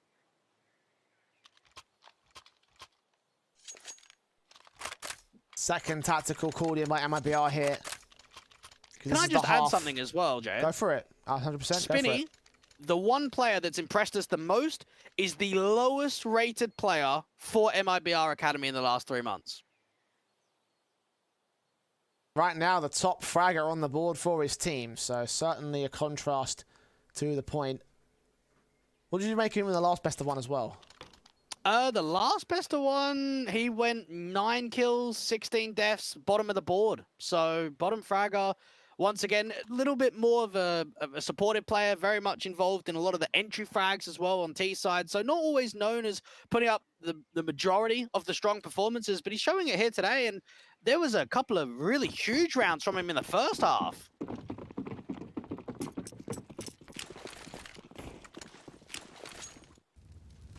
So whether we can continue on this form of them right now. Awkward nades from the T side, perfectly placed ones from MIBR. Good start for them. B-God gets domed in by Cristo's quick swing. Christo's looking hot today. Even without the AWP, that AK just ripping. And you can see the way that he's just trying to fake the A site, get a smoke down towards long, show presence, aggressive starts in towards Banana. Does catch off Paddy, but the trade is instant there for Jarko. Man advantage, smoke on from ENCE. Extinguish the flames, block them off. M4 in, trying to look to the gap and the smoke, not quite spotting it. He has found one now. Jarko looking for the swing back, ENCE just going to spray him away. AWP from Card looking for the response out towards the A site, and at least he deals with the lurker. So that's more information for ENCE to work with. The only issue is your B player's low on HP. 3-on-3 scenario has been brought back by the AWP, and ENCE still finds Bro. All-important spray back. Didn't take any damage for it. Now the advantage sits with MIBR for the retake. Jarko's still alive, and we know how much impact he can be able to find. Alltex getting out towards that banana control. That's where Spinny's coming out from late rounds. M4 leaning in. Jarko gets that kill. ENCE down. Here's the second man. Card still gets his pick back, and Spinny can work his way forward. Alltex behind the smoke. Card has no info, and Alltex catches Spinny walking right in front of him. Card sprays back through the smoke. No kit on him, but he should have enough time for this defuse as MIBR hold the retake. That was a massive unorthodox round. So what they do in the retake is they smoke off Banana to give the tell to Astralis talent they're going to be coming through from CT or that construction side, and instead there actually is an individual that comes through, but they catch a good timing off one another. Yes, Alltex is able to find that one player, Spinny, coming through from that smoke of Banana, but it's how quick Card is able to get in. The problem here is the instant reset potential. Now, only one player stayed alive in that last round for the Brazilians, so even the buyback, you've got the AWP saved, you've got the M4, you've got MP9s around it, and Astralis talent have got the perfect buy. Got those AKs set in. MIBR can't afford to let this round go, I think. Too close to the end of the map up for Astralis, and just too little money in the bank accounts to really afford a major buy. The SMGs at least can get some bonus cash if they're able to hold down the kills against them. But that's the only silver lining, the only positive that could get gained. They're going to flash Lub in to allow the peaks. Got the flash in hand of one of ENCE. When he puts that out, it will be a check for Banana. No one's playing alongside with this triple B setup, so it means both of the A players are up against one another towards the balcony. Card, slow walking. They actually haven't used any util to clear out top of Banana. At least it's good info. Incendiary sent back to drive the players away from the stack corner. They'll hear the smoke coming in. The rotations from Lub will be called back. He thinks it might be the A play, and indeed he's right. Sees Christo, tags him very low. Spinny's SMG can find Alltex. AK turns around with a double, looks for the triple, but can't get anything for it. B got back, hidden in pit. 3-on-3. Bomb plant should be secure. Christo's low, and now he's dead. But Bro caught one on the change back towards Banana, so even standing still. Patty is forced off the bomb. The backup's arriving. That AK can't get it done, though. And they know that Bro was out there towards Banana. He's going to get in for the save. Just does not have the time to work with it at all. 40 points of health. There's no option. And you can see Patty was nervous to try to get that bomb down. Thought to himself, is it the right action? I want to wait for Bro to get over. He'll pick up that AWP. Money in the reserve is only 1,900. So this does lopside the economy for a moment for the Danes. Counter-terrorists win.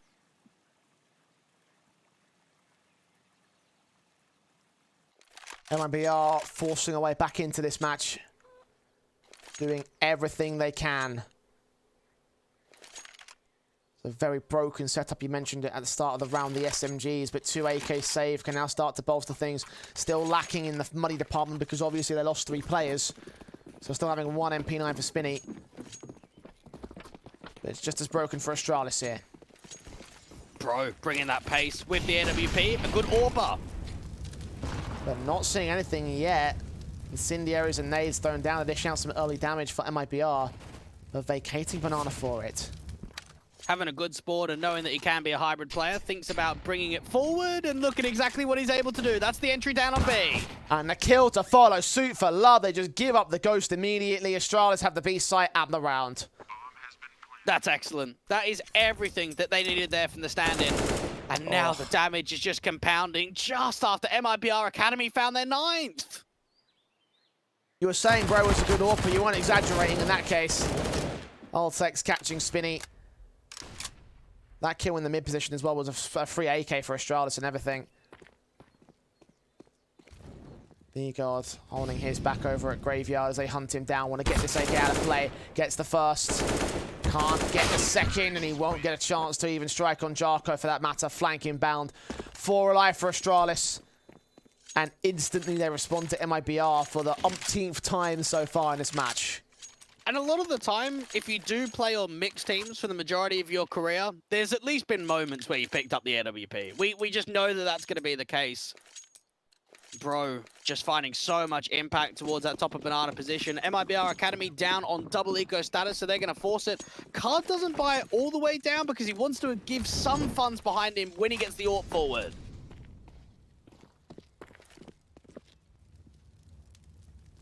Christo's upset in mid. Breaking out for this round, most certainly. Spinny's Deagle up against Oltex, up against Jarko, surrounded by T-type players. Spots one, swings back to the second man. Can't get either of the kills. Just feel as if this B-site setup of a couple of individuals might need to be a little bit proactive. AWP from Christo has seen one. That's the Deagles from Austin for Lub. Spray through, gets the first. Bro can respond towards it. So advantage sits with Astralis still. Zanny's still trying to find a decent Deagle shot. He's getting closer and closer to one with every single peek and pick. But similar story for Astralis with a headshot spray. That will gain the B play. So Card and B-God just got to save here. There's nothing else they can do. And just knowing that Bro's even getting some assistance in this game, one of the things that we looked back to in that series against Prospects was he was the top fragger. He was the only player that actually went positive for the entire Astralis talent roster, and that there just wasn't many individuals that felt as if they were backing him up. This time around, it's a very clean distribution of kills. We're seeing the impact from Christo finally. Even Patty's showing us some good form. 14-9. And for MIBR Academy, this needed to be the round that was successful. Unfortunately, it isn't. 14-9. Astralis truly in control. 2 more away from the win at this stage. MIBR might have to go with a bit more of a harsher eco in the next. You mentioned the money save for Card, but that's 1,100 bucks at best. I reckon they full send it with the pie. Double eco. Very difficult to sort of weigh it up here, because logic would say, listen, 1,900 you've got to buy for the next round, but the problem is if you do that, it's match point for Astralis. It is truly a lose-lose for MIBR. I don't think there's a right option here. No, there isn't. It just comes down to philosophy, and they want to play it safe. Now, it does mean that your Deagles, for your couple of individuals of Card and B-God, aren't going to be surrounded, so they are going to set up a slightly heavier gamble stack out to B, put an early smoke down to the front side of brackets, and Card will just be left to do his own thing.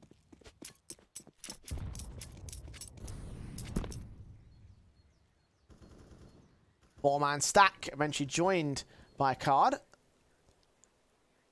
All their positions on top of the boost to the back of the site. You can see that Card is on the CT cross, so he'll just sit back and hope for the best. But the best surely should not come the way of MIBR Academy. Maybe a kill on the unlucky Astralis player that peeks in from the main entrance.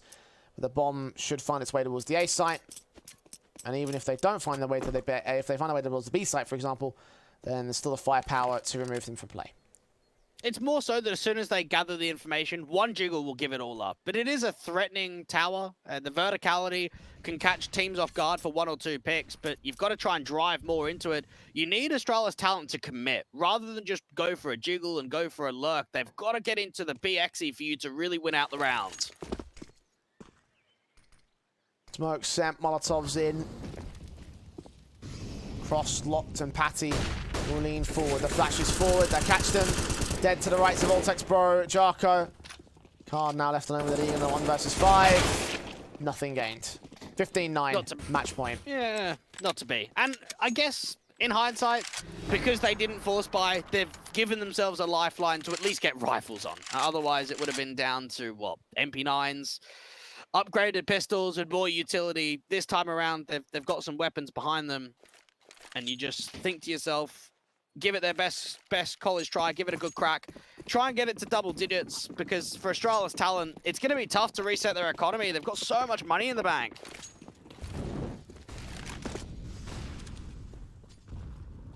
Oh, pop of Christo. It's in the area sent past those smokes. T-side players will just walk their way up into the banana position. Nades on Jarko and Altex. B-God swings, does nothing in terms of the kill counts. Nades just sent back. Altex will be suppressed. Just this further spam, further reaction coming through from Astralis Talent is actually baiting a lot of that utility. Try and work the top banana control from Bro and Christo. You can just see how quickly Lub and Insani want to try and retreat. Jarko has taken some nade damage, though, in the process. Back to 51. Altex with his AK. Back with a spray through from Insani. Christo to fall. Let's make a move in against Bro next. AK standing, ready to receive. Insani finds an angle, doesn't do much with it. Spinny can get one, but Jarko trades it. Two more players still left on this B receiver, and they're going to rotate away, leave Altex to make a move into B-God. And just knowing the B-God's alone, out here from Mini Pit, needs to try and get some assistance, and Card could catch a timing with the orb. Zin doesn't see the man. Oh, misses the shot. Reface against Patty, who brings it in alongside Altex. 3-on-3. B-God now backed up, alone. FAMAS in hand. Everything to do. Squad on the first player. Gets that kill in, but Altex quick to trade it. It's a 2v2 retake. And now just get that bomb plant in. Lub and Insani don't have nades, don't have a kit. It's going to be dry. And because of that nature, you have to come in quickly. And even for Lub, he's finally been able to pick up one of those kits down from B. They've at least got that to their marker and a flash. Jarko and Altex just standing, holding and waiting with the FAMAS in with the M4 backed up. AKs in both T-side hands. Insani. Head. Not going to be seen. Will be spotted there. The shadow spray adjustment right back. Lub trades. Altex responds, and there it is. 16-9 for Astralis Talent, and a fantastic matchup to secure their 1-1 position. Maybe a bad time yesterday against the Prospects, but here and now against MIBR, that certainly was a confident showing towards the end there.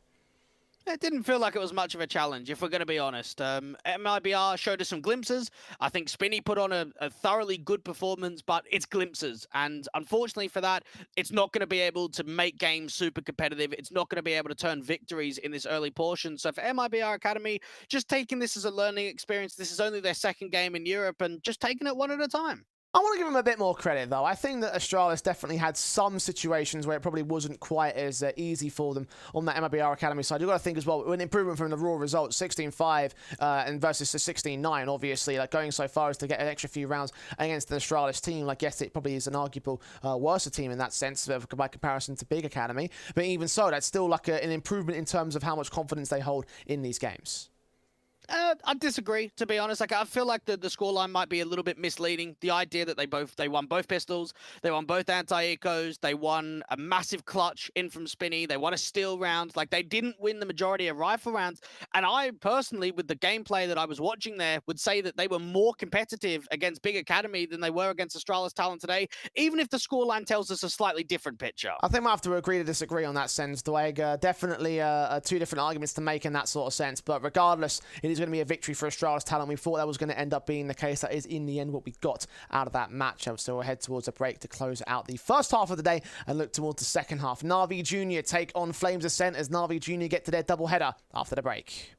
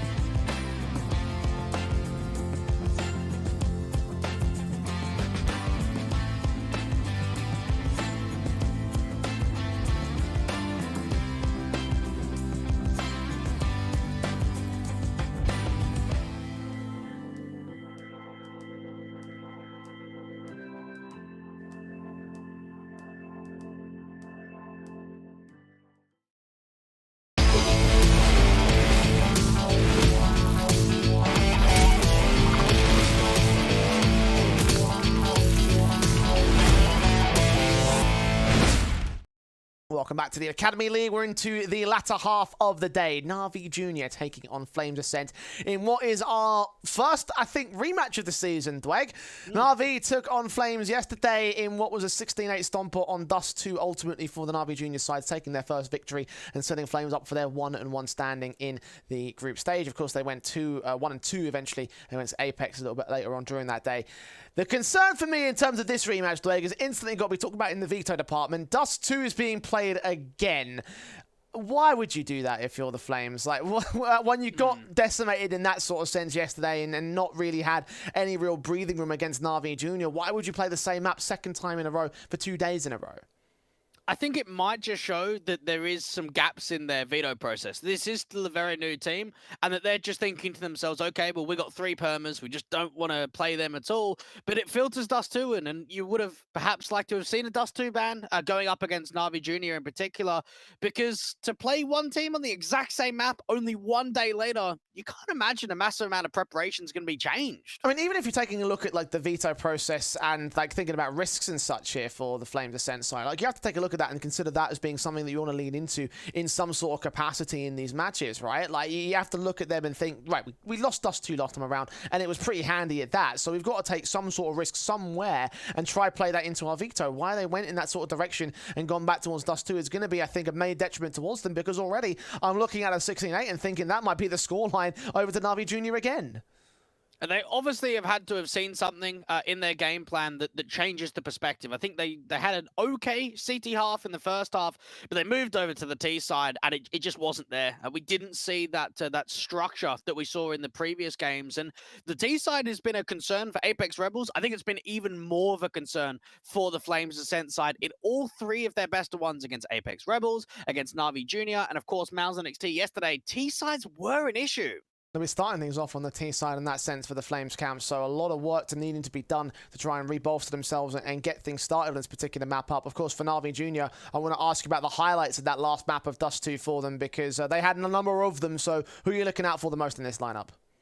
I think it's got to be Nipple again and Rendy. They've already shown us a very good performance only a few hours ago, and their second best of one, getting 2 wins on the board. But when I think back to Dust 2 yesterday, it was Nipple by a country mile with the impact.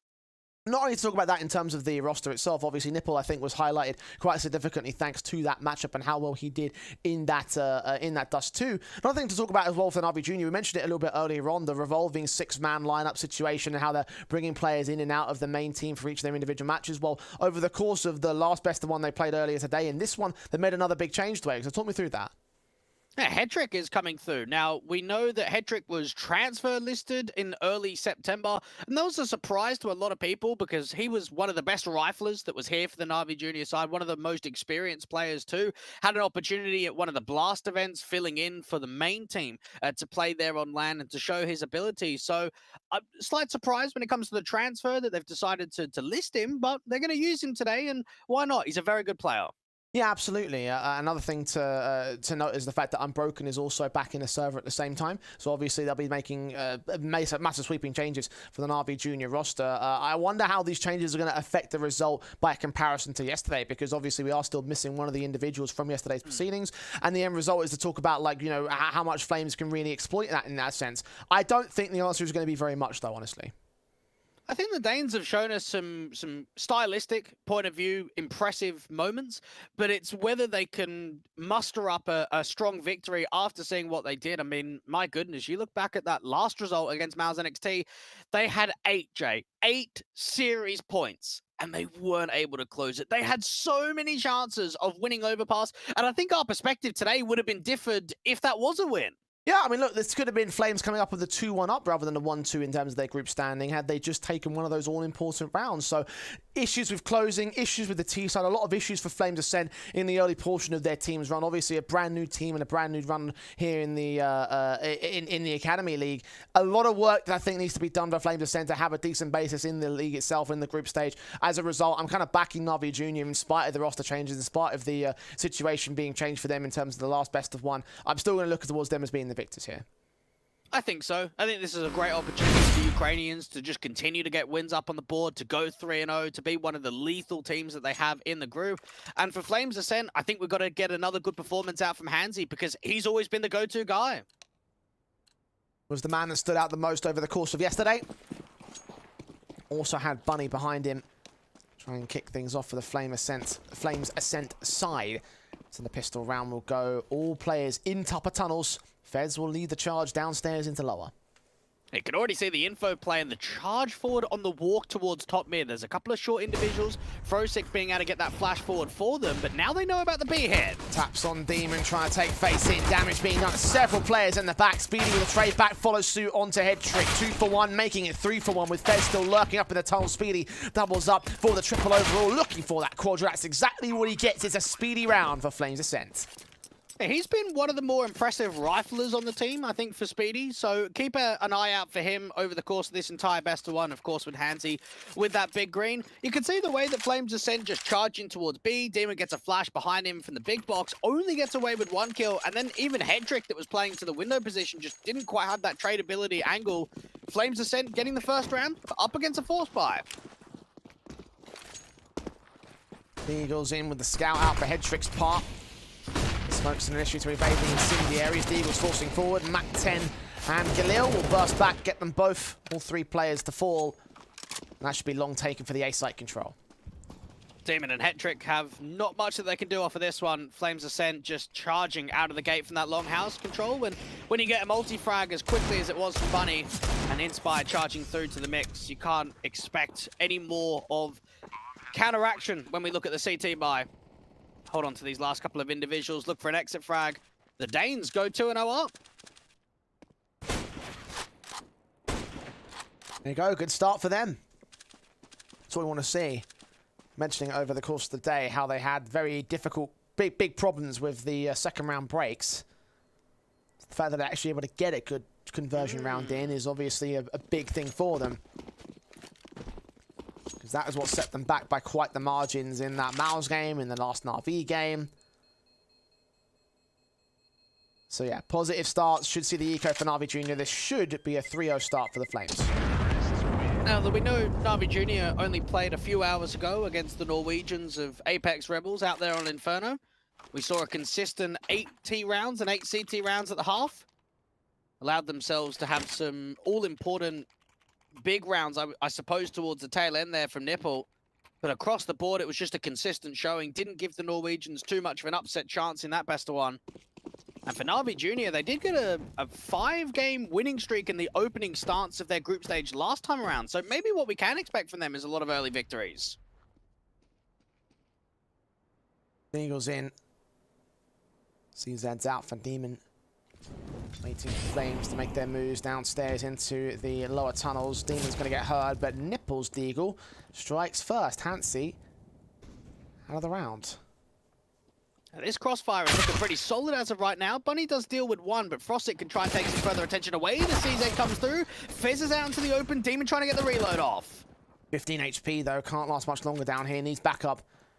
He knows it. Fez not going to opt to continue facing, knowing that the NAVI Junior side have put a lot of resources down the lower tunnels. Go for the A hit instead. Resmokes one broken. Deagle in. Inspire. Not caught by the Deagle headshot. 100 HP on the man. They have the site. Might as well have an attempt at this. AK being picked up from Hedrick. Try and put it into some good hands. Swinging out as the wide facer. To get a shot back to Inspire. Demon gets caught. Head trick. Counter just towards 1. Can't line up the second player spray. Both players on long as well. That bomb has been down at default. The Head trick knows the best play is to hold on to the AK. It was a harsh eco, so 3 casualties plus a free rifle. It's pretty good. They'll be happy with that. Keep it expensive and keep it light. When it comes to how many players can stay alive, keep that pressure on. Try and look for that reset come the next couple of rifle rounds. Flames Ascent.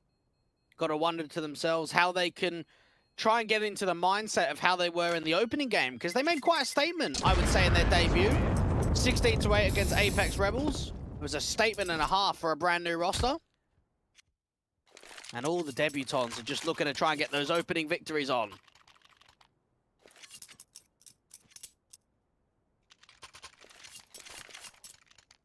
Start for the Flames. Solid, and now NAVI Junior look to try and turn that around. As you mentioned, the gun's out, the rifle rounds. AWP in for Head Trick. Similar story for Hansi. Flashes in to enable Inspire to be the first man out. Playing anti-flash all the way out towards pit control. Still caught one in the face, but the smokes in from the T side will ensure they don't catch any vision on the CT base as NAVI Jr. forced to vacate. You can just see the way that they respect it. Just offer up the control. Don't try and fight fire with fire. Instead, get themselves back up towards the A site. You've got that AWP from Hetrick working in from the elbow control. Now, while that's happening, you've got both Frosic and Demon taking map control away from the upper tunnels. So a very large tell that it is an all-out play towards long and that it will be an end up on A.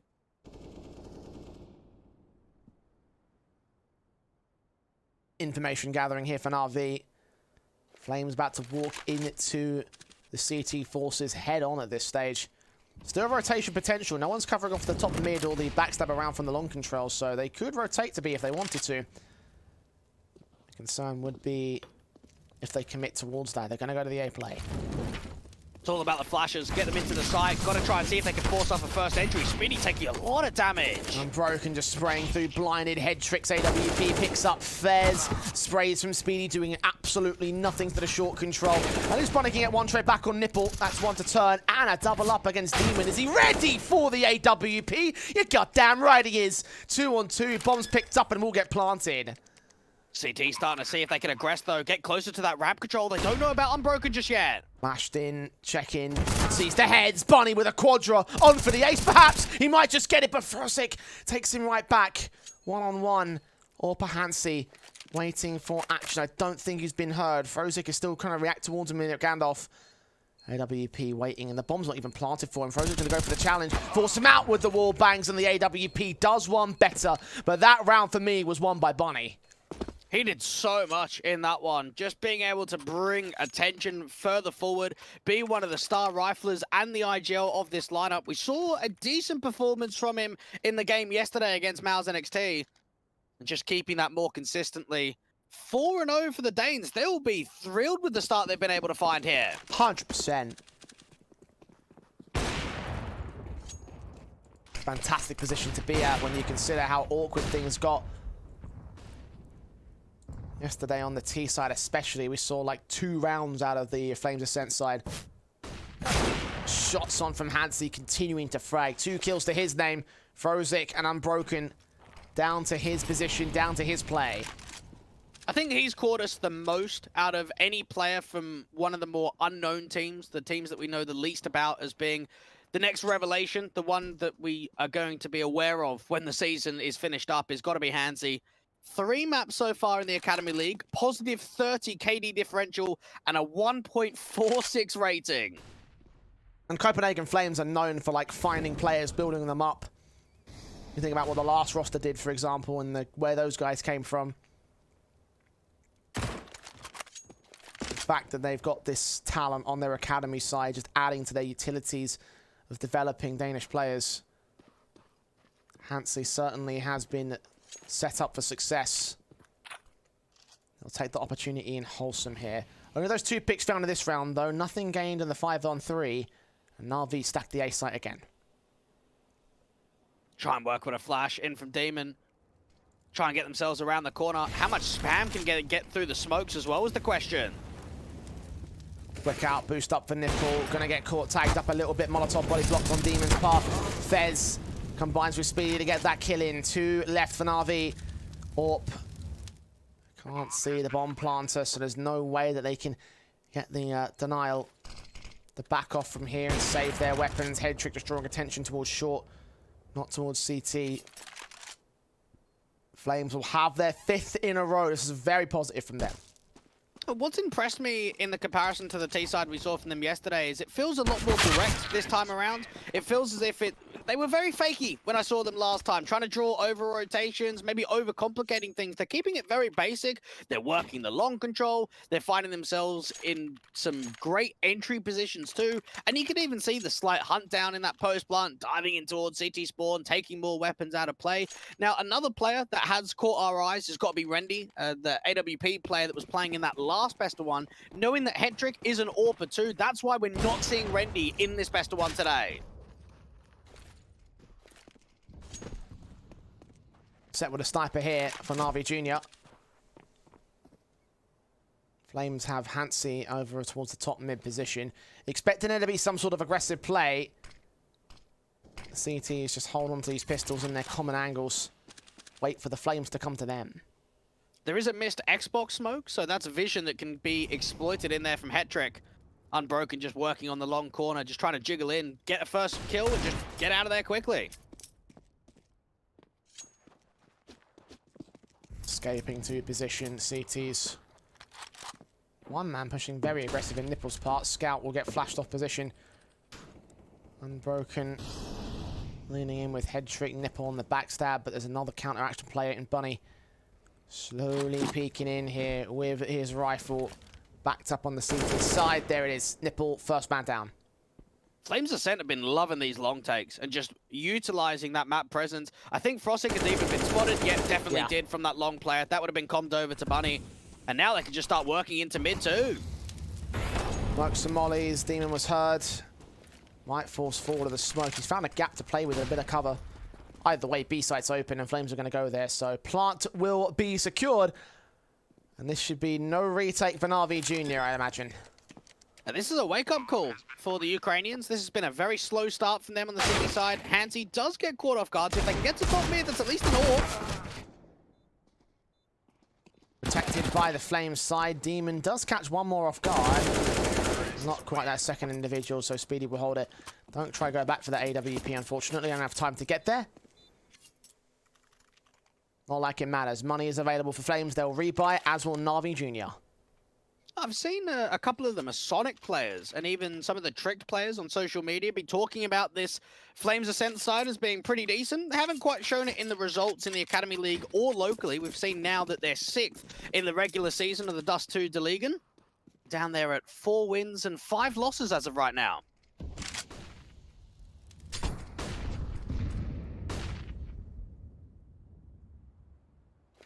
Needless to say, a little bit of work needs to be done in that department.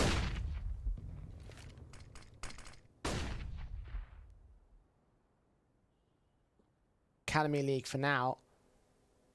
Flames looking to go 2-all in their record to beat out NAVI Jr. here. Managed to turn this whole situation around from yesterday. I'm kind of stunned that it's been this confident this early. Can they carry it forward? NAVI Jr. taking a very tentative approach to this CT side. So are Flames here on the T half. A little bit nervous, I think, for NAVI Jr.'s point of view. Not as forward-fronting as we saw previously, that's for sure. Flash around the corner, gain that short control. You can see Hetrick super passive, up hip head car. Now, you've got to think if this is a short take, get that double smoke down onto the cross, and flashes have to be excellent to force him further away and further towards a long control. Be a split style play. Speedy, however, picked up by Hetrick into the longhouse. Frag found, and they're going to rotate back instead. Re-smokes on from Nipple. Recognize they're going to make their way in. In fact, there's absolutely nothing towards Frozik. He struggles to get the kill on Bunny, and that leaves Inspire there with a decent trade back. Smokes on 3v4, making it 2 as Demon comes up good. The AWP can trade it, and B-site is open. They've got to leave one man back there to try to cut the rotations on Inspire's part. HyNC, leg to 17. Inspire's got to go massive to get these 2 picks and make it an even standing, because HyNC is now alone with a clutch. 1v3, on for the 4K. AWP so low, needs to find connections. Head was seen of the cross. Molotov sent back in from window. They can make their way in. HyNC's so tunnel visioned. It's in the air. He's caught. There's one right. Turn back in. Nipple catches him on the clock back. And that will be the first round for NAVI. You can just see there for Flames Ascent, getting into the mid control was a bit more tricky for them that time. And then just even Inspire, trying to hug the smoke, trying to catch himself off and hope that NAVI Jr. are going to overrun him and try and just go straight past and overlook the angle. Instead, he gets caught, and HyNC gets pressure down onto him on low HP to try and win what is an unwinnable clutch. For NAVI Jr.'s point of view, though, they did win their first round, but it only comes with 2 players staying alive. So Demon's even going to be down on an MP9 because of it.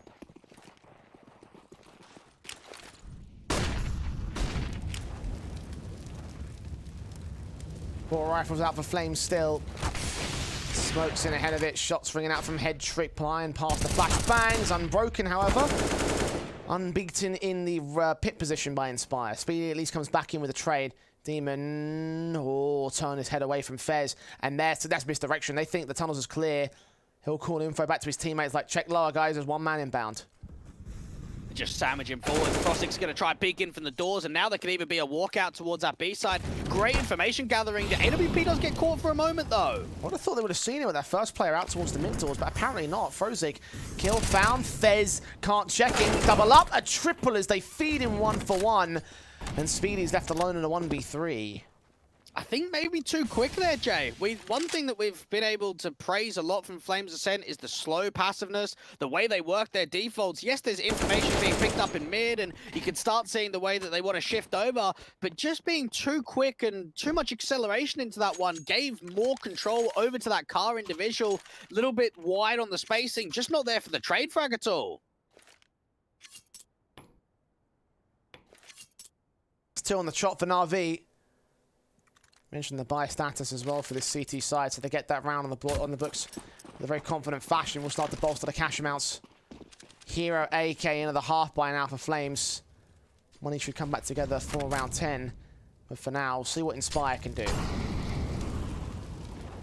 And is this the turning point? This is going to be on the minds here of the Flames Ascent side, picking back into Dust 2. There were some question marks, but they've shown us some good gameplay in the first few rounds of the map. Unbroken, catching off Spiddy, and NAVI Jr. looking to try and respond again. A shot back from Inspire. Nades on. Nothing is going to get gained there by the HE. Head tricks Orp will find one. Looking back for Bunny and Inspire here. Jump face leg shot allows the AK to cross. A sacrificial. Grabbing an M4 at least, but a backstab from Unbroken could find so much more. Player seen, and now Inspire's dead. And now they've got to have the idea that the only shift out is in the upper tunnels or close towards T-spawn. Fez might be able to drop Unbroken, but any more than that's going to be tough. M4 fights and finds the frag. Last man standing. Oh, ducked away from Unbroken. Shots onto that M4, not connecting quite as effectively there for the T-side player. And now Bunny is being hunted. So might be presenting some exit frags here. In one positive note, he's doing damage on the Demon. Facing an Unbroken. Still can't find the pick against that man. Bomb's in full CT control. That's a good flick to the head. Low HP against Bunny anyway. Still the frag getting found for the 6-3 NAVI Jr. Starting to bring this matchup back a little bit, but now Flames have their gun by. Even Bunny is putting on quite a show. I think back to what happened on Dust 2 previously. He was down there at the bottom of the board. Only 13 frags throughout that entire matchup. So looking as if we're going into round 10, he's already up to double digits of that 10th frag. He could be a massive impact player for the Danes. Quick in from Bunny. Again towards pit control for the longhouse take of Flames. Hansi said suicide to watch the mid position when nobody's really prodding in from NAVI Jr. I say that, and Nipple's starting to make moves at the mid door. One man's been seen. They get a dink off on him. And Nipple could try isolate him. Hansi's in trouble when Hansi's dead. Inspire at least gets a kill on the A side, so that should force the hit now from the Flames. There's the reaction, but the double HGs come through. That's a fair amount of chunk damage. Look at the utility for the CT. That's absolutely wrecked their HP bars as well. Very confident basis for the Flames now down to the 4v4, which is so winnable for NAVI Jr. Molotovs will send out the boost up, and Speedy's going to catch one. Demon trades it back. Bunny to focus, but Demon gets a double up anyway. 3v2. SMG at long range won't last long for Frostic. So even standing for the Flames in the back sight, Inspire gets a kill. It's all to Nipple now. Faces one, but Inspire still wins that fight. A triple for him in the round as Flames find 7. I thought as if NAVI Jr. had done enough. You had, what was it, 4 HGs, double incendiaries down to the side. You're probably expecting that damage to actually come through as a utility kill. Instead, it doesn't happen, not quite being placed on the feet directly. And then the rifles just standing up, Demon getting a multi-frag, but Inspire. That hold towards Goose was the difference maker. Big stuff. Flames in. Inspire struggles against Nipple despite having the one-up on the spray initially. That flashbang from Headtrick threw it entirely off. There's a man advantage for NAVI Jr., but they hard-stack the A play. B is having just one player alone, so if they execute it now, Frosic's in trouble. It's been very reactive coming through from Flames. Anytime there's action elsewhere, they want to try and see if they can find a counter-action. Frostic sort of waste time and get one kill. Lash in against him, he gets blinded. Mach 10 bursts through, doing the damage. Frostic gets the kill on towards Bunny. Demon's now backing him up. 2 HP for Frostic, he won't last much longer. Man advantage still sits with NAVI Jr. though. The bomb will get planted, the retake is on. They got players into good positions. They've got a HE and an incendiary, and the bomb hasn't yet got planted. Try for it now. Giving extra time for the CT to set up the retake positions. Got 2 back up towards tunnels in particular. Hansi's watching that with his AWP. 5 kills deep in this one. Chance to strike. Here they come. They swing together. That could have been a lineup if Hansi got it. Demon catches Speedy completely back turn. Fez in a 1-on-4. Gets the first. Second isolated, but the kill does not go his way. It's a 4th round for Junior. Goes down low, no kit involved, but they've still been able to get it. And it just shows how much impact Demon's able to find from that upper tunnels control. They swing together, the immediate shot comes through towards the back of Plat. And Demon's putting on quite the performance when it comes to some of these late round retake kills. You could see how much he was able to find in there. Now, obviously, AWP from Hedrick still, 2 AKs being recovered. Flames Ascent back into the buy. Looked as if they could have been able to get a rifle round together with Buddy being down to maybe a Galil or even a MAC-10. It's going to be an Eco instead. Upgrade pistols make it a bit more of a half bite. Tech 9s, the P250, the Deagle, Scout. Versus the full set of rifles, the AKs in particular for Nipple and Unbroken. Frozek swings, 2 lined up, dead to rights with Inspire and Bunny, triple in, and they're all mowed down. Flames now leaving Speedy alone in the 1 versus 5. Frozek with a quadra, and that is a 5th for NAVI. And I think we're starting to see glimpses of what we saw previously. The concern of Dust 2, yes, Flames are still up by 2 rounds. I mean, there's no doubting that at all, but you also need to consider the fact that it was 6-0. That it was a ruthless start coming through from the Danes, and now we're starting to see NAVI Junior, while it was a slow start, come into their own, get more comfortable, and see more out of their individuals. This is concerning from this point onwards. Hedrick Orb strikes again for NAVI. Hansi down. The Orb v Orb battle starting to go his way. Spray through from Bunny to a 4 versus 4, turning it back in from the tunnels. And it goes quiet. Slight overpeak there coming through for Nipple. Might have been nicer for him to hold his line with the man advantage and keep that attention drawn towards the lower tunnels. Instead, he gets caught on the stairs. Speedy with that orb looking down, being picked up from Hansi towards the doors. NAVI Junior don't have anyone up towards short. Instead, it's 2 mid players and Unbroken that can swing out from long to help out short.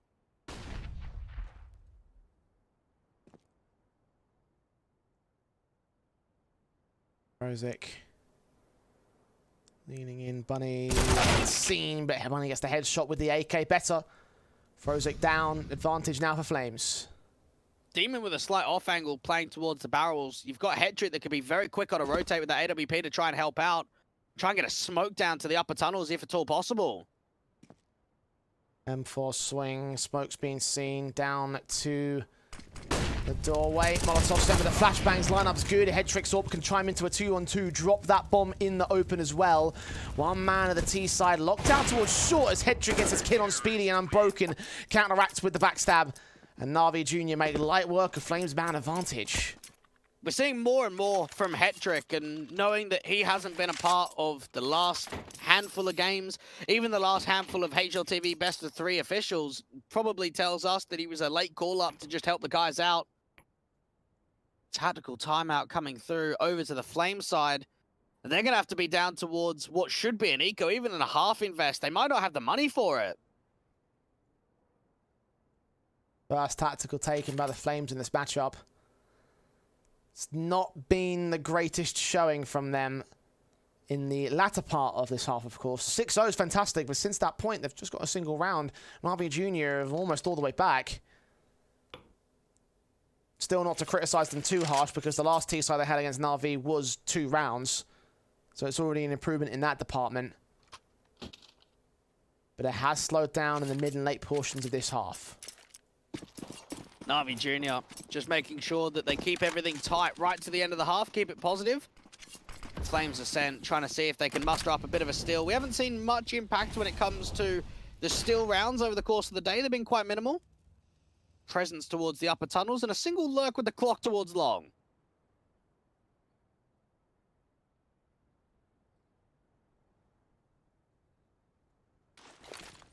After Fez evaded, he backs off alongside his teammate, so just minimal damage done.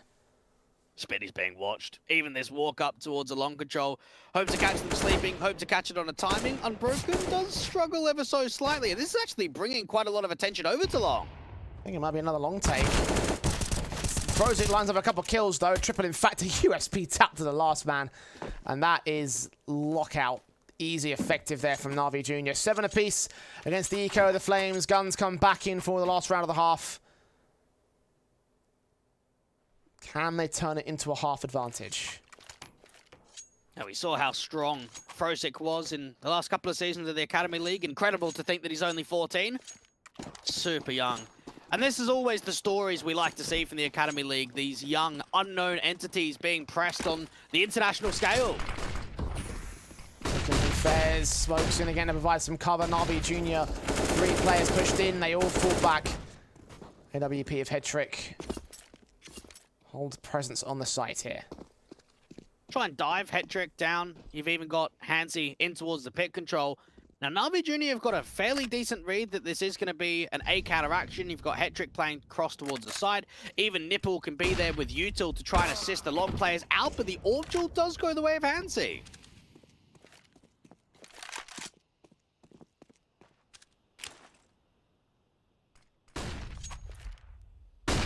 Flash in for the swing. Unbroken only gets that one pick. Could have lined up a second player. They know that Fez is out there, and then they will do some damage. Smokes in with flash support. Should get that bomb to cross.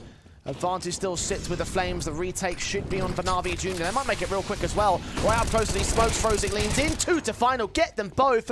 Advantage tips back the favour of NAVI and extends on Demon's part. Now left to the AWP. Expected to play post-plant. But with that bomb being dropped, not going down to the site, he's got 40 seconds to win a 1-on-3 clutch. Even another smoke goes down. This just buys more time and more positional advantage for Demon to work with. Frostic's got an incendiary and a flash. They've got all the util in the world. Caught by Demon's quick dry face. It will be 8-7 at the turn of the half for NAVI Jr. Started off slow and very awkward, but bringing back a 5-round streak plus the 3 they got initially. And of course leads to the 8-7 for NAVI Jr. Impressive comeback. But again, the Flames, it's got to be praised on their side as well. Far better than yesterday. That is true. This is a very difficult one to weigh up. When you've got a half like this, there's been very streak heavy one direction, very streak heavy the other. You start thinking about NAVI Jr. and their potential of putting that pressure down onto the young, a new squad of the Flames Ascent. Got to see the counteraction. Haven't seen a massive amount of impact from Hansi. I would imagine now on the CT side, that's where it will be more comfortable.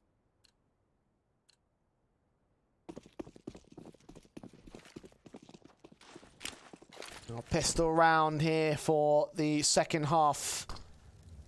NAVI and Flames know that things are going to get dicey from here. Set the utility into the Xbox and on Molotov back to the short control. Walking their way up very quickly to try set up the hit towards the A side, it seems. It's surprising that they used the molly so quickly. Maybe anticipating that there was going to be an aggressive approach, something that they saw back from the game yesterday. It does seem as if it's going to be an A split. Headshot angles locked away as they make their way around from the short presence. Of course, they will hear those footsteps unbroken. Still going to get caught off guard by Hansi, who lands the shot onto him. Frozik also fell to Speedy, who drew first blood. Inspire gets his kills out towards Long on one man. Second player challenged of Head Trick. Nipple got one in the chain. And that's one back for Head Trick as well. Nipple continuing to fight on the site, though. 2-on-2 situation where Flames had as a pretty flawless start in the defensive line. And Head Trick's getting all the frags. Nipple gets a triple. And that is NAVI Jr. quickly and surprisingly finding their way out of a very awkward situation. I was just going to say that Flames Ascent have one of the best pistol rounds in the entire competition, and that's the reason why. And then the more that I thought about it, the more kills I started seeing going the other way. How has that happened? There was so much of an advantage there for the Danes. That got out of control so quickly. You know it's bad when you have to ask how it happened. Not ideal for the Flames and NAVI Jr. Now you start getting a little bit scared for them, because at least you could give them the credit of them turning the CT side up and starting to get going, and now Flames will have their CT side, which they did far better on last time around, but now NAVI are going to start to extend themselves, much like they did in that last exchange up against the 4 spy for the Flames. Yes, they did better. I will give you that, but context is also very important. NAVI Junior started on the T side and still managed a 9-6 half. So while it was a stronger second half performance from Flames, it was still the advantage at the turn. Nipple and co, dry faces out towards his long control. Speedy's going to put a smoke down and an incendiary too, just to try and stall for time and buy some moments of chances for the rotating players to come over. Oh, 2 smokes go down to the left. Fortunately, a third one is there, so they can put that up. Put it up to try and get to the site. Eagle firing for Speedy, just doing damage. No kills found for him or anyone else with the A defensive. 2-4. Hansi, Bunny, and Fez are out of there, saving the weapons for 10-7 for Na'Vi. And this is where you have to question the veto again, because the way that I look at it from Flames' point of view is that they've come in to Dust 2 prepared for the first few rounds. They've got an idea of what they want to try and achieve, but where the struggles have been in the series against Na'Vi Junior yesterday and the series against Mao's NXT was not enough readaptability to be able to change on the fly, to be able to change the philosophy on the approach. And it's now showing here on Dust 2 that while it was a very good start, that's all that we've seen from them.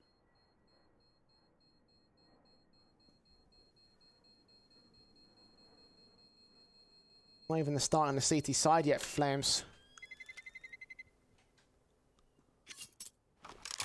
A pistol that should have really been theirs as well. 3 players alive. Keep those Deagles in. Keep that scout. Keep the Kevlar.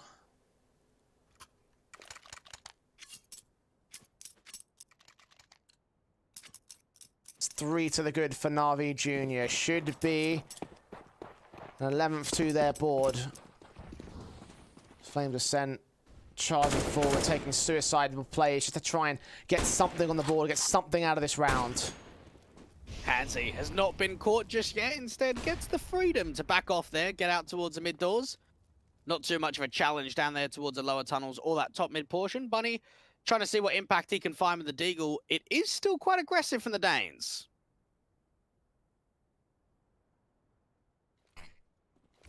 Now trying to lean forward, Bunny. Deagle sees one on a jump face. Headshot gain against Frozik. Nipple sees him back, takes it to a 4-on-4. Just instantly ripping through from that dig, not allowing any counteraction of a multi-frag. Inspire still very close towards the doors. Speedy trying to get up close with this USP. Going to be tough for him to find a kill. Speedy not seeing anything, just held back behind those smokes to try fall away with counter smokes on from the C side. Make their move up with Speedy backing off. Hansi being the attention brought forward from this car position into elbow, needs to act quickly. Flash forward, kill found. Double up for Nipple. P250 does catch head trick blinded, but the flash fades just in time, so no kills found for that P250 in that case. Deagle left for Fez. Sticking around to try to get some kills in, preferably. And yeah, Demon will finish off the job. 11-7 for Na'Vi. 3 in a row in this half, and Flames now have their guns out trying to contest something on their CT side. Even though Nipple's been around on this team for quite a while and he's been a part of the last couple of seasons with the lineup too, I am getting more impressed by him as the best of ones continue to roll over. Just how much impact he's able to find. We're seeing him being coasted as of right now, quite comfortable. Bunny in towards the lower tunnels with the HE. Does not continue to fight though. It's a decent HE though, unbroken down to less than 60 already. Start is okay for the Flames, probably an easier kill when it comes to actually fighting onto the man. For now, it goes quiet. Na'Vi not willing to press as of right now. Waiting for Flames to make a mistake on them to gather some crucial information. You had the 2 short players get quite pressy for the likes of Hansi and Inspire. Think about the boost up for that AWP. Ends up being broken apart. And Nipple is slow walking forward with a flash around the corner. This is good information for the late round if they want to exploit through mid doors.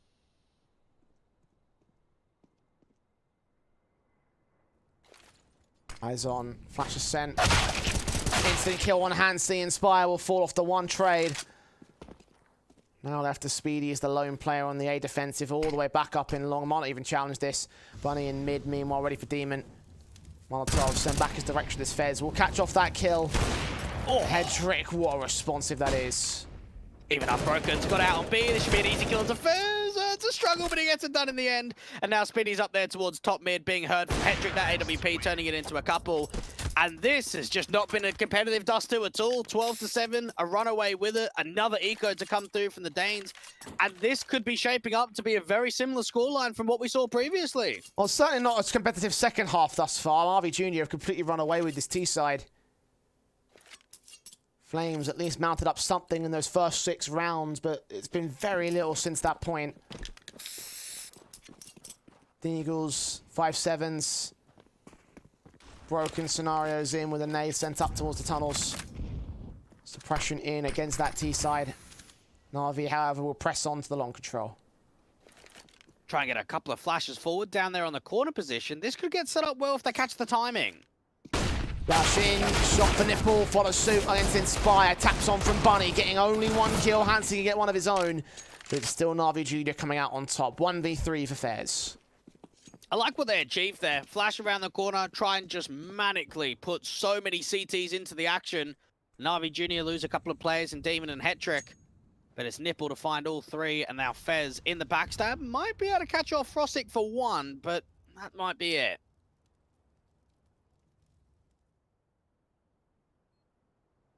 Engagement finds the spray, damage been done both ways. Rosic now is back up, just takes that swing with Nipples flash in, so 13-7. 3 rounds to go. And Flames calling in their second tactical pause, one that they desperately need right now here. For NAVI Jr., this has been a bit of a runaway.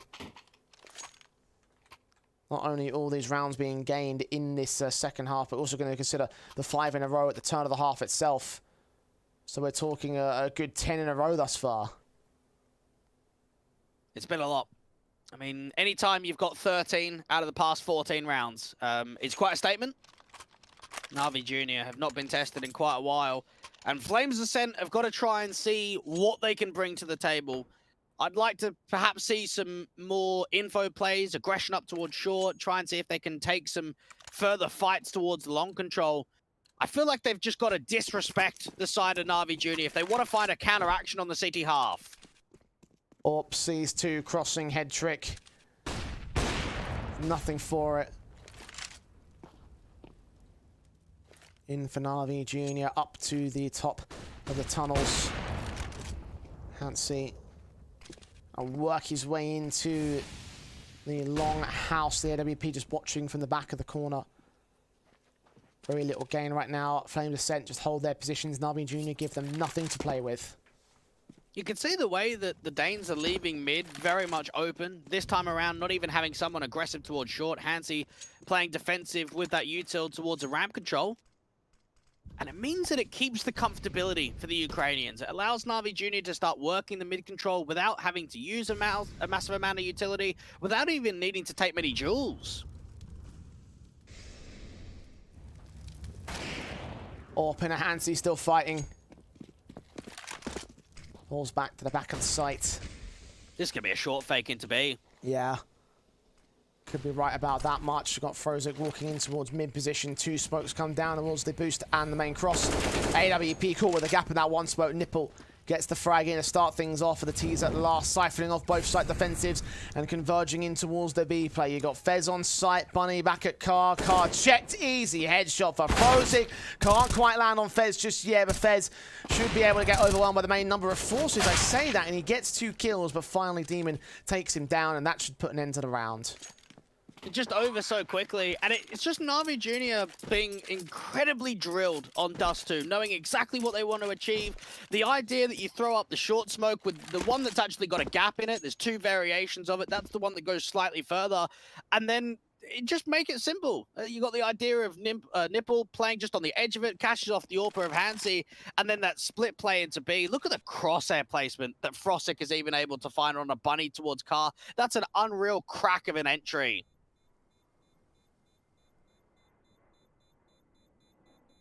14, and Demon is going hunting. Doesn't quite catch off Speedy, does in the end. Inspire will get the exit onto him though. Keep that AWP in. It doesn't matter the damage on NAVI Jr. They got so much cash here. The big bottom line is the fact that they're closing in on the victory and that Flames just lost an all-important gun. Now, we know in the ban process, we saw the Flames banning Vertigo, Ancient, and Mirage. They played Mirage against Apeks Rebels in their opening game. We haven't seen much Vertigo or Ancient at all in their officials locally. So maybe tends to be a lot of Ancient and Vertigo bans. But Mirage, you think to yourself, could that have even been floated through? You're questioning all the maps at this stage when you consider, again, we had doubts about whether Dust 2 was a good idea for the Flames. NAVI at least lose that first. NANCE picking up Nipple. Throws it with a quick response. There's still 2 CTs to game, one of which is extending out. This could be risky for Fez. It might pay off, though. Hearing footsteps in, the Molotovs will get sent to the backside. He resmokes on. This is all just attention drawing. They're going to rotate slowly towards the B site. They start going towards the A play. Hansy's been able to have a tough game, and you can just see the capitalization. Demon even catches another one, and like you mentioned, that's just drawing more utility forward. You've got your Xbox smoke in, Demon trying to show presence down there on B. There is a single individual from Speedy close to the blue bin, but even he gets dropped by Unbroken. I thought for a second they're going to lean towards short and just be like, yeah, we'll walk around all the CT side and get that plant, but no, just take the fight and win it for Unbroken. Flames now losing Bunny. And Inspire will fall to Headtrick. 2 kills for his AWP, 16 kills deep, and he's definitely trying to make a case for himself to get off that bench and back into the main team for permanency. Match point for NAVI Jr. And the Flames just not coming to play on the CT side. Not coming to play at all, mate. Like, this is thoroughly disappointing. I don't think it's just the CT side. I think it's just been an outclassing by quite the distance. Can you remember the last time you've seen a team win 15 out of the last 16 rounds? That just doesn't happen. I mean, I can't debate you there, but they did get 6 on the trot at the same time. So I'm giving them a little bit of credit for doing that much for the Flames side. But even still, the CT side of the last time around. It's still not great. I never said that. And NAVI Jr. just look to decimate them from here on out. Just get these 4 kills. Get this one over and done with. Make it a flawless T-half.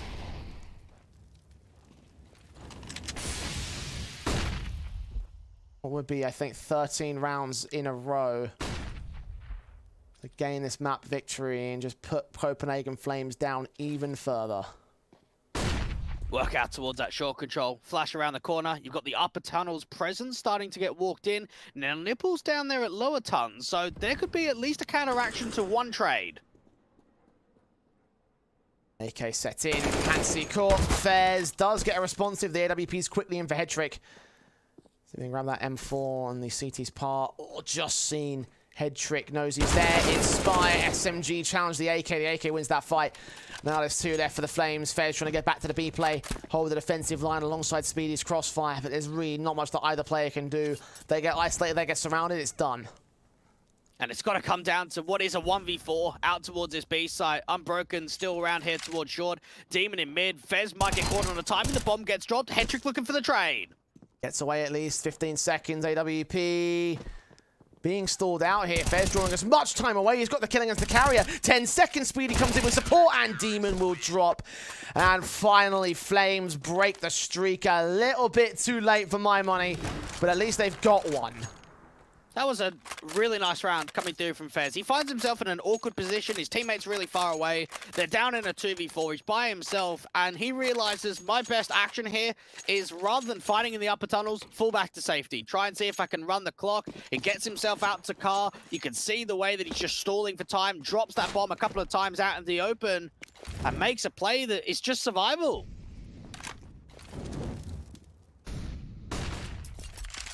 Orpin. AK swing for Speedy, can't catch much. Demon will try to return fire towards his general position. Nipple leans in, scene 1 on the quick boost. I think that jump face will now call to Hansi, who gets the pick in. A start for the Flames this time. Now there's already the counteraction. The walk coming through. Headtrick's waiting for a pick with the orb. Speedy got, I think, tagged there by the AWP out towards long. Indeed, Headtrick's going to force him out with the incendiary put down. No smoke to the cross, or the second one at least is not in there. Nice nade doing damage. A 4-on-4 has ensued. NAVI might wait this out and go for the flashes forward. There's a kill on Inspire, finding Demon. Advantage now for the Flames again. Got to deal with NAVI up here at elbow with that AWP. He's going to be difficult to find. Right through those AKs. The team here is sent, and NAVI lands on another. Two left to Frozik and Head Trick. Shouldn't see this bomb going down. Try and hold this round. At least Frozik gets one back there on NAVI's part. That's one more trade. Head Trick just towards Fez. Quick swing from one of Bunny. Damage done to 1 point of health for that AWP, but Frozik can get the kill. Inspire trades it. One-on-one. AWP now in the hands of Frozik. Not sure how close that individual is, and Inspire might believe there's a player up on log. He's going to rotate towards that backstab. This is a great reposition coming through from Inspire. Bomb could get planted, open for the short control. This is the read from Frozik that he's coming long. Very smart. Don't know what's called this information. I don't know why he believes it, but it might be the right call to make. One shot's all he needs to close it down. He's seen his man, ducked out of the way. Reface for the shot, and he doesn't stick it. Inspire keeps us alive a little bit longer for the Flames cart side. Whew, tough one. Another tough round coming through from Flames, but the job gets done. You offer up a bomb plant, there's going to be another buy on the table. And this is where Flames have just got to try and move round after round. Take it one at a piece. Get themselves up to 9. That was played to absolute perfection in from Frozik. Trying to reposition. Considers the idea that he's repositioned to long, but getting caught on the timing out there in elbow. Flames, 6 more to OT. It seems like a tough one. NAVI Jr., they know that they're just 1 round away. And with how close some of these last couple of rounds have been, they feel like it's coming soon.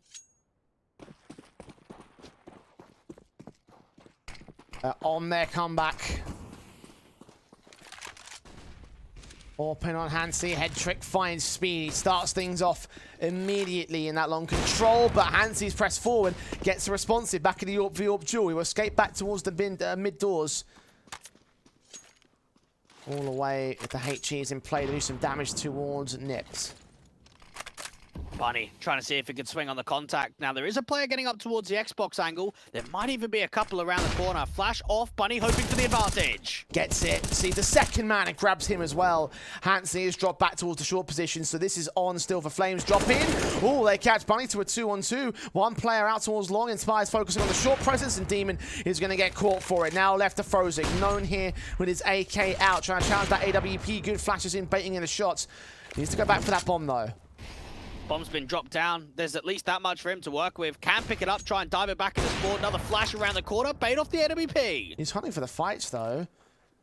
Now from the short position, he's caught Faz. Now's a chance to go towards the B site.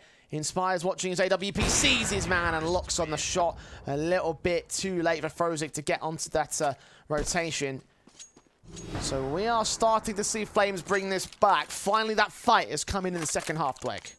How many clutches can you win, though? That's my question. Because even the first one that ended the streak of 13 rounds in a row, we're looking at what was a 1v4 out towards that B site. Yes, there were still 2 players alive, but that's sort of the counteraction of it. And then the next 2 rounds after that have come down to 1vx's. Still not confident, but rounds are rounds.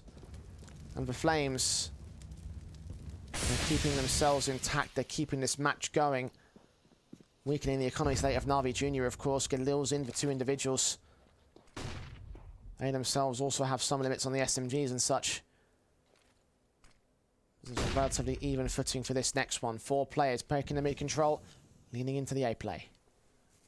Inspire down there from CT spawn. Might have to be able to get told to come back up towards ramp. Get that HE placement forward. Demon and Co have got so much map control undetected. They've been silent and they haven't had to use any nades just yet. Smoke sent from the T side onto short. Nades back to do some damage onto one of Demon. Smokes on as they dive forward. Inspire seen that, thinks that CT is clear for Demon's part. Meanwhile, Bunny holds the spray for the 3K. Gets Head Trick and throws it with a fantastic transfer. And just like that, Flames continue to hold their confidence in this round. Demon will at least get 1 trade, but Hansley and Speedio quickly on the trade game themselves. And that'll be an all-important 11 for Flames Ascent to gain. 4 to go to overtime. And that was one of the best rounds that we've seen from them yet. That was a very tidy spray transfer coming through from Bunny.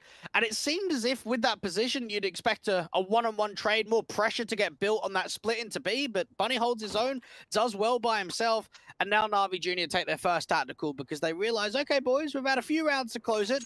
Hasn't happened just yet. We're now even forced down into what isn't a buying situation. So let's just keep strong mentally and make sure this game doesn't get out of hand. The first tactical that Navi have taken as well. Moments respite. Despite all of the pressure that they've had, despite all of the game that they've played. Yet to call one in because they believed in their own game plan up until this point, it seems. Half invest. We'll see the scouts, the upgrade pistols coming in. They might leave Flames one more round before they get the guns together. That'll be where the true challenge is for the Flames side, though. Even then, Hedrick is still hitting shots here towards mid. Got to think here for NAVI Junior. An opening man advantage could be vital. Try and recover a weapon. Needs stack going out towards a longhouse. Instead, it's a regroup towards top mid and outside of the upper tunnels. Flames Ascent have got Hansi with the orb looking down mid.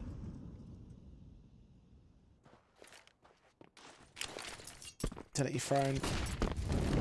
2 flashes over. Counter incendiaries against the smokes. Massive fake 3 on B. Look at the over-rotation. Inspire's going to hear him. M4 stands to gain. Needs to get a kill or a shot back. Demon is caught, but Nipple there with the headshot. Speedy now. Backed up away from that long position. Doesn't want to lose his life. Going to wait for his teammates to regress back here, but in from mid, the Tech-9 Deagle crossfire could catch them all off guard. Deagle in, shots on from Nipple, only gets 1. It's a 3-on-3. Look at the HP numbers, though. Fez is low, so is Speedy. Frosted getting aggressive. It's the flashbang, he gets them 1. Can't line up the second player. Bunny in, the bomb's gone down, and Speedy making his moves in the round. The scout being baited, the AK trying to fire back, and indeed he gets head trick. All Demon on for the clutch to win this one for NAVI Junior. Shots ringing out, he spams it down, but can't get the kill against Bunny. Speedy in with support on the 2K, and Flames are still pulling this back. I can't believe they're still in this, in all honesty. That should have been another round that gets closed there from NAVI Junior. You think about the even playing field, the low HP numbers, looks as if the Deegs and the half-buy's been able to do enough. Not to be, and the Flames, they're digging deep. They are really trying to see if they can force this to OT. This is starting to get out of hand, Navi. When are you boys going to take control? Just going to get 1 round. That's the thing, Dwayne. Of course, it was a half by a deco, if we want to call it, in that last one. So they can look towards the rifles here. Their best chance of closing it out. Flames continuing to buy time after time because they've got no choice in the matter. Unbroken 2 to face, including the AWP. Lands his shot. And doesn't even have the information of the M4 moving forward. Frostic, though, trying to get out towards CT spawn. Hasn't been detected by the AWPer. Seen him now. Calling information that there might be some CT presence there from the T side, but once one player just escaped. Meanwhile, Hedrick leaning in for the hit towards the A side. Nipple again with a shot back. Flashes forward, Bunny turning away from them on the CT basis and waiting in at Goose for them all to make their way around that corner. Is he going to get checked? Bomb plant might go down straight away. Damage gets done, down to about half HP. Should be an instant trade now. Tapping forward towards Nipple. The AWP, a head trick doesn't hit his shots. Bunny is forced out in the end by utility and presence, a 3-on-3. And head trick burning at 7 points of health. Him and Nipple down low as Nipple gets a kill on Fez. All important again to follow up with a 2K. Head trick gets 1. And this might be it now. Hansi with the clutch attempt. One's low, one's tagged, but he's dead. 16-12. Navi will finally close it out and take their victory above 20%. That's another win to add to the board. Job is done. They close it in when it matters most. 3 wins in a row. Things looking very positive here for NAVI Junior, Jay. Well, in terms of the grand scale of the league, certainly yes. In terms of that matchup, though, towards the end, things did get a little bit more dicey. And knowing that the first part of the game as well with the 6 rounds in a row for Flames looked real good on that basis, I wonder what's going on in that side of the lineup, because they've shown us they can do decent work against teams like a NAVI Junior, but then you have those mid portions where it's like, where did they go for the better part of 13 rounds? I think sometimes they're just too reliant on clutches. You have to look at how those last few rounds got won. Those are 3 rounds in a row that came down to clutches. And yes, it's great when it comes through and you're getting hyped and you're able to get another round to the tally, but it's not something that you can be too reliant of. I think we saw it in the Mouse NXT series as well, that clutches are one part of the game. They've just got to figure out how they can find more consistent rifle rounds. Couldn't quite find the consistency to make it back to overtime in this particular case either. So a lot of work to go back to the drawing board and figure out for the Flames side. Now 1-3 in their season record thus far. So not ideal for them in terms of the startup. Having played 3 of their matches on the opening day definitely didn't help them. And again, you look at Dust2, wondering if that really was the right choice against the NAVI Junior side. Regardless, they made their bed. They have to lie in it. And now we have to head towards a break. We've got 2 more matches for you here on the Academy League as we head towards 0-0 Prospects versus Spirit Academy. The first outing for Spirit Academy in this season. So don't go anywhere. We're back after the break.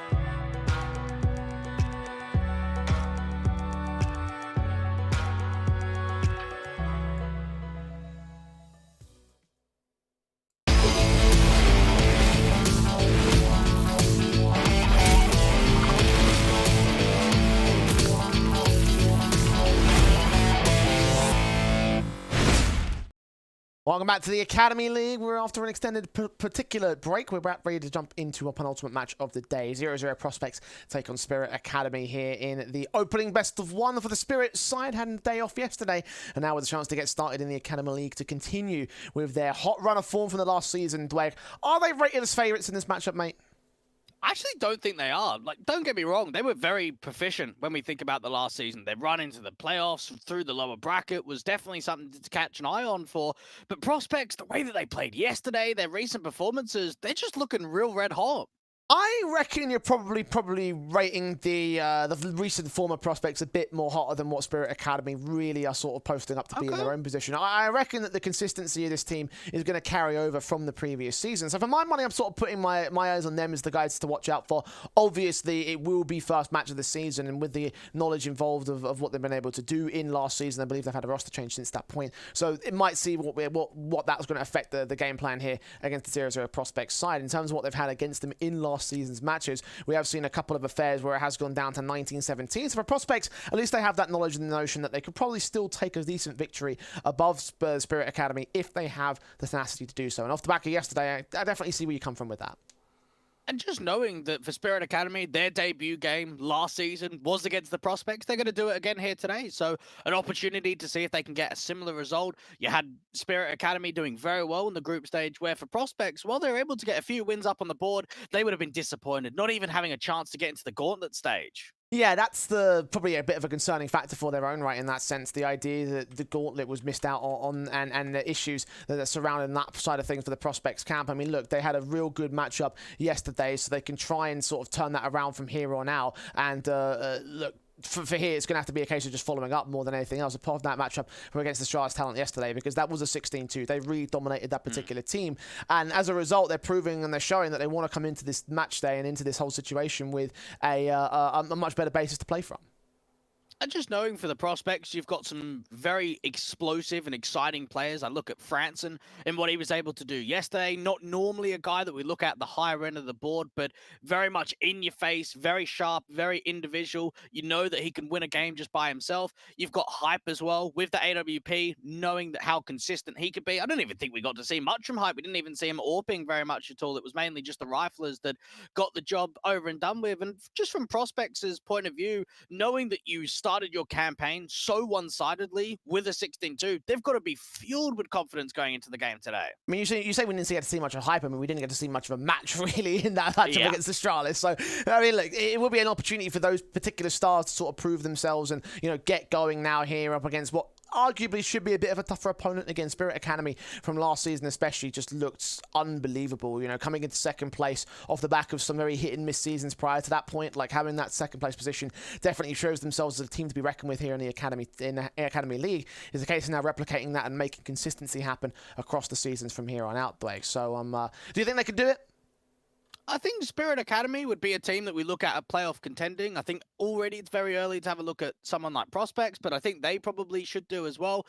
But to me, in this sort of series, I think for Spirit Academy, we haven't seen a massive amount from them outside of the Academy League in recent results. So this is going to be a test of what they're going to be like against European competition, because a lot of their results outside of the Academy League have actually faced CIS competition.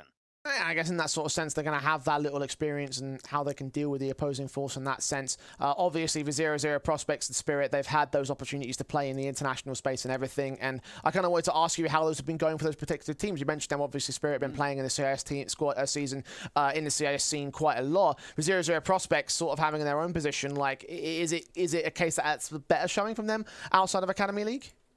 I've been thoroughly impressed with what I've seen. The way in which they had a very good run in one of the closed qualifiers in the CCT event. They took on Ecstatic yesterday and was able to get a good series there. Even locally in the SES league, the Swedish league, they're currently 6-1, haven't dropped many performances. It's been quite class from them, been quite one-sided in the best of ones. And knowing that they're also a team that try and get a lot of officials under their belt, I think this is going to only help them moving into the next few days of action, just with so many best of ones to play out.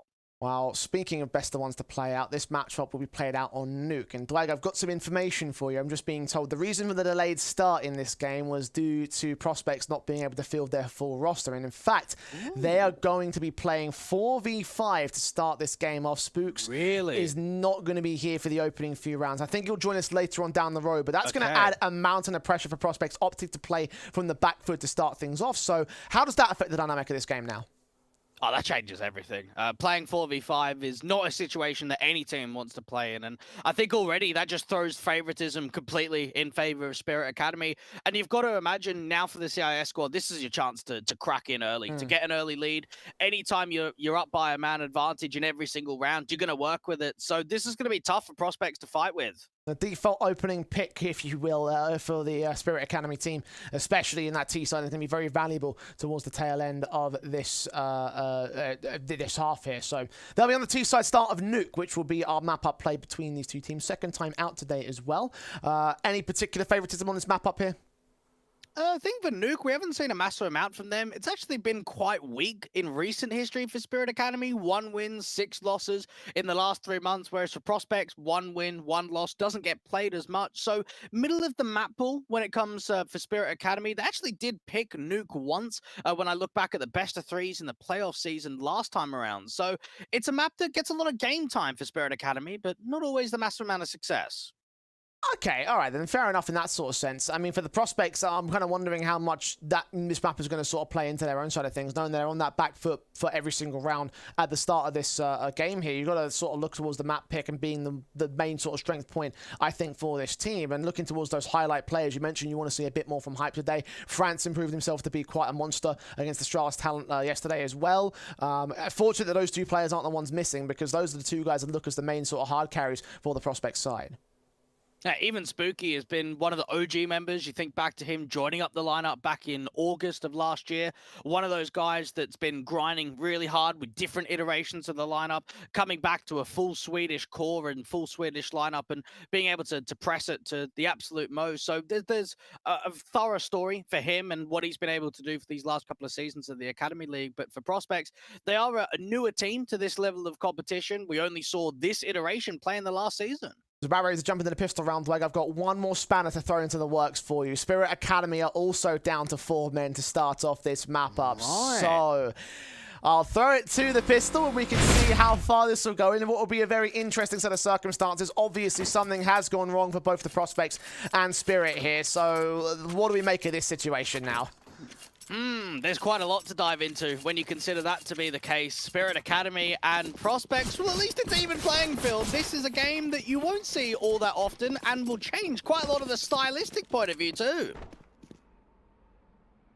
This is going to be a very confusing match, I think. Pistol round with the pistols of the double dualies in for Franson and Bobek. USP is on 2 other smokes down ahead of Mini. Hype trying to lean ahead. Look around, the shots on, catching, going for damage, but Zontix is the man to get the kill. Hype down, 4v3 situation for Spirit Academy. Franson, Julie standing ready to receive them, and taps up Baz in an instant. Trades coming in from Doinkbeat. Zontix is going to take it right back with a TK, so still 2 versus 2 situation. And Bobek stands on the center of the B site, leaning in against the first, sees the reload, sees the player, trying to catch that headshot, but Arfrost gets the kill, and Zontix finds Alex for the pistol for Spirit. You can see how quick Franson was trying to get down towards that lower position, in for the vent drop, get those dualies into a close range position, try and put some immediate contact on. You could see the crossfire and even the TK coming into the mix there from Donk. The Spirit Academy diving down to that lower bomb site, starting things off. Force Spy coming through from the Prospects. We'll see a Scout, an MP9, and a Deagle upgrade with a 5-7. Broken force, as you would expect for the Prospects here. Spirit Academy. Scout setting for Hype, trying to engage against them. Taking damage and just dishing out not much to return. Zontix take a bit more in return. We're able to town on Franson to get that shot back. Alex, 5-7 against them. Nate set does do some damage, but ultimately is dead with Bobek in a 1-on-4. They're just trapped behind the default silos. You can see Baz keeping eyes on towards that lobby control. You've got Donk with that AK towards the main entrance. Does get swung out into the open, so it's a kill to get returned. But that bomb could get retrieved towards outside and dive down to the lower bomb site. Even Artfrost is here in the MP9, continuing to charge forward. Get that nice tap to close it down. 2-0. Prospects now down to the light eco. If Bobek was able to win that clutch, would we call it an ace in this set of circumstances, Twig? Or I don't know. Probably not. It's not 5, is it? but it is the entire team, so you know, like Yeah, it just changes too much. The quadra, I'd give it. Not quite the ace. well, it definitely is a quadra. That one match is undeniable, but you know, I that's see where you're coming from. so the difference between like, you know, an ace and a penta, like it's 5 frags, so you know. 6 is a hexafrag, 8 is an octafrag. That's getting into, like, you know, danger zone territory right there, so we're not going to entertain that conversation. But Spirit making their way into the B site against the basic pistols of the Prospects. Should get this plant down uncontested there, and this might be a bit of a concern for the CT side, missing that 5th man, because that is going to throw a bit of a gap in the defensive line at times. You'd imagine so. So it might actually make Nuke slightly further T-sided, just in this sort of exploitation, because you wonder how you're even going to defend top site. You need an outside player, you need a ramp player, and you tend to have 2 players on upper with a rotator. So it's going to put into question what the setups will be for the Prospects.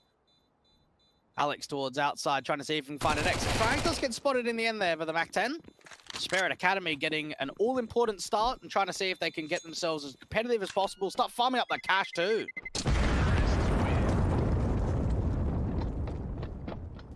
Nothing gained outside of that one pick. 3-0 start for Spirit Academy. And the guns can come through from the Prospects. Orp in for Hype, especially. And you said you wanted to see more of him.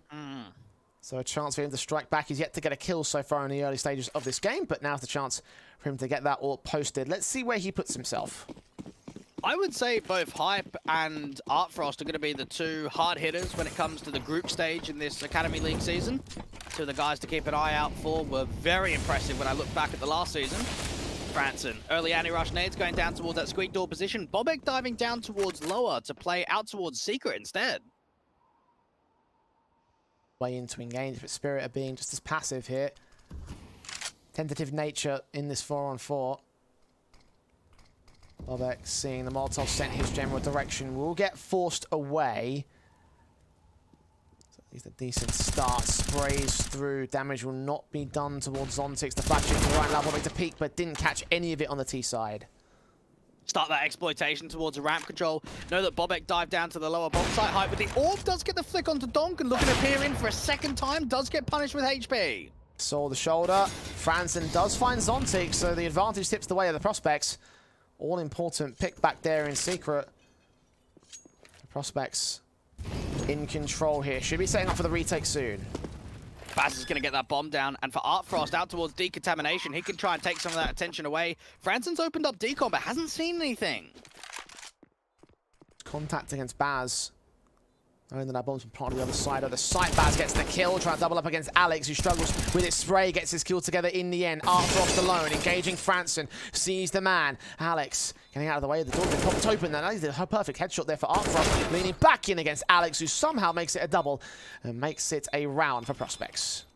It looks as if Artfrost had played that to perfection, isolating the individual duels, dealing with the high HP player, even pre-firing, hearing that sound cue of Alex swing out from the right-hand side, but not to be. Picks up the AWP, can chuck it back into the hands of Hype. And this is another conversation with the Spirit Academy side, is the one player, unfortunately, that they don't have in server is Owner. Now, he's the IGLJ, so who is calling right now for Spirit Academy? Not a bad question. You could argue that that's probably the bigger deficit to take for Spirit Academy here. Yeah, anytime. Just might see lack of coordination, especially on the CT side. That can be exploited heavily by the Prospects. Franson, M4 trying to lean in from Squeaky to try and gain control of the map, but see nothing as of right now. Hype, hearing quite a bit of those footsteps towards outside. Now, we saw Bobek diving down into the secret control last round. Instead, he's playing around the lockers, trying to drive attention away from Hype. Incendiary stone back. Taps through from Alex. Zontix is going to get caught, dinked down through that smoke, so Bobek does find the opener. And Baz hoping for some slight over-aggression to come through from the ramp control. You can see the way that they're going to get back into lobby. Now you've got Franson making a slight info play from the squeak door. He hasn't seen anything.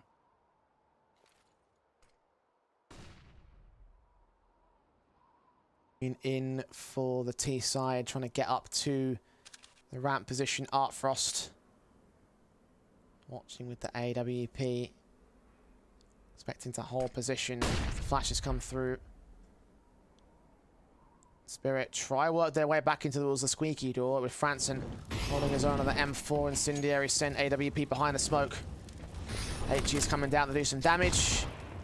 Chip away at the bars again. Engagement for Don goes well, but Hypesorb picks one before he's traded. 2-on-2. Bomb is going to commit towards upper and right into the hands of the crossfire in the arches. It's Artfrost that comes back against Bobek though. 1-on-1. The bomb should get planted. Yeah, we've seen this before. Only the last round. Alex try and get the clutch together. Fast in for decontamination. Closed door, AWP scoped, and Alex gets the double dink in through the wall bang. Keeping it together for the Prospects, getting their second on the board. And that will be one more backup on the CT side. All important for them, I think. Alex doing well on this Academy team. In-game leader of the lineup. Not the first time that he's been a part of an Academy team. You think back 6 years ago when he was a part of fnatic Academy before they even had the Rising squad. That was the very early days of his career and now has the opportunity of building up this young squad. 2 clutches in a row up against Artfrost. It's just deja vu.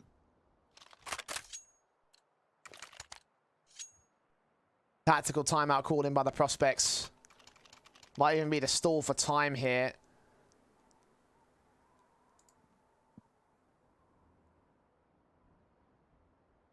Spirit needs to have their guns out. Orps in with the AK set.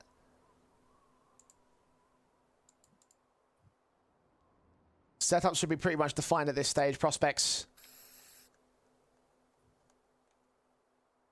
Some difficulties on Bobek's buy, but other than that, we should be in with a rifle round. And for Spirit Academy, you've got to consider the idea of what the pace is going to be like. As of right now, we've seen some outside control. We've seen quite a few reactions down to the lower bomb site. Knowing that you're down by 1 for both teams, it's going to change the complexion on the style of gameplay, even with the utility and how that gets used. Hype with the early incendiary towards outside, quite deep to try and work with the information. Sprays through incendiary sent. Damage looking to get done here. Franson watches with the M4. Spots and sprays and Zontix trying to force him back. Rotations inbound for the CT side. The smokes will suppress. So they've got Hype with that AWP playing out towards a ramp control and not having an outside entity. Instead using that rotator to come through from Bobek that can dive up and up from heaven. Hype with the AWP sees that first player, drops him immediately. Prospects need to hold on to this. Keep control for the AWP. Make sure they can't concede a man advantage. Because they're already on a back foot in this 4-on-4. Now 4v3 for them. It looks like we have our 5th player back in from the Spirit Academy side. Owner was having internet issues and he has rejoined the server. So it looks like they'll have that one up on the Spirit Academy team. For Prospects, it's not a good sign. Of course, their 5th man stuck in traffic. So he's going to make his way in relatively soon. As soon as he gets back, we'll have our full match to play. Artfrost is up, picks back to a 3-on-3. Alex tries to hold on, only gets 1 pick for it. Bobek falls and takes damage. Needs backup as well. Standing alone towards the A site defense. Donk drops the bomb. It's Artfrost alone. In a clutch situation, 1v2 this time. Expecting the rotate to come through. Being spotted. Good info. 20 seconds left on the clock. Looking up. Flashes to look over. Hype leans in with the USP, but it's a pistol pulled out. Bobek still finds the pick on Artfrost and keeps it together. 3 apiece for the Prospects. Now, Spirit Academy have got to be quite frustrated with themselves. The understanding that they had a 3-0 start and they've now let 3 clutches in a row go the way of the Prospects. But now they've got Owner back in server. Now they've got their in-game leader ready to frag. Can be there to be the helping hand. And for Prospects, using another one of those tactical timeouts, this is going to be tough for them to return because for Spirit Academy, now that you're up by 1 player, you can put so much pressure on your opposition. We talked about in the 4v4 how 0-0 Prospects were on the back foot because how you can't cover all the CT defensive lines.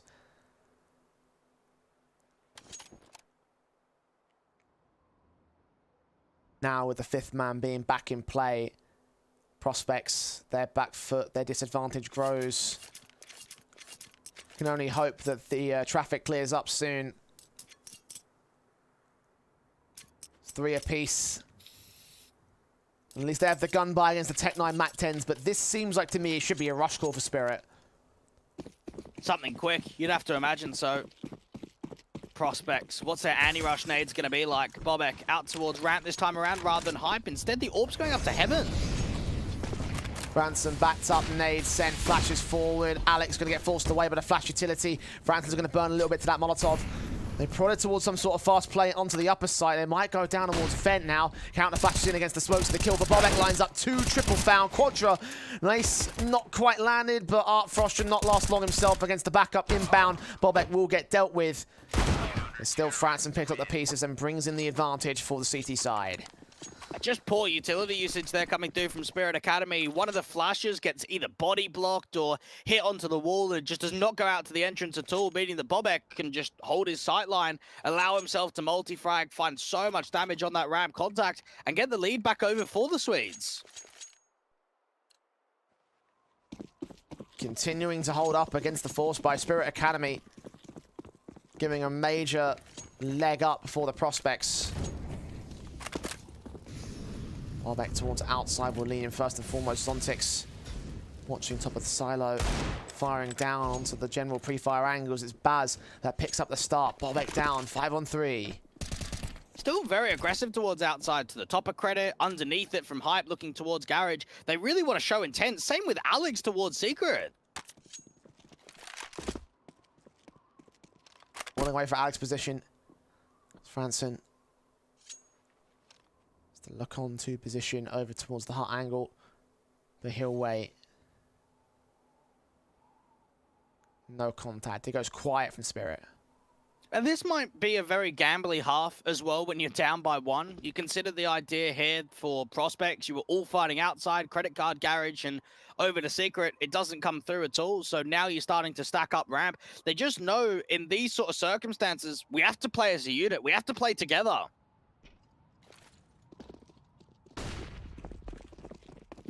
Flash forward, Donk gets damage onto his teammate, but combines with a scout to find Franson, so 2 left standing. Alex will pick up 1, but only the 1. Donk with the trade back, hypes AWP, going to receive the entire T-side force, and as soon as he's seen as well, that bomb can go upper.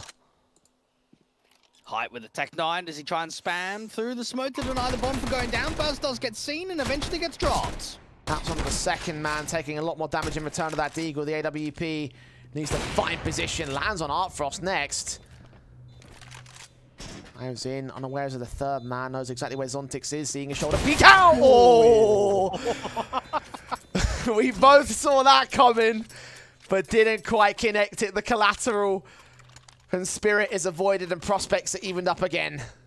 Excellent attempt coming through there from Hype, and even for Donk, he's one of the more consistent riflers, one of the star individuals for this Spirit Academy side, always a threat in these sort of games. You could just see the impact he's finding outside, some of these trade frags, some of the potential that he's got behind him.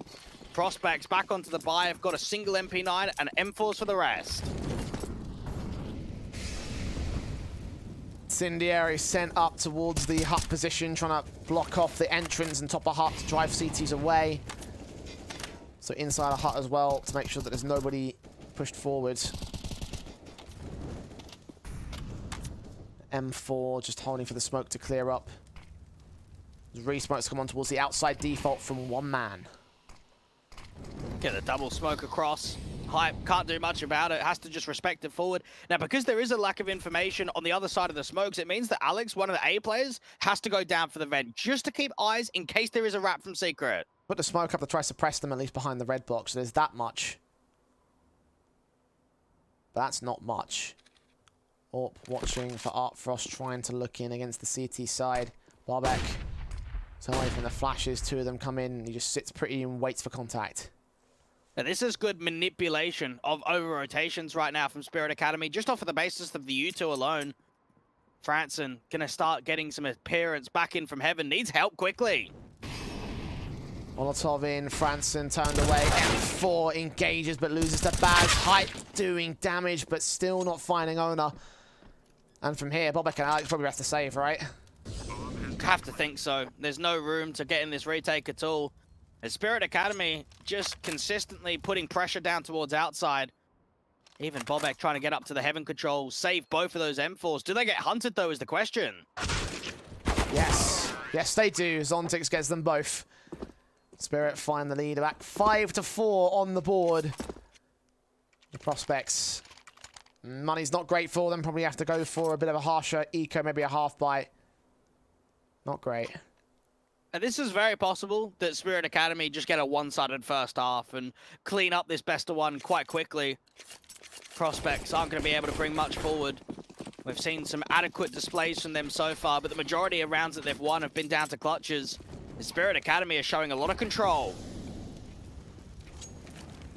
Branson, one of many Deagles in for the prospects, playing carefully around their standard angles to try and get some sort of headshot in that starts off this round. Alex falling away as prospects reposition. Owner starting to set up some of that util towards outside. Now for Alex, just trying to spot for information and get as much away from the tell as possible is going to be vital. You've got Zontix out towards Africa, just clearing the back of T-Red and into Secret. Light won't be able to see anything. We'll be able to pull distraction away to set up Alex, though.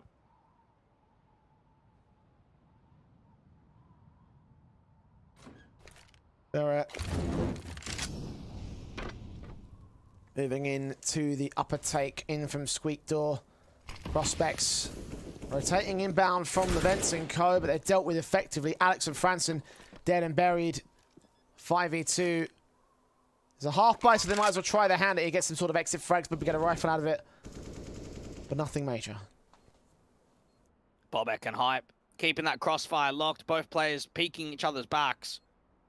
Making sure that they can't just get siphoned off. If you can find a kill towards lobby, you can try and disrupt the economy management. Owner might be the next one through towards the context. Does deal with one. And now Hype's the last one. And I'm seeing another player DC, so hopefully we can get that other individual back in for prospects. Oh, that's not good, is it? He's Not back, quick in. It's all right. fortunately. So small reset. Not going to be playing 5v3 for this game. At that point, we're probably looking at a bad Forfeit, time. probably. Yeah, probably a forfeit. We'll find out, of course. Nothing officiated at this stage. Another thing to remember as well, like, prospects have another game after this. Like, they've got to play ENCE Academy. So, I really hope they get their fifth man back soon. Third tactical called in so they can find some sort of formula, because it's all well and good saying, well, we didn't have our fifth player, but the bottom line is the scoreline, right? And even if he comes in later, the damage would have been done at this stage in the game. So they need to try and get as much out of this as possible, abuse all these tacticals, and try and just find some sort of counterplay, anything at all. And just knowing that even for the prospects, I mean, they've got an assistant coach, they've got a main coach. They're struggling to be able to get the fifth, so just playing with the 4 as of right now.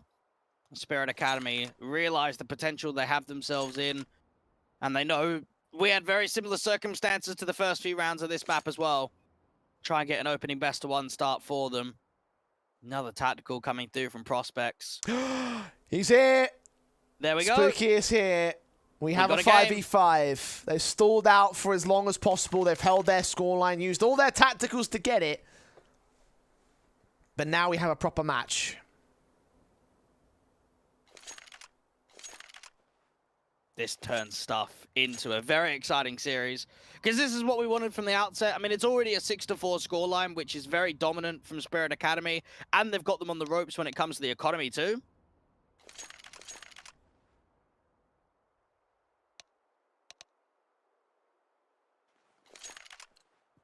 Seeing that buyback return. Prospects looking like they have to play one more 4v5 round. Bring the economy in line with where Spooky's at. The Spirit should be able to get to 7-4 on this one. Let's see whether the prospects can throw up any decent fight. If they can get one round on the board right here, that would bolster their confidence massively. Even Franson just trying to play the anti-flash back towards the default silos. Spirit Academy trying to get some nades towards outside, but they don't actually have much presence towards outside at all. It's instead just a single lurk. The majority of players are in lobby. Sprays continue. Alex Nades on, tries to press, keep some damage done. Chips away at the bars of Alex and Baz. T's just see nothing here towards the ramp control. bo1 could get killed on the timing though. He's actually coming up from the bottom of ramp. Hype's going to be there with him. Flashed in, AWP shots ringing out. bo1, 1 kill found, 2 kills. Headshot gain to the third, no. Owner brings it back to a 3-on-3. Hype backed off, falling away. bo1 has been exceptional out here towards ramp. We've seen a lot of huge multi-frag sequences from him. Now, Spirit Academy is starting to dive down to that lower bomb site. Fransen's already rotated here towards the double doors. One of 3 M4s. Alex stands as the defender here towards the A site. Hype and Fransen hold their positions respectively. Bomb plant, 3v3, making it 2. Alex caught on rotation, and Fransen knows it was a lower plant, can now get general eyes on the bomb, opening up a kill on Artfrost. Zontix looking for Hype to return. Fransen now left standing alone. Flash forward, back's turn, needs to win the first fight. Where's the second man? He has absolutely no idea. His back's turned towards him instead. Owner makes it a 2K. And it's 7-4 to the board. Spirit Academy now up against the full force of the Prospects. And just knowing that late lurk out from Squeak Door was just such a punishment. You could see Alex trying to rotate down for that vent control, just gets caught off, and Prospects see the grand prize of retaking in that 2v3, doesn't come into the fold. They don't save any weapons, which means they're going to be down onto an eco and a half-buy again. Spooky going to be finding his first round here in number 12. Spirit Academy looking for that 8-4 scoreline.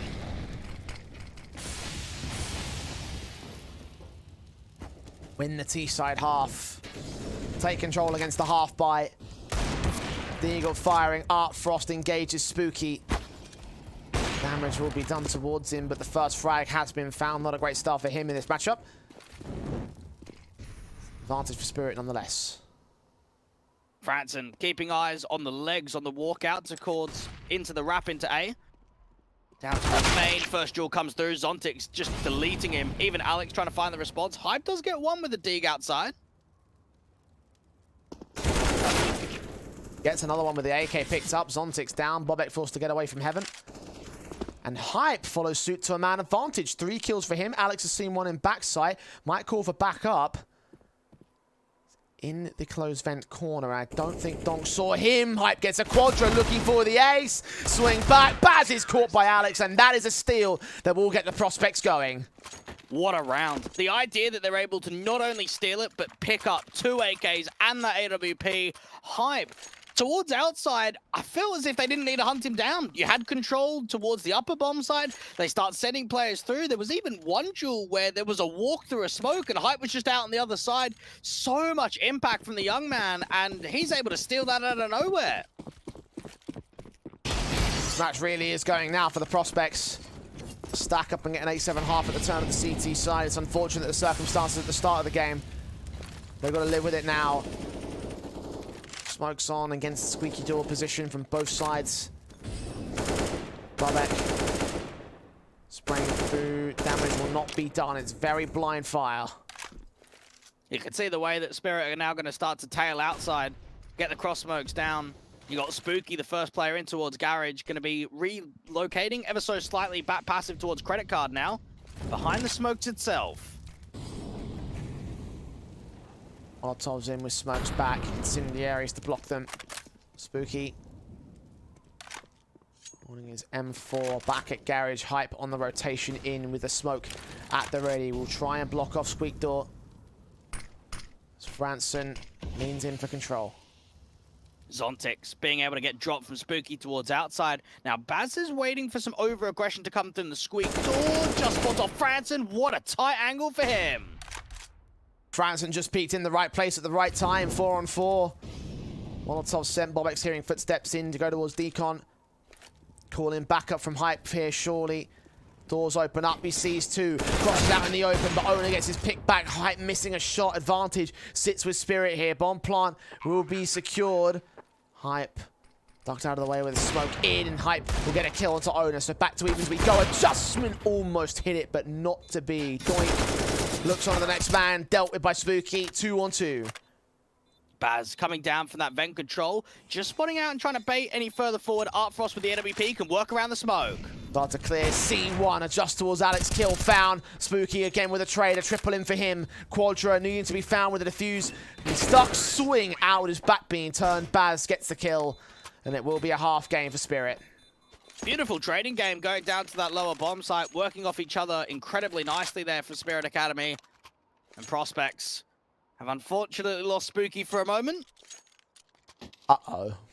I mean, one thing to even note for him is that this is just getting thrown into the deep end. You haven't had time to have a pre-game chat or have an idea of what they want to try and achieve. You're just being thrown in mid-game.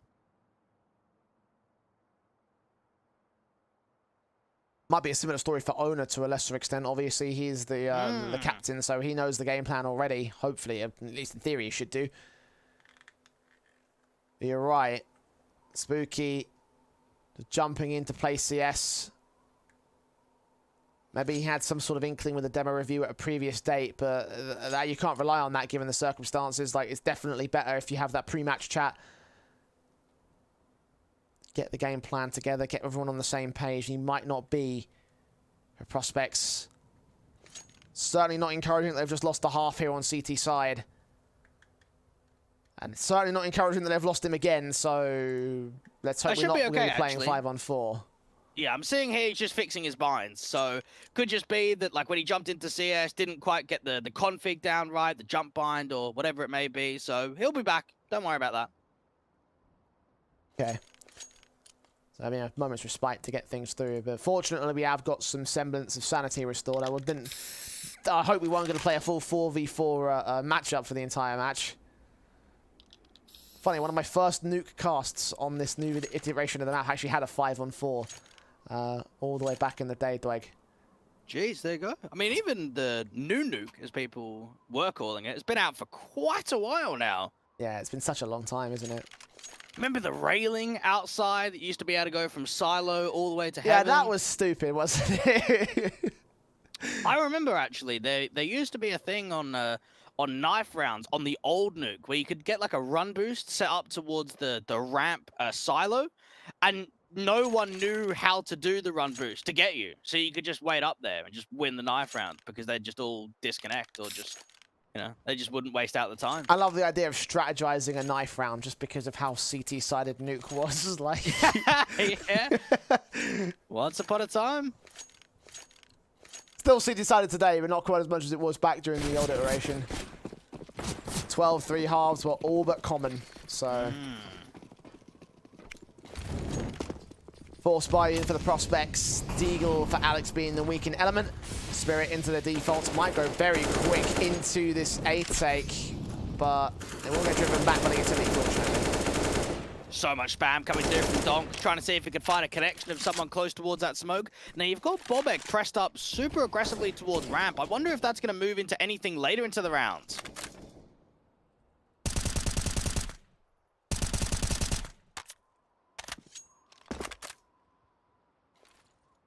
Still standing, Hype, Orp. Watching the outside position. Smokes towards the outside, diagonals crossed in. Molotovs will be extinguished by those smokes as Spooky gets Zontix. Man advantage. Try and reposition, just gets out of there a safety. No one spots him as he gets back into the smokes. Now it has been slow and careful to try and get to Secret. It's going to start clearing though. Owner has to take a fight. It's the bomb in his hands, but the right smoke clears, so Donk gets an angle. A 4v4 gained by him. And towards outside, they'll play. Hype knows that they must be in garage. Lean in, catch a shot, and Owner goes down. Reposition quickly towards heaven. He's going to double dip into this. He peek, but look towards garage, not look towards outside. The Deagle of Alex will now know that it's been compromised. There at the mini control, shots ringing in, looking towards site. Player at close, Fen can't get those kills in. Bobek does drop Donk and Hype gets Baz. Art Frost with his own AWP to respond, but against two others. 13 seconds as well with the bomb in the open. There's no way he wins the round. Save call coming in. Prospects will get their 6th. Hype finding so much impact from that heaven control, and just even setting up the backstab. You can see the way that bo1 was trying to slow walk forward, come from ramp into lobby and get towards Squeak Door. Artfrost to save onto that AWP outside. 0-0 prospects find their way to a 6th. And just want to keep the positive note towards the tail end of the half, turn a few rounds in a row their favor. Spirit Academy will be able to get an okay looking buy around that AWP. Only okay, though, not great. Still 2 pistols pulled out, one of which is a Glock. And she does get that Deagle upgrade, I think, passed off there by Ona. Yeah, he'll take the Glock instead as the IGL. Round 15, last of the half, Spirit. 2 AKs and the AWP in the main frag to try and deal with the buyback from prospects, limited by 1 SMG. Everything else is fine. Donk getting very aggressive with that AK out towards the hut control. Try and get himself up the ladder. Think about a top site split. Try and get all the nades through from the skylights. Got Artfrost trying to set up the AWP towards the top of silo. Even Hype with that big green is actually repositioned towards Secret this time. Molotov's force Hype back. Looks onto the stairs as he waits for them to extend, but they won't do so. Rotations from Spirit. Try and make their way into ramp dive. bo1 holding with the SMG. Burst through on Ona. Won't get a kill out of it. Falls back with the shots of the AWP ringing in. Even Hype repositioning quickly. Now you can see the way that Spirit Academy has still got that lurk towards outside. That's Zontix trying to work in for the lurk and the wait wraparound to come through from the main entrance. Spooky's waiting for the cross to come out from Secret.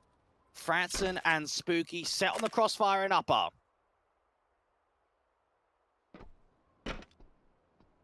Jump face. Orpin, good peek from Artfrost. Spooky looks back and trying to engage upon Alex. Holds the spray down for a double though, makes it a 3-on-3. Takes a lot of damage. The wall bangs almost getting the frag against the man. Alex gets a second chance, but Donk takes him back. So advantage sits with the favor of the C side and extends on Zontic's kill towards Hype. 5 seconds, the bomb will get planted. And the SMG is up against 3 here. bo1's going to try his hand at this retake. Sees Donk, sprays very awkwardly. He cannot get past the first man. Triple for Donk and a 9-6 half for Spirit Academy. You could have asked for a better half result coming through here for Spirit Academy. The idea that they're up by 3, they've been able to show a lot of impact on that T side, back and forth rounds towards the tail end there. Prospects just not quite getting enough that they'll be happy about. But this is the state of where they are. Going into the second half now, you've got to imagine that there could be a lot of momentum, a lot behind the side of Spirit Academy.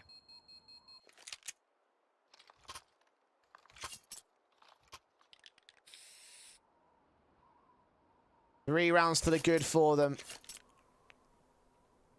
The prospects go into the pistol of the T side. Again, the difficult half. Now going into the other difficult half. Glocks and USPs out on both sides. No upgrades in Julies or Deagles or P250s. Nothing like that. Utility is in for 1 man of Spooky. Not even a diffuse kit here for Spirit Academy. So prospects might be able to work from that. Engagements found towards the ramp dive coming in for all of the T side players. Rotations very quick from the CTs. Don gets the kill. Ona with a responsive. Zontix does not last long. Ona was going to get forced back. Advantage sits with prospects. Bomb will go down. Smoke off that single door, and rather than aggress forward, they kind of hang back. Baz waiting for teammates to get into position. Ona wants to take control of observation window. Bring in the USP. Alex caught off guard, but not dead yet. bo1 with the kill. Artfrost with the trade back. Double up for him. Baz traded. It's all on to Artfrost now.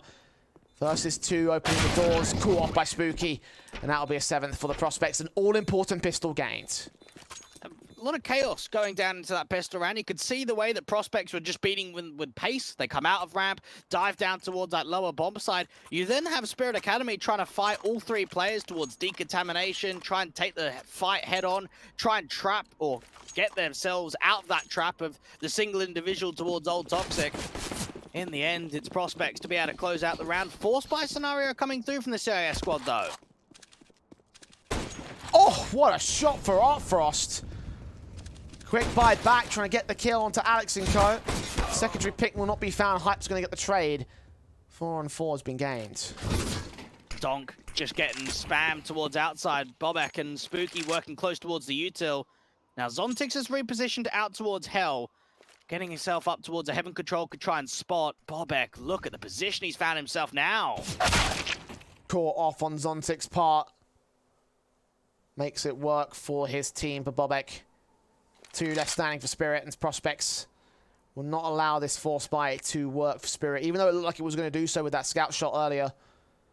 Artfrost only got the 1. Looks like that'll be the only one here for Spirit Academy. Baz out towards his squeak door is going to be all by himself to try and make something happen. Tapping away, doing some damage. They line up, and this is a lot of damage, but only 1 kill. Only 1 gets presented. That looked very scary for a moment, though, there. Imagine what would have happened if he got 2. That might set Owner up for the 1v2, and with the Deagle in hand, I wouldn't doubt him to win it. Needing those perfect headshots, unfortunately, would have left him a very slim chance. But now, virtually no chance against Hype and Franson and Bobek. Your fullback, hold the Kevlar, hold the Eagle. Concede round number 8 to Prospects, but will hunt for exits and get a Mac 10. Owner realizes that come the next round, there won't be much behind them, so try and set themselves up with at least the Mac 10 and the Dig. That's for 2 players. Hype clearing out the majority of the garage. Not getting the information on where Owner relocated to towards the T-roof. Prospects up to 8 now. And this is where we can dive a little bit deeper into some of the previous results. We have a look over for the side of Spirit Academy. They have won a couple of events very recently. The SDTV Invitational Series 1 event, the Frag League Season 9, where they took on a lot of the CIS squads, and Monty in the grand final, one of the teams that we saw in the RMR. Trying to see if they can back up that performance of, course, 2nd place last season in the WePlay Academy League.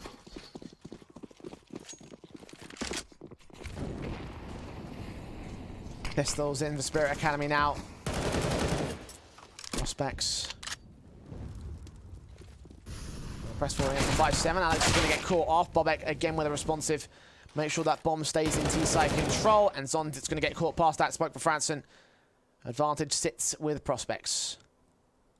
Just working that ramp control. You can see the way that there's still some patience. You've got to lurk very deep towards outside of Spooky.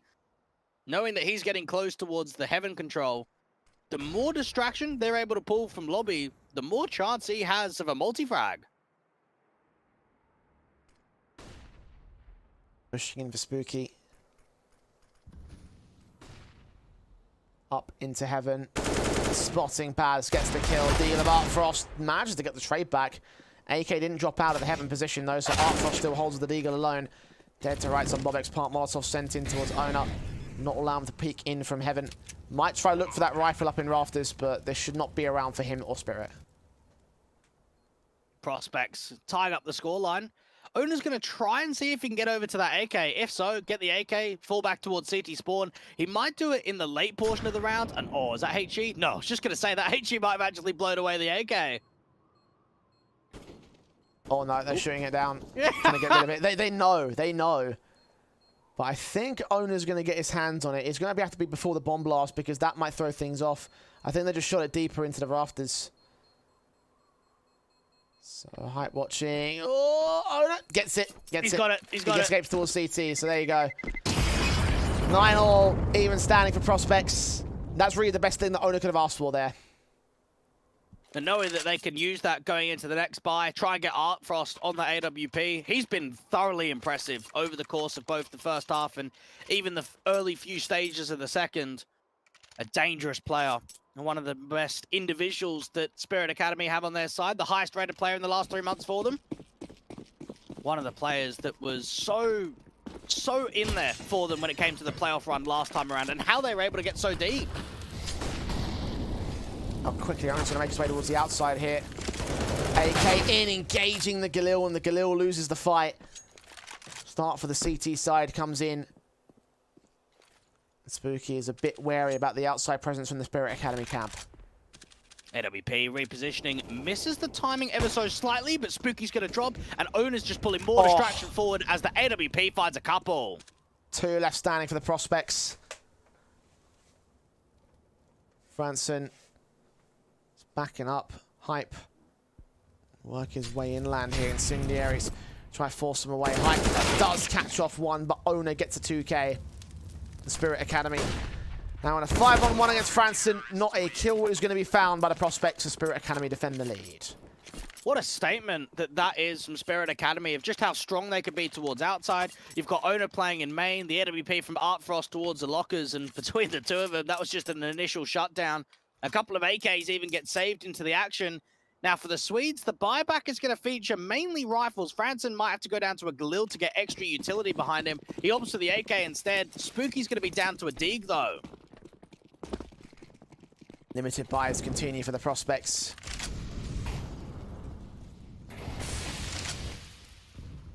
Meanwhile, AWP with backed up by the 2 AKs on the Spirit Academy side, so they've got firepower to play with. And they've got the confidence to push forward on Zontix especially.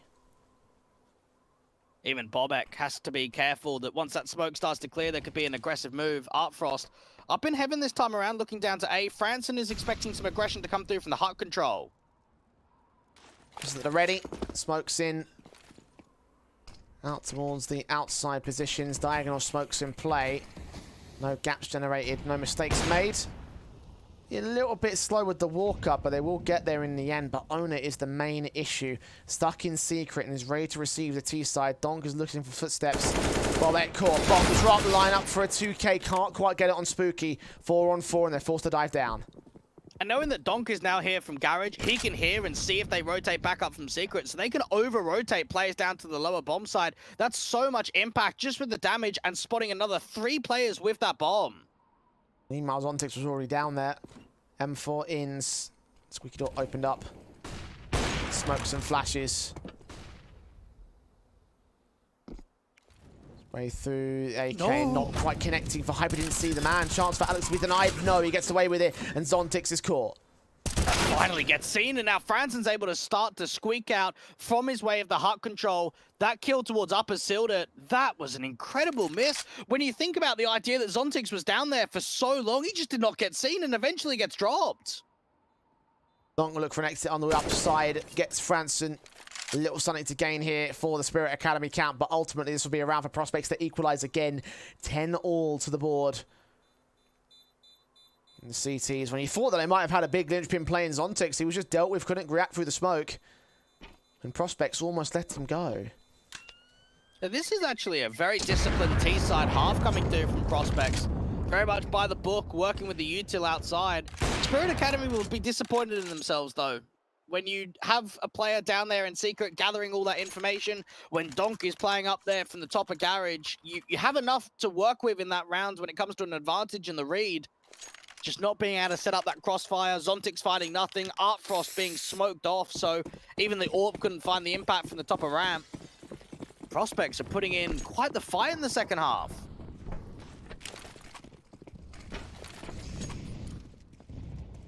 Damage done to Artfrost on 44 points of health. Donk trying to get involved there ahead of the smokes, but ultimately forced to fall back to the site.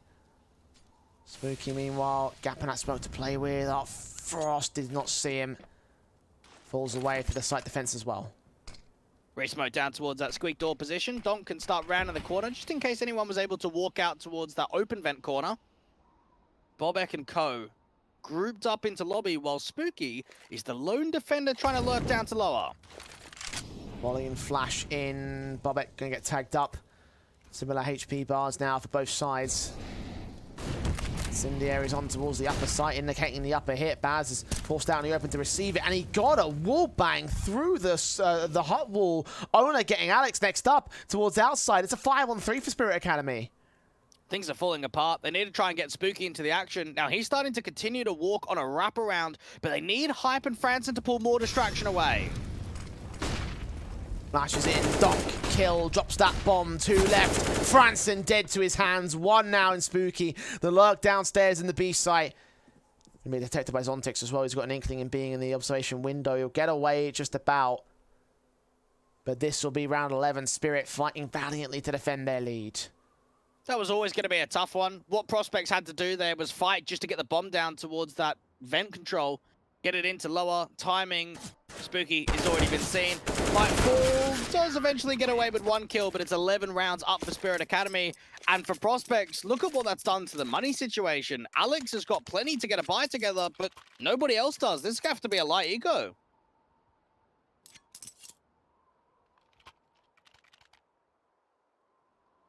Should extend the 2-round lead now for Spirit, trying to close this one out. Prospects are fighting valiantly. Fighting with tenacity at this stage to try and keep themselves in this matchup. It's in the areas with HGs that are ready. It's outside control for the T side though.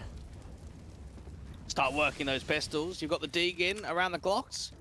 Might actually be a full send. Get themselves over towards the top of main and just explode forward. Try and catch them off guard.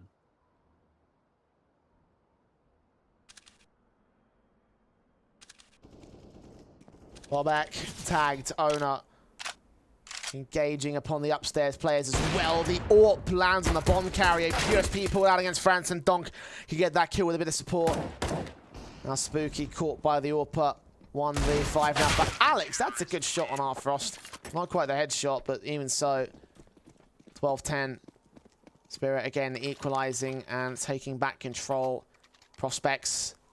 Now the money will start to stabilize. They can go for a buy here, but they need to make it work. Alex can invest into that big green, chuck it back over to his teammate Hype. I think Hype and Bobek have definitely had a sound performance today, but we need to see more from them in the second half if they want to dig this deep.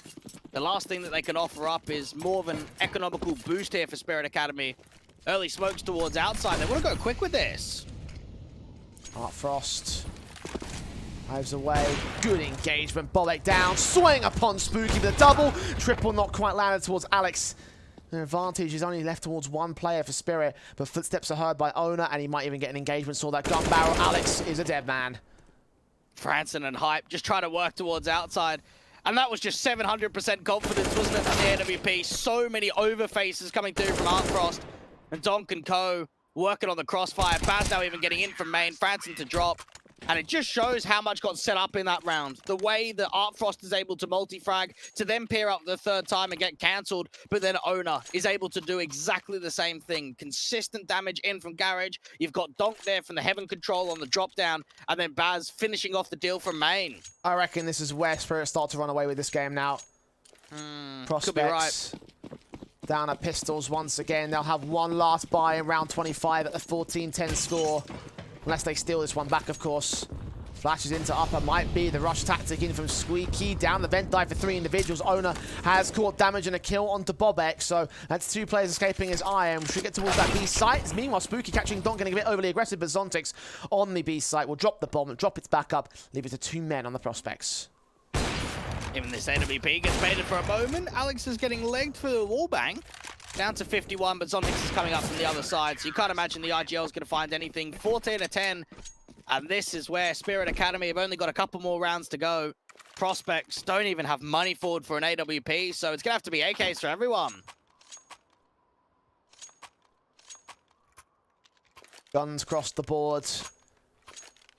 At least they have the rifles, not the AWP. Fine. The round is what they need first and foremost now. Desperately so. Can't afford a single mistake from here. Because if they do, it's over. Franson quick out towards the squeak door, trying to get into the vent dive. Does go down, but look at how much Bobek takes in damage. 26 HP left for that man. Is still down towards the B side. Franson needs to charge. Utility pulled out. And Bobek still gets the train onto Zontix. Spooky was caught with the AWP. A 4-on-4. And Alex goes dropping. Donk on the backstab. Wrap around in from vents. Unaccounted for here by the Prospects. No one covered off that rotation. Artfrost making noises. Hype tries to sneak around and catch these players off. But if the man on the B side falls, it might turn to disaster. 3-on-3. Hype picks up that frag on Baz. Low HP for both Franson and Bobek here. Incendiary sent ahead of the smokes as Bobek will get caught. Down to a man here on the advantage. And Hype quickly making his way back into the vents, making noise for it as well. Owner is going to try count for that. AK engaged, thrown off by the quick drop down. They're on the defuse. Franson does get that first pick. Needs to get 2 more. Owner on it as well. Caught off, damaged in. Kill found for Franson. Artfrost has got it, but he hasn't got the kit. And he won't have time for this round. Prospects stay alive. Beautiful stuff coming through from France, and so much distraction being pulled away, and you could feel as if they wanted to get on the bomb instantly, but just being queued and more time gets stalled, they end up just dropping like flies. And for Prospects, they will be up against a strong buy themselves. Remember the idea that everyone went down. That's going to disrupt the economy and disrupt the buy moving forward here for the Swedes.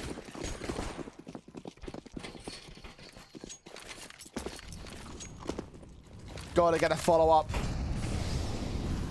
Economy still looks rough. Flashes forward, AWP for Art Frost, spotting several heads, jumping over, trying to go for wall bangs and blind kills. A much faster style of game from Prospects, just full sending it. Hoping to catch Spirit flat-footed. They do slow things down in the end. Yeah, they have to. That re-smoke comes through from Ona. They're going to go off the back of it. Bomb gets dropped out in the open. Ona can reposition again. Closing out the doors, reload, caught, quick swing, Franson with a trade back. Hype didn't even look for Ona on the center of the side, and now get traded back by Spooky, but damage done by Zontix. Nade to the backside, that should get a kill. Bobek will fall, 3-on-2, Spirit Academy in control again, and even the head being seen. Art Frost with a big flick did not quite make it happen, and Franson up close and personal might have to go with a big play. Gotta think so. Trying to aggress over to that right-hand side. Timing's everything. Swings out its connection. AWP comes back in for Heartfrost, and that's the 15th. That's what Spirit Academy were looking for. And for Franson, while he did make the aggressive move, while he did try and get up close and personal, he ends up just being stuck out in the open. Very fast retake. AK staying in. AWP, of course, held from the last round. 15-11. Map and match points for Spirit Academy here. Prospects got that one, got that bomb plant, but not back on the loss bonus means it's not going to be as strong a buy. It's got to be a buy for them, though. And they worked so hard at the beginning of that second half, but you think back to the last handful of rounds, the last 6 out of 8 have gone the way of the Spirit Academy boys. And Prospects would have loved to have had more loss bonus in the back. 4 rounds the difference to try and crack it through. Could be pacey again. Need that pacey success. Owner invents. Holding with his knife out. Prospects focus on their gun engagements. 2 AKs, 1 Galil with a MAC-10 and a Deagle also in play. That is the setup to try and bring them back to overtime. 4 in a row to get there. Zontix is going to get through 1. Molotov kills Bobek after Bobek take him down already. Alex almost got caught by that wallbang of Artfrost. Got 1 kill in the directed face, so in a 4 versus 3. Spirit have the control. Now Owner makes it 2, and this is where it will all fall apart for the Prospects now. Alex and Hype backs up against the wall. Even Owner's setting up a backstab. We've got Baz up there towards the top of the default silos. And now Alex, the IGL, to try and recover anything. 1v4, being wrapped in for the back. He doesn't know about it. Owner's got his knife pulled out as well.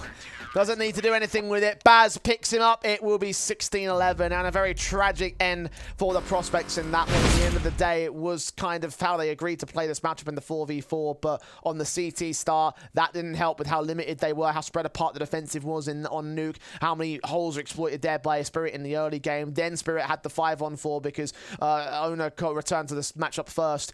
Yeah, it's very unfortunate for them, and definitely not a moralizing situation to be in for Prospects, considering they've got another matchup as our last one of the day.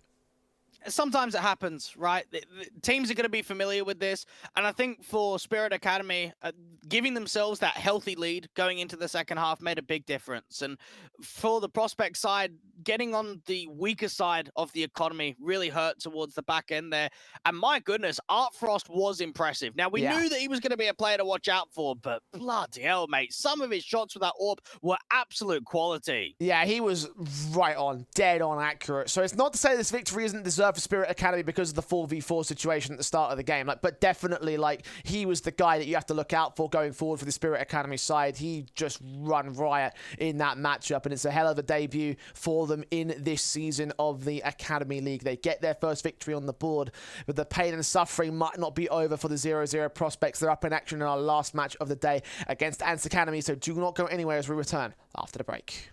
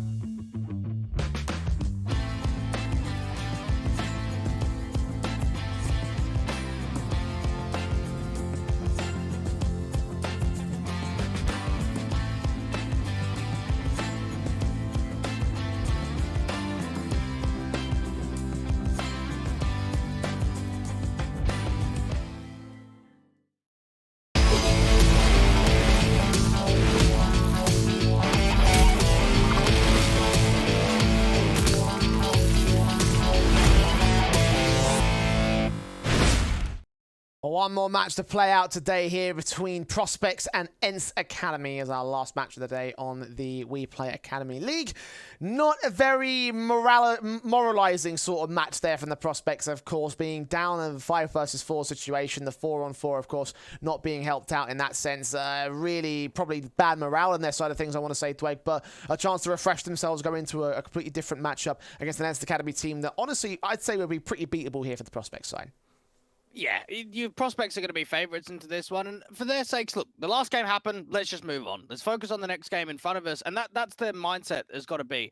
This is a team for ENCE Academy that haven't shown a massive amount of prowess. You think back to the last season of the Academy, they went down 5th in their group, 9th to 10th overall, didn't even make it further enough to make it into the gauntlet stage, and then against Young Ninjas yesterday on Overpass, we saw a competitive first half, but when they got into the second, it really wasn't that close at all. Yeah, that's the reason why I'm taking a look at this series and saying Prospects are down there by default. But one of the key things about Academy teams and with a lot of young rosters and newer players is the fact that obviously like mentality can often be like the biggest hindrance for them. And the understanding you've gone into a matchup just already down low in the understanding you're playing without your regular team in a map that obviously you're going to be exploited upon on the CT side. Then your opposition's got the 5-on-4 first. Your final teammates come in and you still couldn't turn over the conversion and try and find any sort of like way to bring the map back in that sense. I wonder how much that's going to have an impact for the 0-0 Prospects in this context. I can't imagine much. I mean, you got to think that this lineup's been together for quite some time now. The last edition was 3 months ago. So they've been able to play quite a lot of events. They've been able to grind together, to work hard to get into this position today. And after seeing what we saw against Astralis talent and exactly how one-sided they can be, I think for Prospects, they need to settle themselves, get into the game, execute their game plan, and this could be another breezy sort of best of one for them. This definitely has got to be one of those cases where they've got to focus entirely on making that work and holding that confidence sort of form that they had against the Astralis talent, translating that over to ENCE Academy. And I think that's entirely what could happen here on this matchup. It's entirely likely, I want to say, given the circumstances, but it's a case of just getting that mental game locked down and holding that in this matchup here. Our map played will be Ancient, coming out for, I believe, the second or third time today. It's been a very long day overall. I kind of lost track of it. And Prospects will be on the CT start. So at least they have that confidence booster to open up the first half. Oh, we've seen a lot of Ancient get played for Prospects in best of one, so this is a map that they'll be quite comfortable with. For the ENCE Academy side, we've had some okay results. They had a loss to Apeks Rebels towards the tail end of the last season of the Academy League. We know that that was a side that was only able to get a couple of wins in all, but Ancient had been played. We also saw them play it on LAN, get a 16-14 victory against Cova in an opening best of one. So we've seen a little amount for ENCE Academy, where at least the Prospects have seen this a lot more. A little amount is the key thing, right? Like that's sort of like one of the things where it might become unpredictable for ENCE as a result in that sense. Maybe they've done some work behind the scenes, and all we can really do is sort of like take a look in the results that we've seen so far and sort of speculate on what we can see out of it overall. In terms of the head-to-head, in terms of like the matches, the match sort of like favoritism, right? And like who do you think is just the more powerful team in general here? I think it has to be the Prospects. For ENCE Academy, you have to consider that this is the 4th event that the guys have ever played in, which is kind of crazy because the lineup actually formed before the last big change came through from Prospects. So a team that's been together for over 4 months now is only playing their 4th event. They haven't got a massive amount of match experience.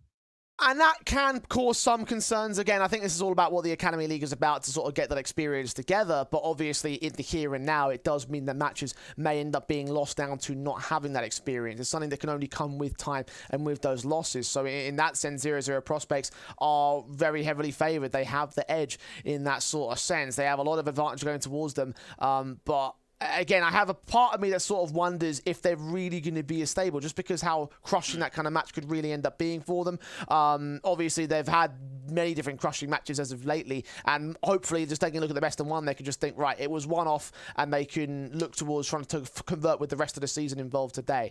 For ENCE Academy, I mean, what do they have to do, considering what we saw yesterday, to sort of turn their situation around and try to find a victory here? I think for Milton, we know that he's one of the more experienced players on this lineup. He can bring a lot of fragging to the lineup. Even the AWP player of Potty, I thought he was okay, slightly on the average side against Young Ninjas. I think we've got to see a better T side, though. That's got to be ripped in, because on Overpass, yes, okay, it's a different map. We're going into Ancient. They had a good competitive first half. It was strong. It seemed like out of the gates, they were able to keep it neck and neck with the Young Ninjas side. They went into the second half, and we saw 1 T round. So you wonder if that's going to be a factor here again today. Well, if it is going to be a factor, then it's going to affect us in the first half itself. ENCE Academy bolstered and ready to go with the pistol round in our final match of the day. Prospects on the CT side of Ancient. An opportunity now to try and recover from the last match that we just saw. USPs versus Glocks. 1 P250 from Potty over on the ENCE Academy side. Smoke flash for him, smoke molly for Server. And into the defaults towards A main. It could be just an EXE. Alex trying to see if he can catch off some early information, seeing nothing down from lane. That could be the tell, because you've also got Bobek and Hype trying to clear out as much of mid control towards elbow. Works on the suppress. Tap on from Franson, doing quite a lot of damage to the forward player, giving Bobek the opening kill. Juicy comes back on towards that man, get the trade back to the 4-on-4. Franson and Hype continue trades though. Prospects drop the bomb, take control of Donut, leave the 2 players in main trying to prop their way out, but not getting much out of this position. Henu with the latest. And it's down to a single man advantage still for the Prospects. But the advantage nonetheless here holds them, and Potty will swing. Henu will also get dropped by Hype. Nice triple for him, and a pistol for the Prospects. Oh, we saw some good signs coming through from Hype, even in that last game of Nuke. While the AWP was very powerful, it wasn't quite enough to get it over the line. So expect another good performance from him here today. Knowing how strong Franson was in that series against Astralis talent as well, 21 frags and only 7 deaths, was absolutely ripping through when it came to that best of 1 yesterday. Try and see if they can bring that to the table here. Round number 2 will feature a force by ENCE Academy. Eagles and Tech 9 will prod their way in towards the elbow position from one of those Deagles. These will just suppress them for the Prospects camp, knowing that they're in a bit of a standoff here. Not quite aggressive enough to take contact, but not passive enough to really be called a passive position. That behind the B doors, Hype will get the kill to open things up at last as ENCE Academy try and force the issue, but fail spectacularly here. Spooky does not have the information just yet that there is a pistol up there towards the right-hand side of the banger corner. Juicy trying to see if he can force a dual crossfire being set towards the doors for distraction to be made. Franson aggressing out towards the elbow control, catches off the last individual. So now for Potty, he's out towards the B side, and this force buy has not been granted much at all. Shot on for Spooky, Potty picked up. 4 players alive on the CT side as well, so money can bolster itself in the early game. The force buy, not getting anything much here for ENCE. So we should be seeing a harsher eco. Still 1 Deagle brought back by Miltsy here. For ENCE Academy, just to be able to give themselves more of a lifeline than what they did last time around. Of course, coming 9th to 10th, only getting 2 wins in their group stage last season with the debut of the team. Try and see if they can get themselves started. Taking on Young Ninjas yesterday. Got close towards those double digits, but only single digits. Spooky starting things off with the pick, but it will be the walkout and the run forward towards A. Press on to the A site with 2 players on the defense. You've got Bobek and Hype. Standing ready to receive nades. A little bit far off there from the CT side. Put them deep in towards main. Maybe that could do some damage as it stands out into the open with a flashbang. Bobek gets 2 lineups. 1 man back behind the big box, also dealt with by the FAMAS, and it's all left to Miltsy in the 1 versus 5. Bought that Deagle. We'll dish out some tag damage. Franson having on about back corner, get an SMG pick in. Hold a little bit of cash in. It's 3-0 to the start of the Prospects.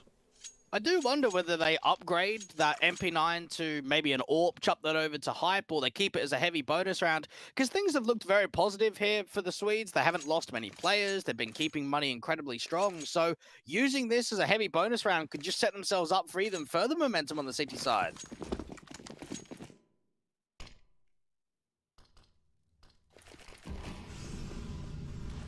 AKs in against the bonus round. Start opportunity here for ENCE Academy.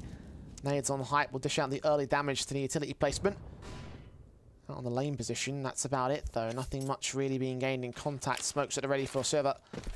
Setting that up towards the A site. Bobek from FAMAS stands ready to receive them. We'll try and hold his nerve. Incendiary stone on towards both sides. A bit of a walk with Incendiary there from the CT forces, and that actually drives them away from that donut entrance. So bomb can go down here. It's whether it gets spammed into the process. Franson missing that Incendiary, getting caught on the signpost. Server getting it down open. Alex rotating in quickly from City Spawn, going to get backed up by Spooky. Now they've got control of A main, so that's the only map presence that ENCE Academy have. Big Spooky joining up with his teammates. Bobek right behind him, the FAMAS. Last man in with the M4s leaning Hype. Provide a bit of support. The flashes go over. And Henu holds to the AK. Flashing against him. Re-smoke on towards the bomb. Engagement for Spooky. Goes down. Follow up from Silver. Catches Bobek. They tap on the defuse. And know where all these players are at. Trying to force out even further aggression. Hype with a double spray. Alex caught off. And Hype now left alone just to save the weapon. ENCE Academy have held the defense. Prospects got some damage on the board, but they lose their first round.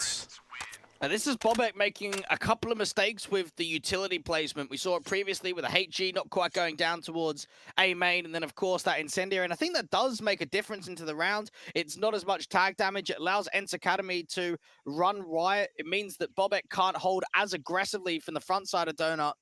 A lot of map presence being taken, even that boost up towards Tree. And then Prospects just trying to see if they could draw some of those fights out into the open on the post blunt. Not to be. First round going the way of the Finns.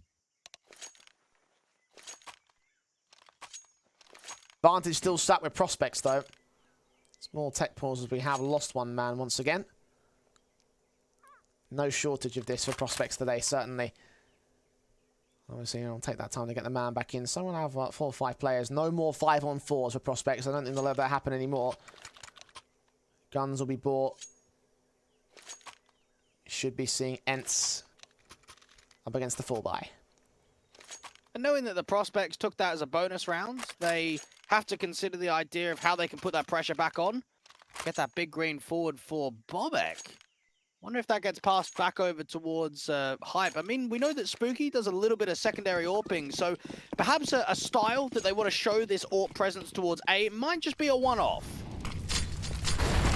Mid control the server. Franz soon gets walked right past and see if he can get that kill. Double up, not quite found. Hype with a responsive 4-on-4 with the Prospects holding their marks in the common defensive angles. Alex especially, M4, looking in from Cheetah towards lane.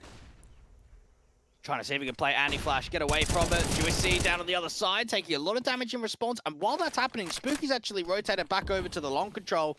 Get himself down on B. Alex trying to evade as much of this utility as possible. Oh, wall bangs on Henry, almost caught that kill. Not quite the casualty taking. He almost repeaked it. He just fell away at the right moment. Self a distance. The M4 of Hype will get overwhelmed. Alex swings back. Milk C caught. USC with a trade back in a 3-on-2 situation. The Orba Bobek. Low HP against the first man, but still the AK hits the shot first. And Spooky now left alone against Poddy, and Poddy gets a better headshot in. The AK firepower coming to effect for ENCE as they get the second launch board. USC doing well in that one. You think about the idea that Prospects are starting to put some further hurt on. The spam's continuing to come down towards that lane portion. But then even you could see the rifler of Hype gets forced out in the open. The molly goes down to the woodside corner, has to get out. And even Juicy just continues that spray forward, allows himself to take a lot of space on the side. Deals with those cave players quite easily too.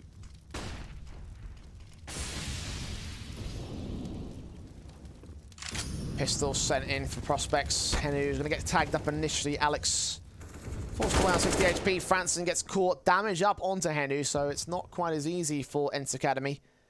Got Spooky also leaning into the back lines here. The elbow position also be dominated by the AK, evading contact.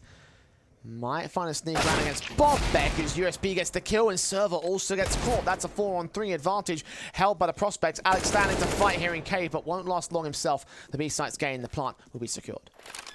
You have to think that Hype and Spooky are going to throw themselves at it. Maybe Bobek hangs back, more passive, hold on to that AK. This could still be on for some exit frags. Eagle looking to fight.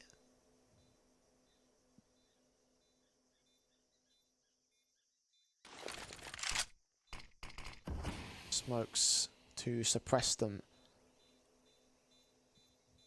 Nothing will get man by the Prospects. Even the AK falls from a long-range position on Poddy. Imagine that Hype might go back for that weapon, assuming they don't challenge him here. They'll look towards Spooky instead. Save in the back corner. Up in long, Hype. Good position, Spooky did see one, but they escape. Kill gets found on Spooky, so that's an exit, and they don't even get the AK back here for Hype. Stuck around too long looking for a kill. Bit greedy, bit hungry. Doesn't matter, guns are back. This has been a dominant performance coming through from the T side on the rifle rounds. ENCE Academy is showing up some good presence, good trading game. Try and get themselves more involved. Again, a map that we don't see very often from them. A map that they're not too familiar with. Only very recently in the local scene did they take a loss to Conquer, only managing 7 rounds on Ancient. Fast out of the gate towards Elbow, flash around the corner. Francis gets caught again. Oh, and Server frees the right angle past that smoke up at Candles, but doesn't get the kill. Somehow bo1 is alive. Miltsy and Server got picked up with the 2-for-1. Spooky leans in to catch Juicy, dropped that bomb. Now down to 2 players for ENCE Academy. Poddy caught off, Spooky swings again and makes it a triple sequence. Server's got to be frustrated and annoyed at that one. The idea that Franson drops again, because he's been quite unfortunate getting aggressive towards Elbow, and they had the idea, they had the information, there was a lot of low HP players there in mid, but not quite capitalized on, and then just the B-side anchors. You can see how much damage Spooky's able to do, and attention to be driven away from Alex.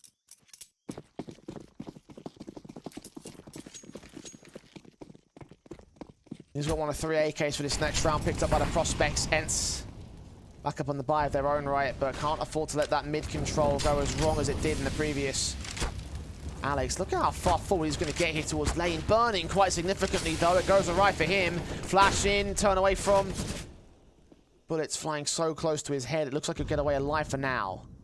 He's incredibly lucky to still be alive. Boost over the top. Alex with a nade placement. Comes down close, but doesn't catch anyone. Hype in the meanwhile is aggressing up from window and sees that boost off Milty. Couldn't get the boosting player, though. Just Miltsy. 5-on-4 gained. Alex is low. Falling back to the back of the site. Alex just has to try and be more of a distraction and assist with the util placement. bo1 thinking about the attention driven over. This is an excellent read. Branson forced out by the Incendiary. Nicely played there for Henu. Kill on the 4 versus 4 and further fire being put up by the T side. Spooky's AK watching out the ramp position. Taking some damage, flashed in. Points got blinded. The adjustment against both players just does damage. Neither man is dead. Alex might have 2 easy frags in from Cave, who have to bail him out. Alongside support from Server that can turn it to a 2-on-2 for ENCE. Now it's just about time stalling, spraying through, trying to see if they can deny the bomb again. bo1 might just go through the smoke. Damaged up on Server's part, 62 HP. Swing forward, called by bo1. Last man standing, where is he? Henu, seen to the shoulder. bo1 gets the double and holds the round together for Prospects just. You could just see in that round, even for Franson's point of view, I think he expected a flash or a bit of util to come in quicker from bo1 so he could get out of that pick control in mid. You could see him waiting around for quite some time. And then even Alex and Spooky don't have the easiest of holds out there to the B side. It's Hype that brings it back into a winnable situation. And then bo1 the one to close it. Server trying to reposition back towards Wood. Henu being forced out in the open from Cave. And Prospects, these last couple of rounds are starting to hit home with the economy. We might be forced into a buy eco situation, friends, unless they keep the bomb plants in. Nothing possible here. Henu. Engagements from Franson. Fall back the M4 of Alex. Looking from lane, but seeing nothing as of right now. The closest player is the player at elbow. That's Henu being smoked off, though, so no real contact can be established until he prods forward, and Alex gets caught with his head turned away. Spooky trying to make an info play down here towards the bottom of the B doors. You can see Hype being able to establish that crossfire, focus the attention back over to elbow when they hear a noise cue. Smoke goes down. ENCE Academy have to cancel. They were going to try and walk through that. Like 3 smokes up there at elbow from the Prospects. Just see Matt's up with his deagle. Turned away at the doors. Spooky. Way in. Hype gets caught by Server's deagle next to 5-on-3. Maybe ENCE might be suppressed, but they're gaining the man advantage and the picks just keep rolling in. The aggressive peaks working out well. Franson starts to be able to answer back. And now there's a walk forward. Oh, look at this. They're going to bring the bomb back out to B because Juicy's going to find an open B bomb site. Player in the back. Is he expecting this? I think he is. Wrap around against the first backstabbing individual. It depends what Spooky can get out of this. And that is assuming that they can actually commit towards the B side. The bomb could find a decent line in towards the A play. Oh, check this out. They're even going to get the aggression force, and they finally catch Milty. That throws the entire backstab off. Juicy keeps it at 2-on-2, but 10 seconds. There's no time to plant the bomb. There's no time to win the round. Even Spooky just knows, don't want to challenge too wide. Henu going to try and get over to another weapon. Try and get as much forward into the next round as possible, but he drops off the time.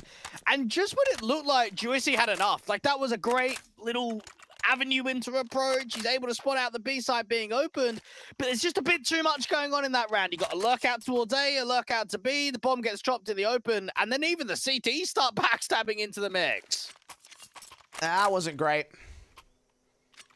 Held the decent deagle shots to start things off, and you would have thought with that two-man advantage that could have turned towards their favor, but no. Tactical taken by the T side. ENCE kind of forced to do so at this stage. Prospects holding dominance over the CT side, and that's in spite of Alex only getting a single kill so far. What about Milty? Highest rated player for ENCE Academy in the last 3 months, 15 maps, positive 15 KD difference, averaging a 1.10 rating. One of the most experienced players that they have, and haven't seen him. 008. James Bond's long-lost brother. John's band.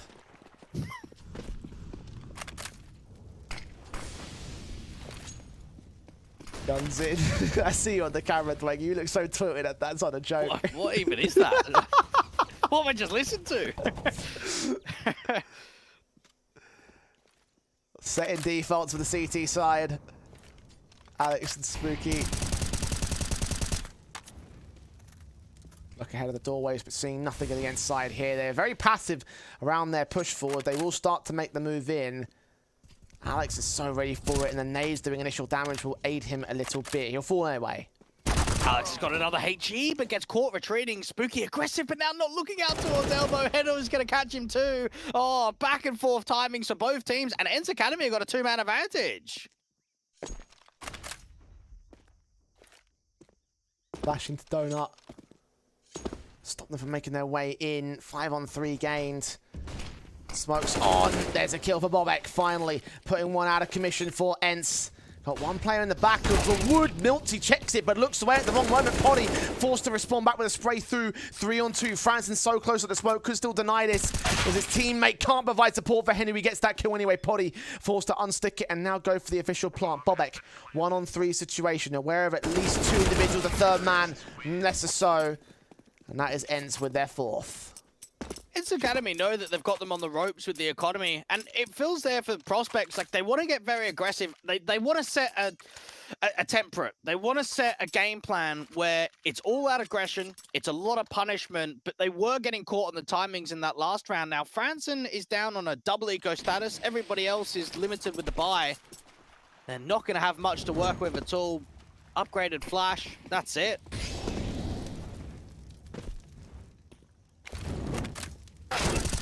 This pistol should fall pretty effectively.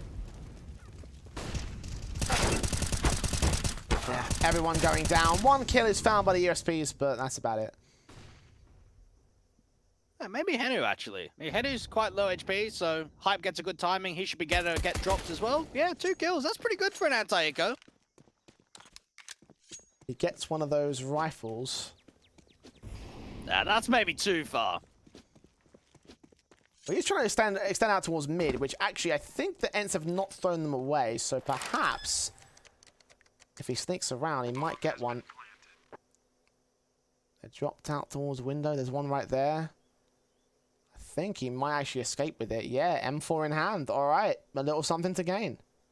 Hold on. Milty's still here. Jiggle peeking. Now the M4's giving it up. So there you go. The Jiggles are going to be there long enough. Milty just spots him, gets his first kill up. And ENCE Academy with 5 on T side. If they can keep this quite back and forth with the competitive nature in the first half, there is breathing room and workability that there could be a comeback set in the second. Bit too hungry there for the M4. Well, they have the gun by anyway, but you could see that the SMG still comes in from Alex. So there was a possibility that it could have had some impact in the buyback here for the prospects. shot for Potty, adjusting towards Hype, seeing him jump, held patience, and the flash came in a little bit too late for Franson. Kill is found against the CT side once again. Alex just trying to see if he can find that response, flash around the corner, but it's actually Franson the one that picks up that pick in mid. Milty would have the idea that lane portion is going to try and get taken, but he's going to get charged down. We'll see. Finds one more. Alex forced to trade it. 3-on-3. And now Bobek waits in over at Temple for contact of main. Spray through for Heno. Seeing that second player. The AWP missing. His shot body is now low. Molotov in. Actually sent back. I thought that bounced for a second, but no. The backstab inbound from Franson will be the main damage dealer for the Prospects as they defend the lead. Just when it looked like they were going to have that swing round, reset the economy completely, force an eco, it comes down to it just not being the case. And for Potty, while that was a great opening pick, you could see that from the elbow control, he needs that duel onto Bobek. When you're being by yourself out there from Temple, doing as much damage as you did, you're expecting a trade back. You're expecting Potty to put up the important kill, and it doesn't happen. How quick Franson was from elbow to get into that backstab too. Very fast indeed. Now he's in towards the mid position alongside Alex, trying to lean in from lane. GSC tagged up a little bit. Not as much as Server was. The start is again to the favor of the 0-0 Prospects. Alex engaging with pistols, and M4's pulled out, gets a double on Miltsy. Now Spooky there to provide a bit of support. Finds the next. Henu, the only one pick back towards the A lurk. Potty's pressured. The bomb is in CT, or it will be in CT control soon. Just start working around. And yeah, even bringing that bomb out towards T-Sport, you're going to get trapped. There's no way forward. Potty caught with his knife out. Franson will start to hear the footsteps, or at least Alex will. Potty eventually going to get dropped. And Henu, what can he do with the AWP? Does he save? Does he look for exits? If he keeps it expensive... All right, then. Let's see if we can get it back. I think they know that he's been throwing it away. Franson actually doesn't know he threw it away. Okay. So he got rid of the AWP at least, which actually is significant investment for Prospects because they can't afford it again. For ENCE Academy, I guess they maybe think that he's not going to stay alive. Like, if he maybe hides in Temple, he's going to get hunted down eventually. So better to get it away than try and hold on to it because both teams aren't going to have it now. As even a playing field as you can get it for the time being. Galil for Jurist, he probably puts them on a slight back foot here for ENCE, especially considering the two AKs from Hype and Spooky. Bobek aggressing in main. Is M4 pulled out and will watch and wait for contact. Franson not actually going to be part of the opening duel. Again, Alex is extending out a cheater, losing his life. Hype forced to trade it again. It's very similar, the style of play of what happened when Ancient first got introduced in the pool. A lot of lane control, a lot of aggressive setups out towards elbow. Just feels as if Prospects don't want to give any respect forward.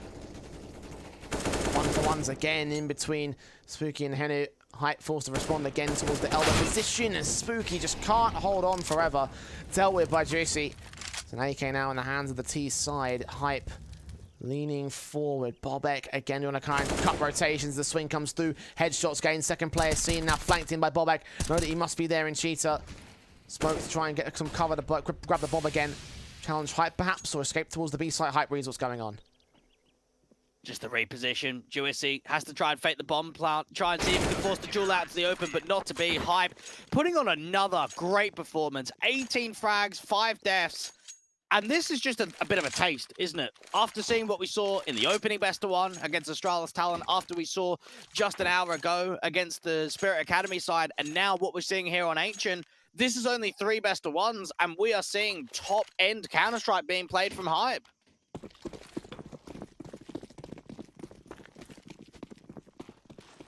Looking like a real unit. VM4's in for the Prospects. 2 AKs to back it all up into round 15. Of course, a force invest for ENCE going to be much more broken than that. 0 AKs for them specifically. The aggression again. Re-smoke goes down. Alex and Spooky this time around have to take a duel for a little while longer. Now they've cleared out that pit angle because that cubby position had been held quite a few times from Juicy. Spooky smoke sent on to press even further at the B doors. And that's going to force ENCE to think about their plans, whether they really want to go towards that B site. There is a bit of one coming together. Franson's going to dismantle it to look towards mid. 0-0 Prospects actually break it all apart, leave it all on bo1 to defend. And now there's a bit more movement. You can see Alex trying to peer in towards that cave control. Doesn't see much. Actually rotates the AWP over. This might be overcomplicating the round and a slight misread from the IGL down to bo1, who's just got to try and waste time. In incendiary out.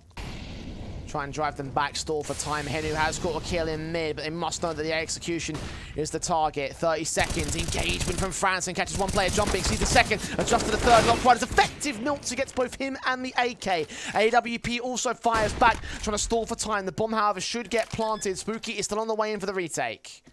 This looks promising for ENCE Academy. Now, Hype is being able to hear a lot of these footsteps and knows about the retreatment back to Donut. Made noise, scope in, engages on body. 2-on-2. Kits on both, smokes on neither. Is there one dropped to the T-side line? Well, Spooky's gonna get MILTZ anyway. On the bomb, he'll tap it. Try force the player out, and the AWP Hype holds the line. 0-0 Prospects will hold the 10-5 half up on the CT side. And not being tested massively. There were a couple of rounds here or there where you could start seeing ENCE Academy driving that control. For their sakes, it just wasn't consistent enough. And 5 rounds on T-side going into the second half, this could be a struggle to recover things. The Prospects. T-sides have been kind of their jam today. Did very well over towards Nuke despite the issues against Spirit Academy. Opportunity now to try and turn this over to their favor and take this map to recover from the disaster of earlier on today. And back onto winning ways, looking for that 2-1 record. ENCE. Now going to recover for this. Backed up by 5 rounds, like you mentioned. USP's V-Glocks, the pistol is inbound. You can see the way that Prospects might try and just bring in the B-pop. Get the 2 cross smokes down towards long and short and a molly to go into either default or there from wood. 3 on B with a gamble stack right now for ENCE Academy. Here comes the pop. Taps to the USP as USC, spotting them, flashes forward. Pulls back, great headshot. Double up, can't be found. Alex forced to trade it back through the smoke. He'll tap through, do some damage. Someone will get returned back. So all in all, it's pretty even. Nagush is up against Hype. He gets a kill on Silver. MILTZ forced to respond. 3-on-3 still. Poddy up aggressive. Sees that bomb carrier. Bullets flying his way from both the front and left-hand sides. bo1 kills off Henu as well. And MILTZ is in a 1v3. Backside Franson facing him. Doesn't see him through that smoke. Now he does. MILTZ given a chance to get a kill, and Alex has got to get the bomb down.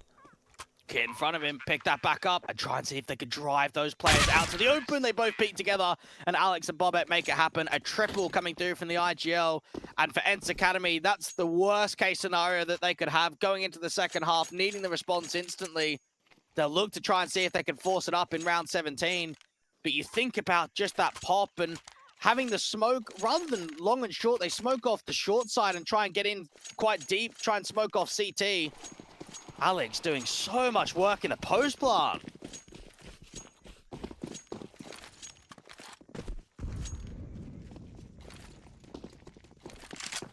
Rightfully getting one of the 2 AKs for the Prospects, charging straight in against ENCE. SMG, spray through from Sierra, doing quite a fair amount of damage with a kill involved. Setting up Poddy for the quick scout shot back to Alex, so advantage sits with ENCE at the moment. Henu backed up, SMG versus a lot of them, swing back to the backside and he still can't be seen. Hype's focusing, as is bo1 onto Donut. Finally the trade is found, but only after a kill comes in to maintain the advantage and extend it for Boddy's part.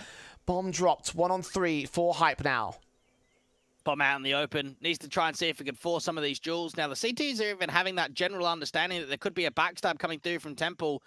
Plenty of time, an opportunity to slow it down and force a mistake. 60 seconds. Hype. 100 HP to play with, no utility.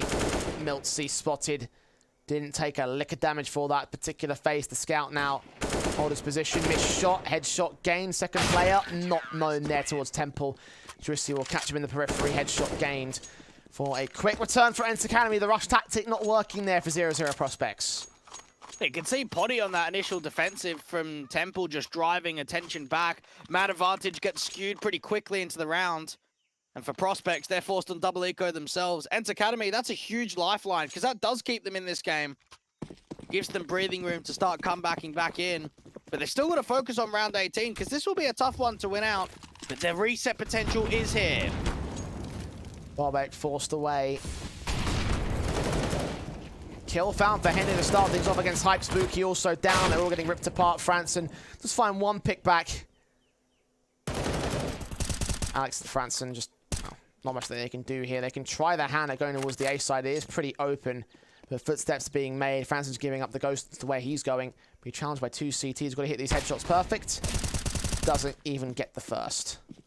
Even that flash over the top from Henu, one of the mid players just assisting the A site position. And now for Alex, 1v4, getting a bomb plant seems not to be an option. Server and Miltsy to play off one another. And ENCE Academy is starting on the right foot here in the second half. You wonder how much closer they're going to bring it. One thing we know that for prospects is, again, Jay, some decent T-sides of what we've seen in the Academy League. We know that they've got some strong T-sides across them when Ancient is looked at as an overall pitcher. But for ENCE Academy, it's about driving rounds in a row.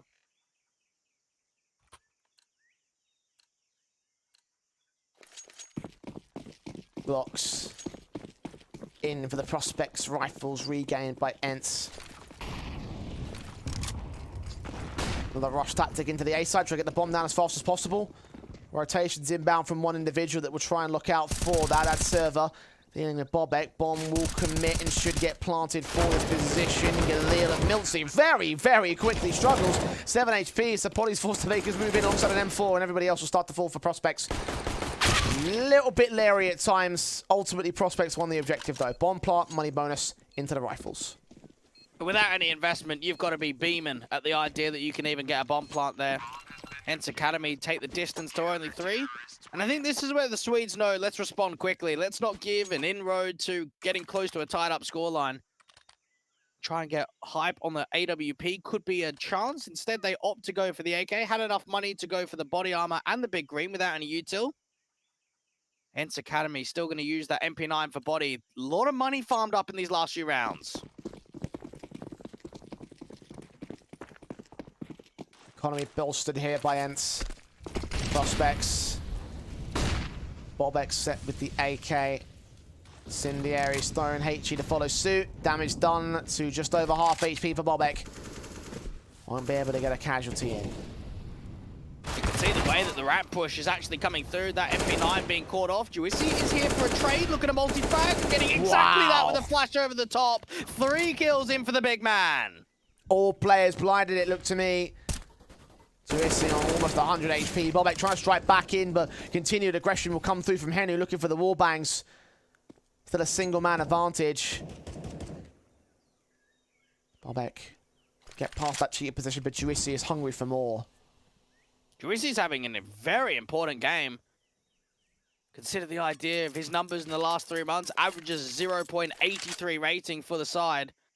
Been one of the weaker elements when it looks back at history and when we look at the last season of the Academy League. But right here on Ancient, we're getting glimpses of a more positive side. bo1 and Franson in the 2v3, just trying to waste some time, trying to see if they can force ENCE Academy with an over-rotation just with the stallment of how limited there's been with the silence.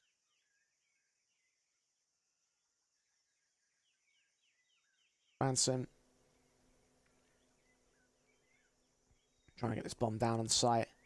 Back up. Oh, you see Quadra on for the ace.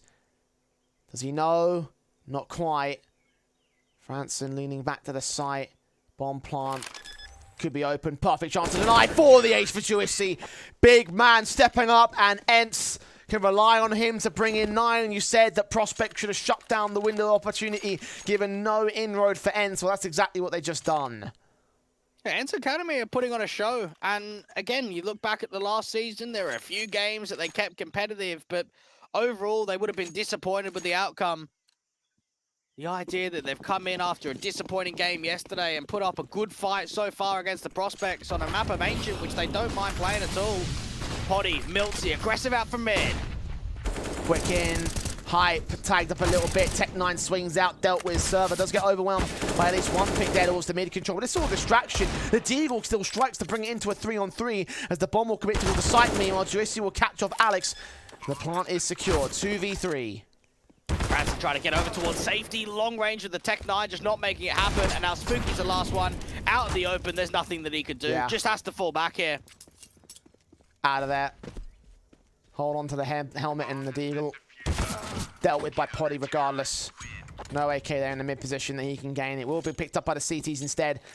11-10, buyback for Prospects. Bomb plant bonus will enable the guns. AWPs can be afforded by several individuals.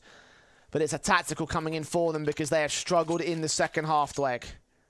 Yeah, we've seen a lot of impact from Hype over the course of the first and the second, but it's just not translating into rounds. You win the pistol, lose the anti-eco, you get set back with the economy. You've then had a single rifle round that hasn't been successful either.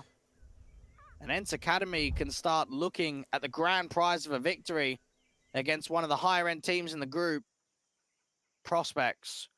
We're on quite the winning streak going into today. Best of threes, best of one, and huge performance yesterday with that 16-2 against Astralis talent on Inferno. And remember Franson on T-side, running a riot, being up close there and personal, just opening up bomb sites by himself. That's the Franson I want to see in the second half here at Ancient.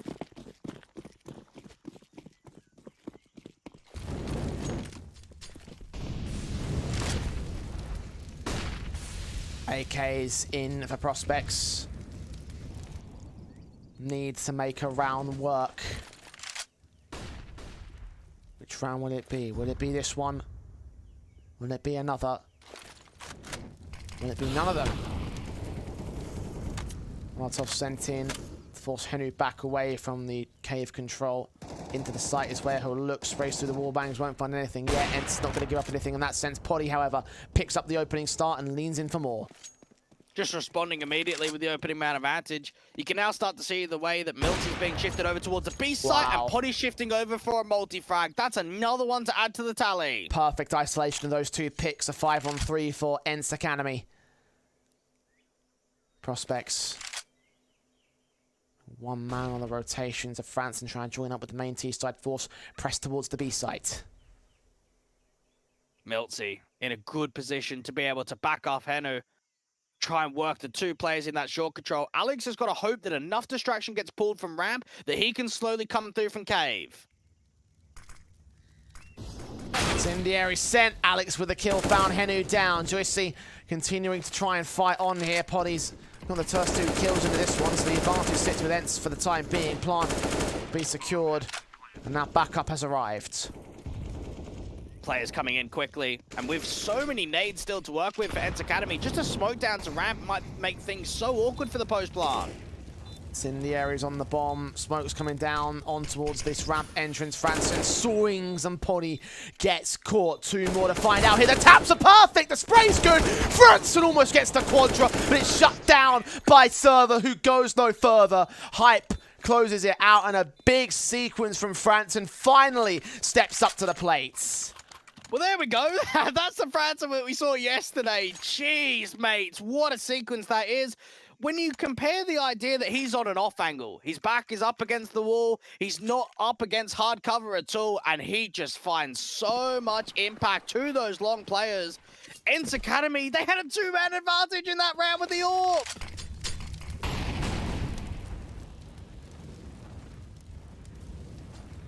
This is looking great.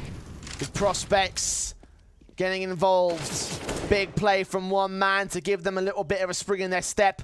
Hype will turn it into another kill. Milty could get caught off. Hype has caught the second man. 5-on-3, this time to the favor of the Prospects. How quickly this is turning around. And this is similar signs to what we saw on the T side against Young Ninjas, where man advantage situations don't get closed here for ENCE.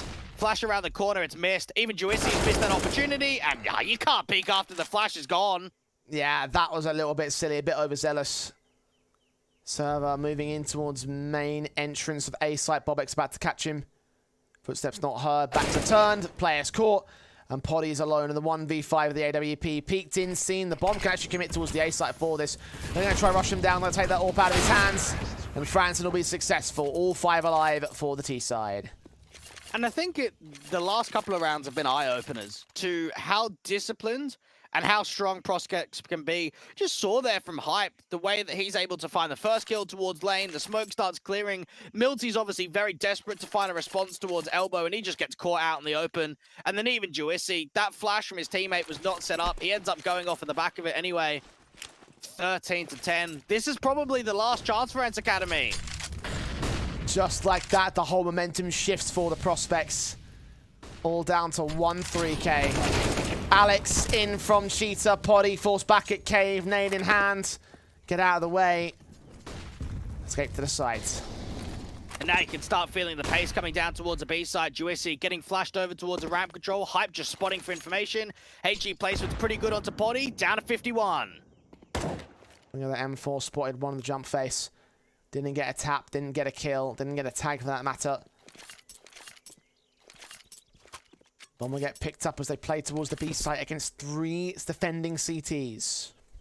Aggressing forward. Hype does get dropped. Now the bomb's on the other side, unknown right now, and so is Alex. They don't know about him in cave. They'll hear the footsteps.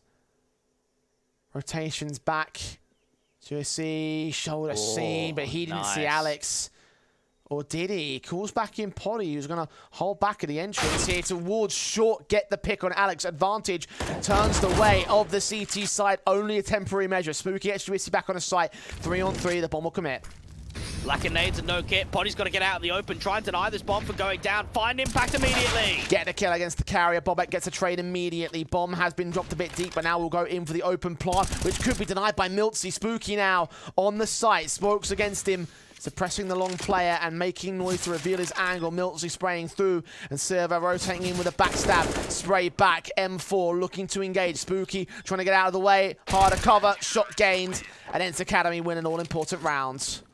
Alex didn't do a lot wrong there. I think he realizes there's an over-rotation, and I've got to be honest, I don't think he was spotted there from Juicy. I think that was just a gut reaction to peek back in towards the short control, just to peer for information, and catches Alex out into the open. The IGL, to me, made a smart play, aggressing forward, trying to see if he can get in behind. Doesn't quite happen, and ENCE Academy, they give themselves another security round. Bobek. Tank down to the HEs. AK Spooky. Inbound into Cave. Hype leaning forward as the first charger here in this ramp position. Juicy swinging forward to the M4. Can't see anything back there. Juicy continuing to face, but no one gonna fall. Still got a lurker. Bobek trying to go out A. Now they don't know about Hype aggressive in the side corner here of ramp. Incendiary comes through, but doesn't spread onto Spooky. It does eventually. And with the pick. Incendiary forcing him back. Advantage sits with ENCE for now. Seems like it's going to be a split into A. The only problem is how they can build up with Hype. Server out into the open. Miltsy jiggling to the left-hand side of Donut. See. Not engaging just yet. Franson and Alex. Backs turned. Not peeking out. Server's going to get caught instead. 2 to find. Gets none of them. Big plays from him and Franson.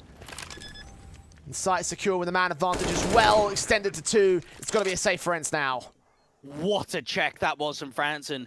Because think about that from the perspective of prospects. You've walked into Donut. You've got to pick towards A.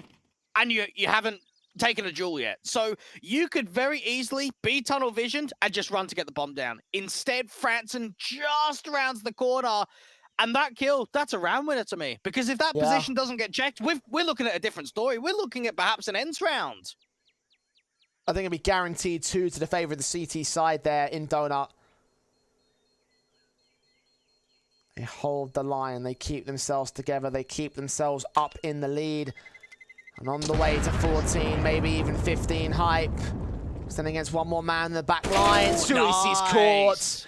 Henu will stay, but he's the only man to stay. And on a full reset for ENCE Academy, look at the money. Now, they've got to make a tough decision here, Jake, because we can both sit here and say double eco status, but also look at the scoreline. It's 11-14. So while it is double eco, they can perhaps half just go in for the AK that was saved in and nothing else, and then buy up whatever you can in the next round. It's a tough decision to make. How do you half with $1,400 though?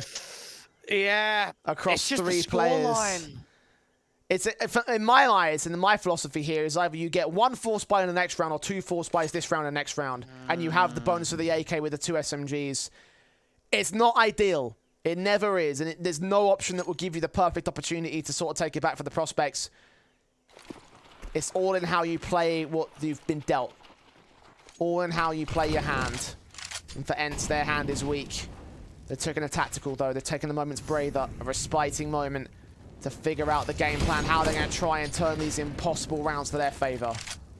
3 out of the past 4 being won by the Swedes, and you could just feel the pressure building. Ramp, Contact, Spooky, and the likes of Hype are already so aggressive. And look at the gamble stack. They're gambling out towards mid and A. We'll get 1 removed on Henu's part. That AK can also get picked up by the CTs. You have got Poddy leaning in for it. But you're right about the A stack. No one's on B. The plant will come down. ENCE rotating in for the retake, but the rotations themselves will be slow. They've got to go off the back of this. Got a couple of smokes, a flash. Now, they don't have a kit, so they'll have to get a move on. Get in towards CT quickly, and look at the prospects. They're not very aggressive at all in the post plant. I like this. Alex held back in K. Will be watching out for the T side. CT side players making their way in from Chi to Spooky.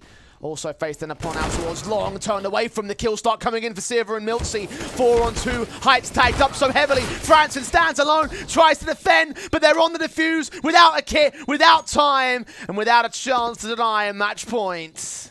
That's such a shame, because those are some excellent kills coming through from Server, and they just know. They knew that they had to get onto that bomb immediately. Not to be. Prospects, it got out of hand. You have some misutility. You've got players out in the open. Players are dropping very quickly, but it's just the idea of not having that 5 seconds to your clock. And now 4 rounds the difference. ENCE Academy forced it down in the last round. Wasn't successful. Buy it back. At least they've got a couple of AKs. That they can be happy about. 4 rounds to overtime for ENCE. Buy it back features an M4, so slightly better on the firepower basis. They can get a retake like that in that previous round. There's no reason they can't win this one outright. But they're going to be pressured so early. Bobek and Alex into the site. Miltsy scout shot connects. The SMG for Juicy comes up good against Bobek. It's a 5-on-3. Even Henu has been able to see Spooky on the other side. HG comes in clues. Spooky trying to see if he can get that opener, but not to be. They try to catch a timing. They try to see if they can catch them off guard walking up the top of ramp, but it's not successful. Hype and Franson, 2 players left. And they're just forced to stall. Open AK, trying to fight back against the scout, but they just can't even win that one fight. Henu now, M4 in, Franson, detected and sprayed. That's an AK, that's the bomb. And that will be the round done and done for ENCE. 11, now going to 12 against the 15 of the prospects. This match ain't done yet. Hype drops that AWP. 5 AKs to get recovered for the ENCE Academy side. And now for the prospects. It's going to have to be a very light investment. Maybe a hero onto Alex and some upgraded pistols. They're working with 1900 loss bonus. Even going for the hero weapon, is it worth it? Because you've just got 1 round to close. We'll get it on Alex because he can afford it. Money will stabilize into round 29. ENCE Academy, though, closing in on overtime. And for prospects, we're talking about mental game. We're talking about how this team will be affected by a result like the last one. Alex has caught Henu, at least.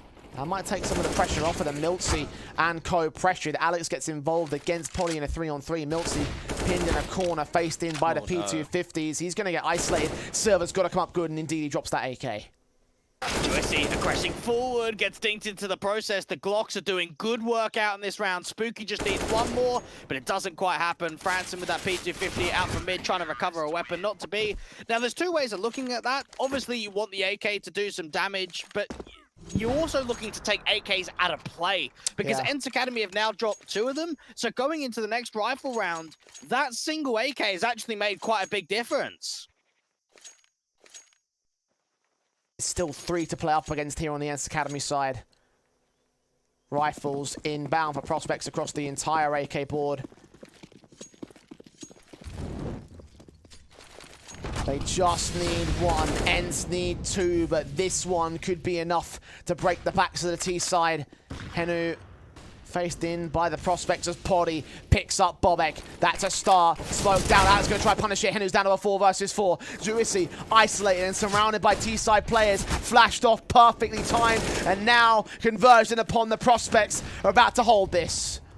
Poddy with that NWP gets dropped as well. The man that got the opening man advantage That's starts it. falling. Server 1v4 now. What a great crunch down over towards that B site. In from cave, down from ramp, catching players off guard. Server's expecting a backstab to come through from Candles, but not to be. Prospects with such a beautiful round to end off this game. 16-13. The job is done. They close it when it matters most.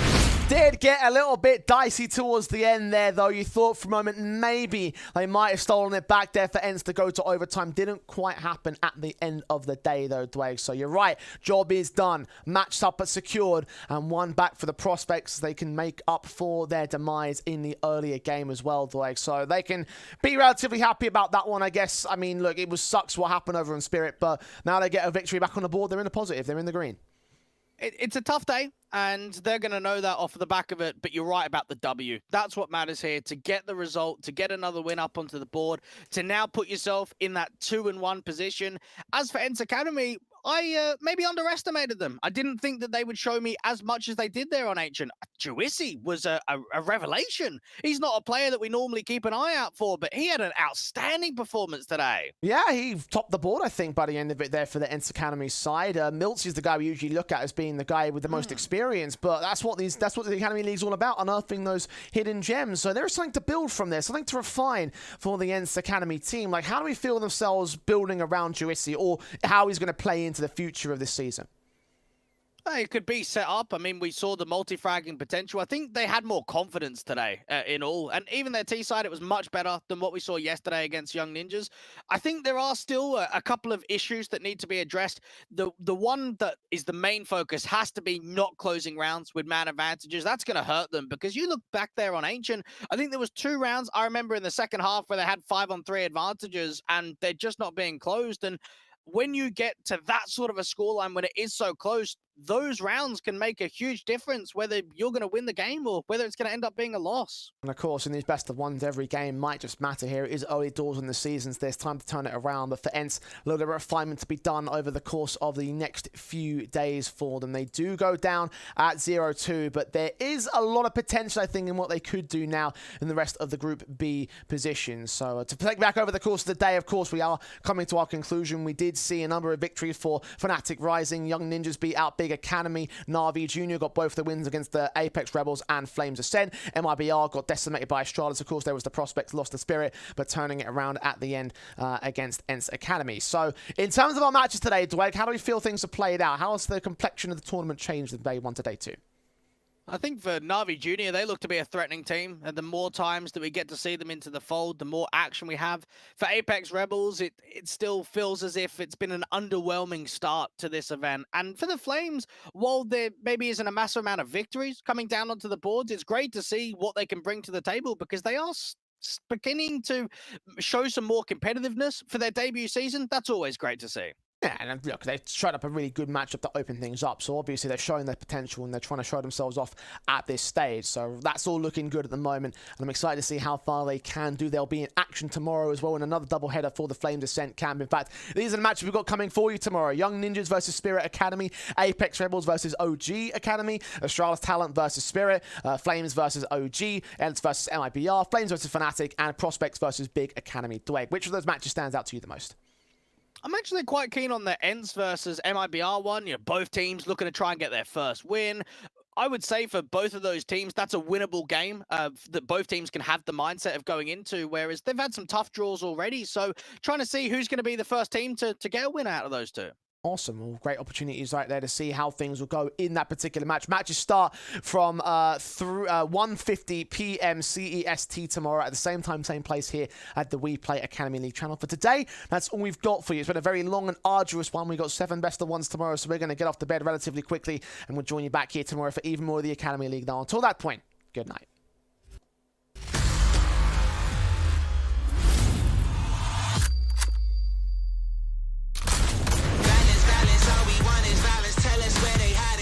side and take what they denying. The baby crying, we been fantasizing, they been lying. Media be biased, opposition lying in the street. Who wanna defy us?